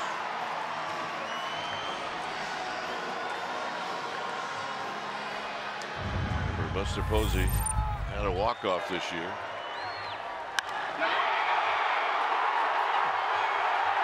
Yeah, that was a long extra inning game. And we all appreciated that. We did.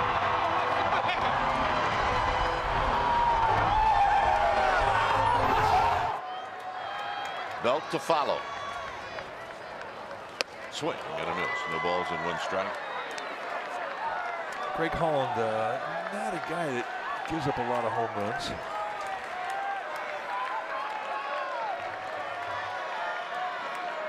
Four good weapons to make you swing and miss.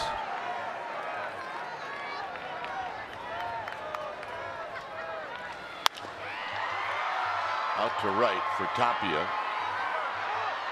1 out. And here's Belt.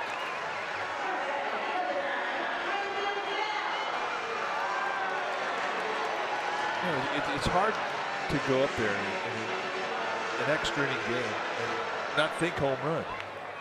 But if there's a ballpark where you really shouldn't do that, it's here.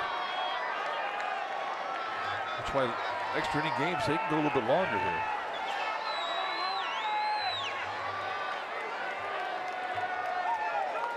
They need to put together a couple of knocks and walk. Crawford on deck. Overshift is on for Belt. And the pitch is a strike, and it's 0-1.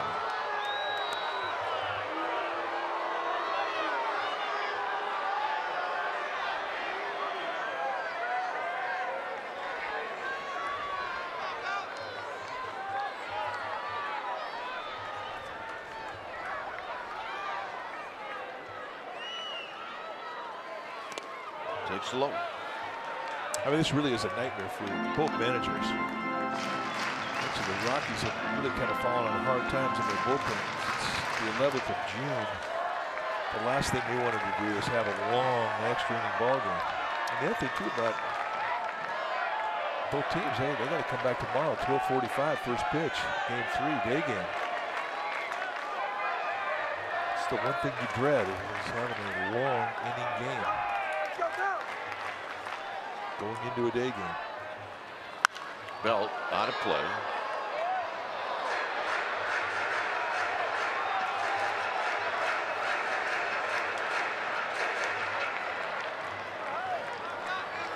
So it's 1-2. Both teams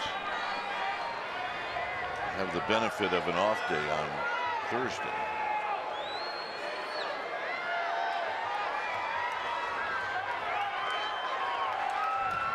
So Belt trying to get on for Crawford.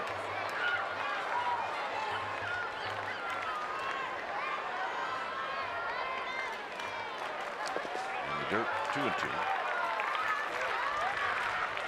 But that still makes tomorrow's game very interesting.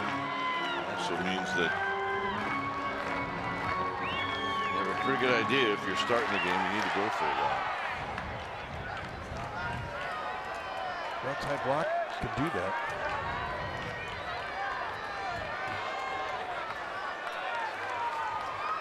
Here's the 2-2 to Belt. That's a full count.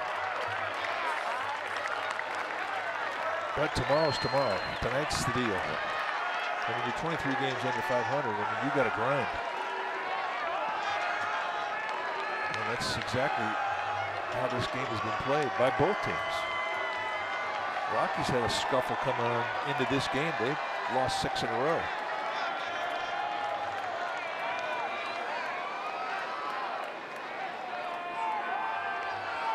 See what Belts gets here, 3-2. High drive into center field. Blackman now is going to stop, and he's going to put it away. 2 down.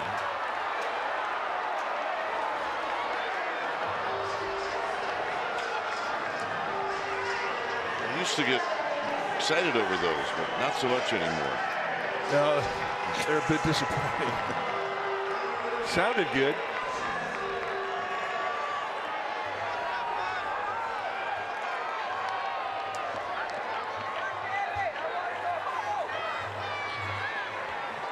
So here's Crawford.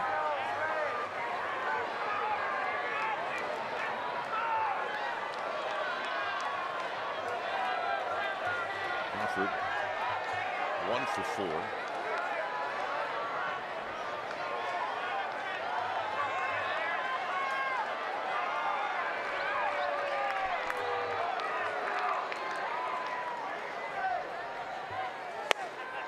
Takes a strike, and it's 0-1. That's just a nasty first pitch. That's absolutely perfect. The Giants, they haven't even swung at it. Why would you?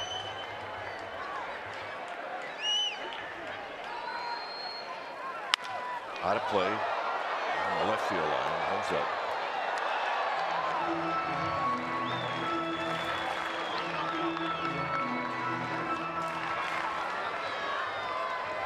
Hey, she got one.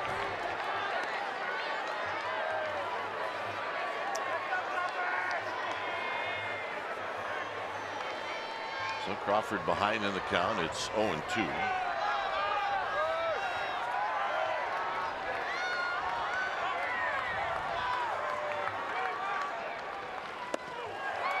And we'll head to the 14th. And Marista's going to lead things off. It's 3-3.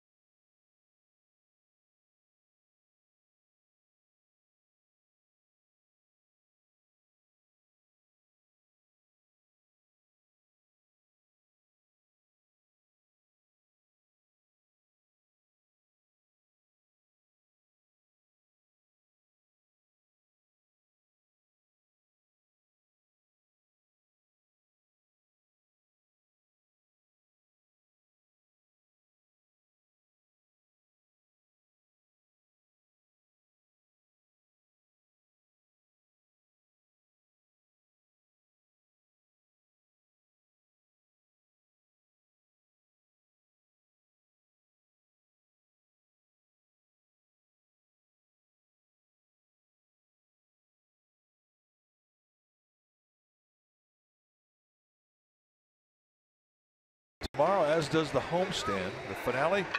Well, Giants taking on the Rocks tomorrow at 12:30. Hour-long pregame live at 11:30 a.m. right here on NBC Sports Bay Area. The season Giants games are all available to stream live on the NBC Sports app. And for up-to-the-minute Giants news, you can always log on to NBCSportsBayArea.com for insider Alex Pavlovich.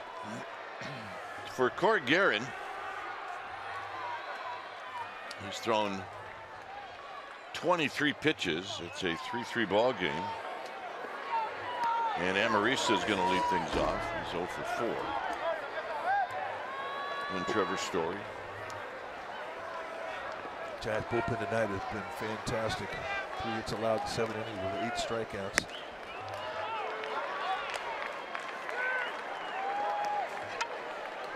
In the bottom of this inning, Corey Guerin is due to hit third.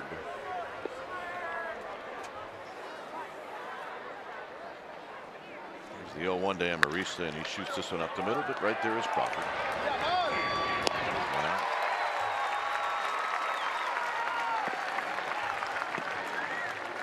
And here's Story. But look, it may be that Bruce Bochy leaves Guerin in the game. The dilemma that's going to hit Bruce Bochy is you can't use one of your pitchers to hit when you may need him to pitch in the game. And Kyle Crick is left. Hunter Strickland's left. I figure those guys can give you 4, maybe 5. But maybe you have to use Matt Moore if you're going to use a pinch hitter.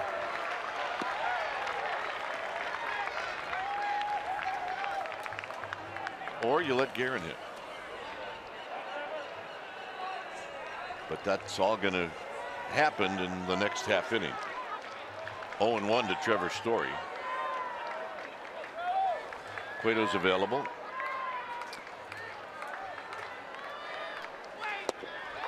And 2. Well, the Giants have one bench player, Connor Gillespie, but he is a sore back. He's not going to play. And as you mentioned, you got Cueto, Moore, Ty Block, and then Strickland and Crick.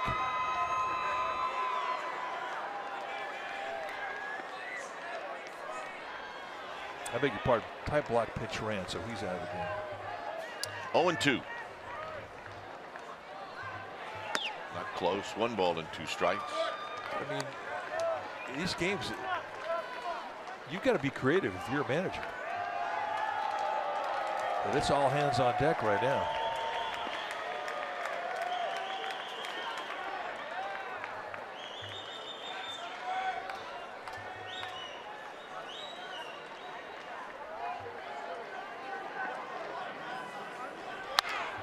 Foul down the right field line. I mean, what you really are doing, you're kind of rolling the dice. Remember, the Giants pinch hit Nick Hundley. So Buster Posey's, if something were to happen to him, the backup catcher would be Gorkis Hernandez. When Bruce Bochy say it, but he doesn't know that yet. He doesn't know it yet.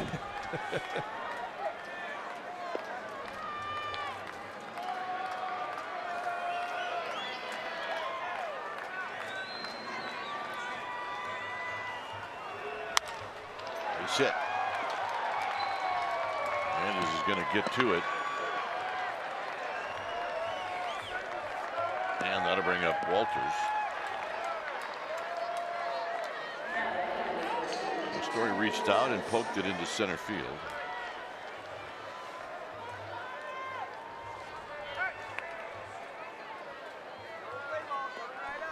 Strickland.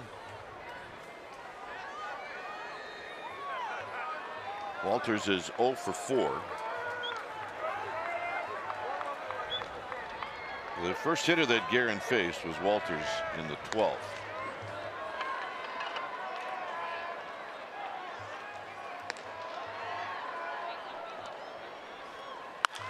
Foul down the left field line and out of play.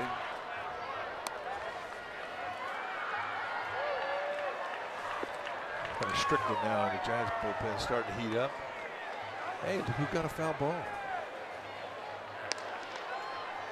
There was 41,331 people here tonight. Now, if the Giants players today ever wanted to know what it was like to play a candlestick in the crowds, well, here it is.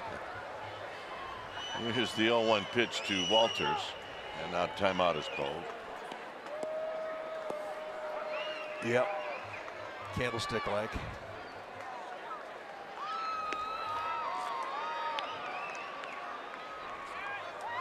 The only thing that remains, the big foghorn.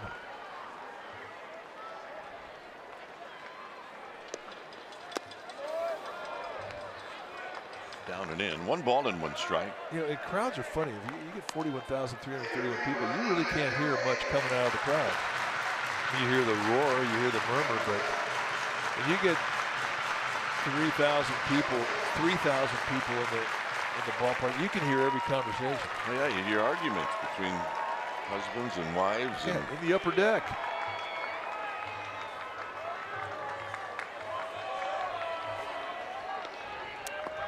So Guerin started to go, it stopped. He's thrown 32 pitches.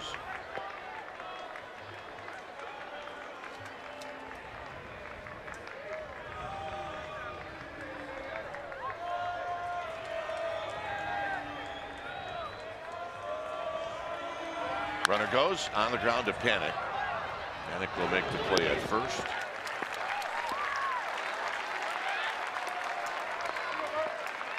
And the hitter is going to be Tom Murphy.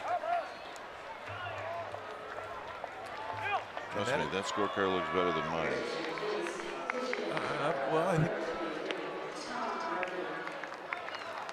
I'm not sure why they put everybody on that scorecard. They only had 10 innings to work with. But what they're writing down right there is that the last extra man that the Rockies have, Tom Murphy, is going to pinch hit here. So that's it for Bud Black. He's got no more extra men to use. Everybody else from here on out is going to be a pitcher. Kind of where the Giants are at right now.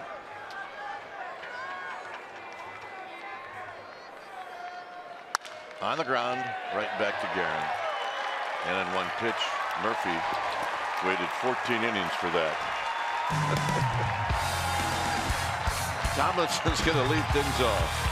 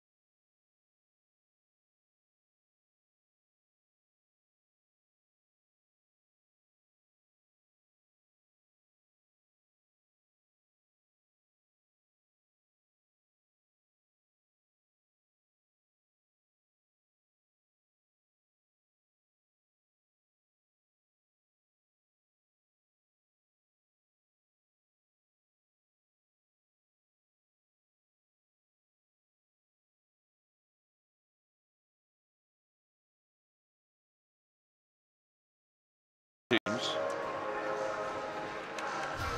Well, let me yawn here. Chad Qualls is a new pitcher. Hey, there's no yawning in baseball. Chad Qualls, the new pitcher for the Rockies. 19th time that he has come in. He's had a few back problems this year, but one thing about Chad Qualls, you know what you're going to get. You're going to get sinking fastball, low to mid-90s, little slider. Yeah, no place he'd rather be. You know how many yawns I've swallowed over the years doing this? It's all right. You reach a certain point now where it's like, yeah, it's fine. Don't worry. Once we get past midnight, we can say anything we want. We've got 7 minutes to go. And you have. So here's Tomlinson. Hernandez. And then Guerin. And a strike, and it's 0-1. So we march on to the bottom of the 14th.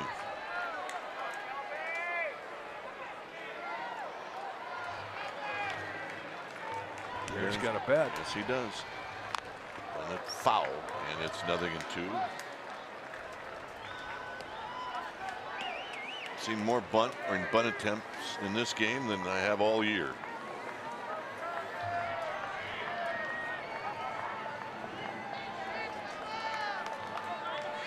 We lost the ball dude. That's a first. We've never seen that happen before. There are no substitute. 0-2. You know what that tells me is Tomlinson strikes out. It was either the ferry leaving or Bart. One or the other. But Gary Edwards, our first base ball dude tonight, he gone. Meanwhile, Nathan Williams has had one play in 13.5 innings, hanging in there. He doesn't have a ride, but he's hanging in there. That's right. That is right. He is married to that bench. Outside to Hernandez, who hit a ball extremely well in the 11th inning, only to have it tracked down by Charlie Blackmon.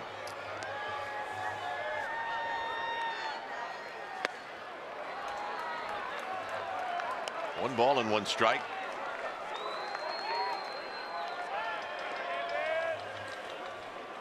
Hoffman, Oberg, McGee, Russin, Dunn, Holland, and now this right-hander, Chad Qualls. Down the right field line, foul. Corey Guerin's on deck, and Corey Guerin this year is a hitter. Well, he'll be hitting for the first time. Well, he's never made it out in the big leagues. He's only had one at bat. He got a knock. That's probably why he's still in there. It's got a good history. Can't argue with that.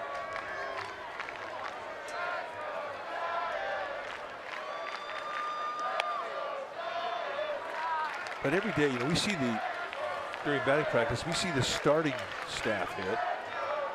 And occasionally the long man will hit, but you don't see the short relievers. They don't hit. Well, they have to shag.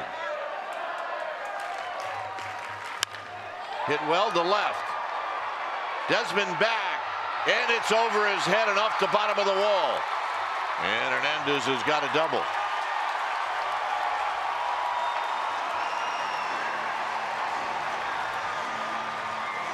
Now, if you're hitting off of Chad Qualls, you got to think he's going to give you something down around the knees. And that's exactly what Hernandez gets. And this is a golf shot. And Desmond, who has excellent range, he could not get back on time. I think you saw the swing, Mike, and didn't expect it to go this far. Maybe right. He kind of breaks in. He just can't recover. Talk about just throwing the bat head.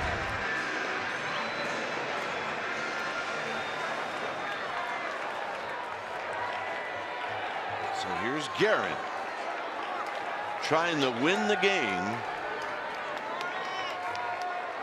here in the 14th.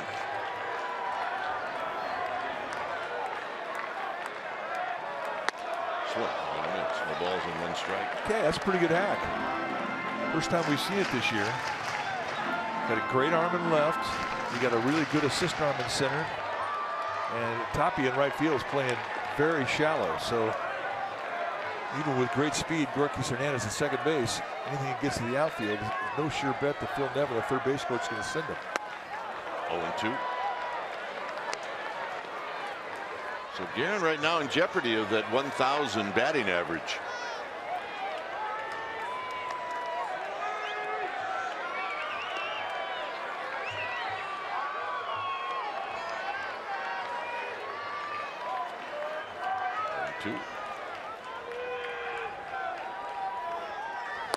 Got him.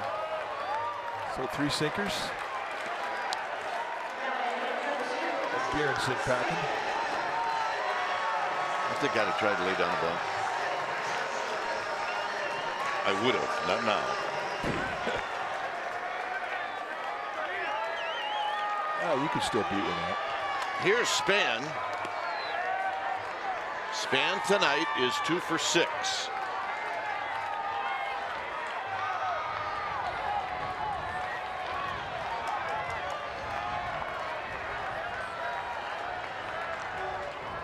Again, shallow and right is Tapia. And it's low, 1 ball and no strikes. Claus wanted it. Now you probably could ask for a better guy on the bases than Rockies Hernandez. See that pitch called a strike a lot tonight, so the Giants catch a break there. And you're right, and with Hernandez, he's not going to have to worry about a jump. Any ball hit, he's off. 2 outs will do that to a base runner.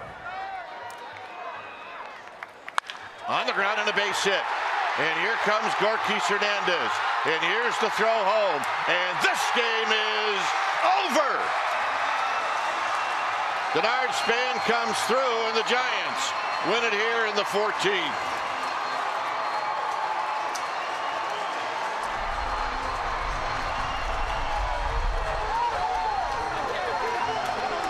And why not celebrate? The Rockies have been celebrating on the Giants at Coors Field for years. Have some fun. Well, and they haven't had that many consecutive days where they've won games. And to do it against the Rockies team that had a 10-1 advantage prior to this series has got to feel very good. And Denard Span comes up big. He finds a hole, and with the speed of Rockies Hernandez, Tapia had none chance. And what a great grinding win for this Giants team. And how good was the Giants bullpen tonight? And how good was their defense tonight? Yep. Celebrate.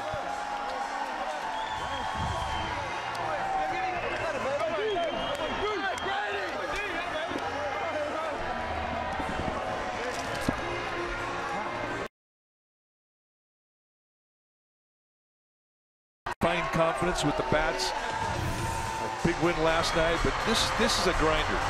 It's a grinder because everybody on that team kind of had something to do with it. Yeah, you talk about you win games, and you have games where there's a team win, and anytime you go, as long as the Giants have gone in this game, it's going to be a team win, and that's exactly what this was. And Denard Span, the hero, as he comes up with a big 2-out base hit, and he's with Amy G. Yeah, he sure is. He just let out a woo. Out of breath. I understand. That was huge. Take us through the at bat. You know, what was going through your head when you saw Gorky's get to second? Obviously, when we got to second, I was thinking, you know, we got a chance to win here. He's in scoring position. I was hoping Corey knocked him in. That would have been a nice score. Everyone was watching that at bat, by the way. But I got up, and the only thing I could think about was a high school coach telling me during football, big-time players make big-time plays, and kept reciting that to myself, and I just was ready for the moment. We talked last night. We said one day at a time. Last night's win was a good, solid win. This one, though, a come-from-behind, walk-off win, extra innings. What does that do for a team that's been needing some confidence? Definitely gives us just a sense of feel-good, you know, especially after staying out here for 6 hours. We definitely sleep a lot better tonight. and coming in tomorrow, trying to get a sweep. Well, and the best part is you get to go after 2 questions on an extra inning walk-off hit. So thank you. Denard Span, congratulations. Quick, let's get it up to you. All right, thanks, Amy, and thanks to Denard Span. And as you said, Mike, a team win. And really, I'll tell you who really stood out at the end was Corey Guerin. I thought he was great. He did. 3 innings of brilliant relief. And, you go back to the other thing, too. What complements great pitching? Great defense. Giants defensively played a fantastic game. And, they held their concentration, and they made big play after big play. I just love these games when everybody has a piece of it, and that's exactly what's going on in their clubhouse right now. The music's loud, and it hasn't been that loud this month of June. This is a feel-good win, as Denard Span said. A lot of feel-good out there. Absolutely. All right. Final score in 14 innings. The Giants win this one by a final of 4-3. All right, stay tuned. Esurance Giants postgame live. That's going to start at Willie Mays Plaza right now.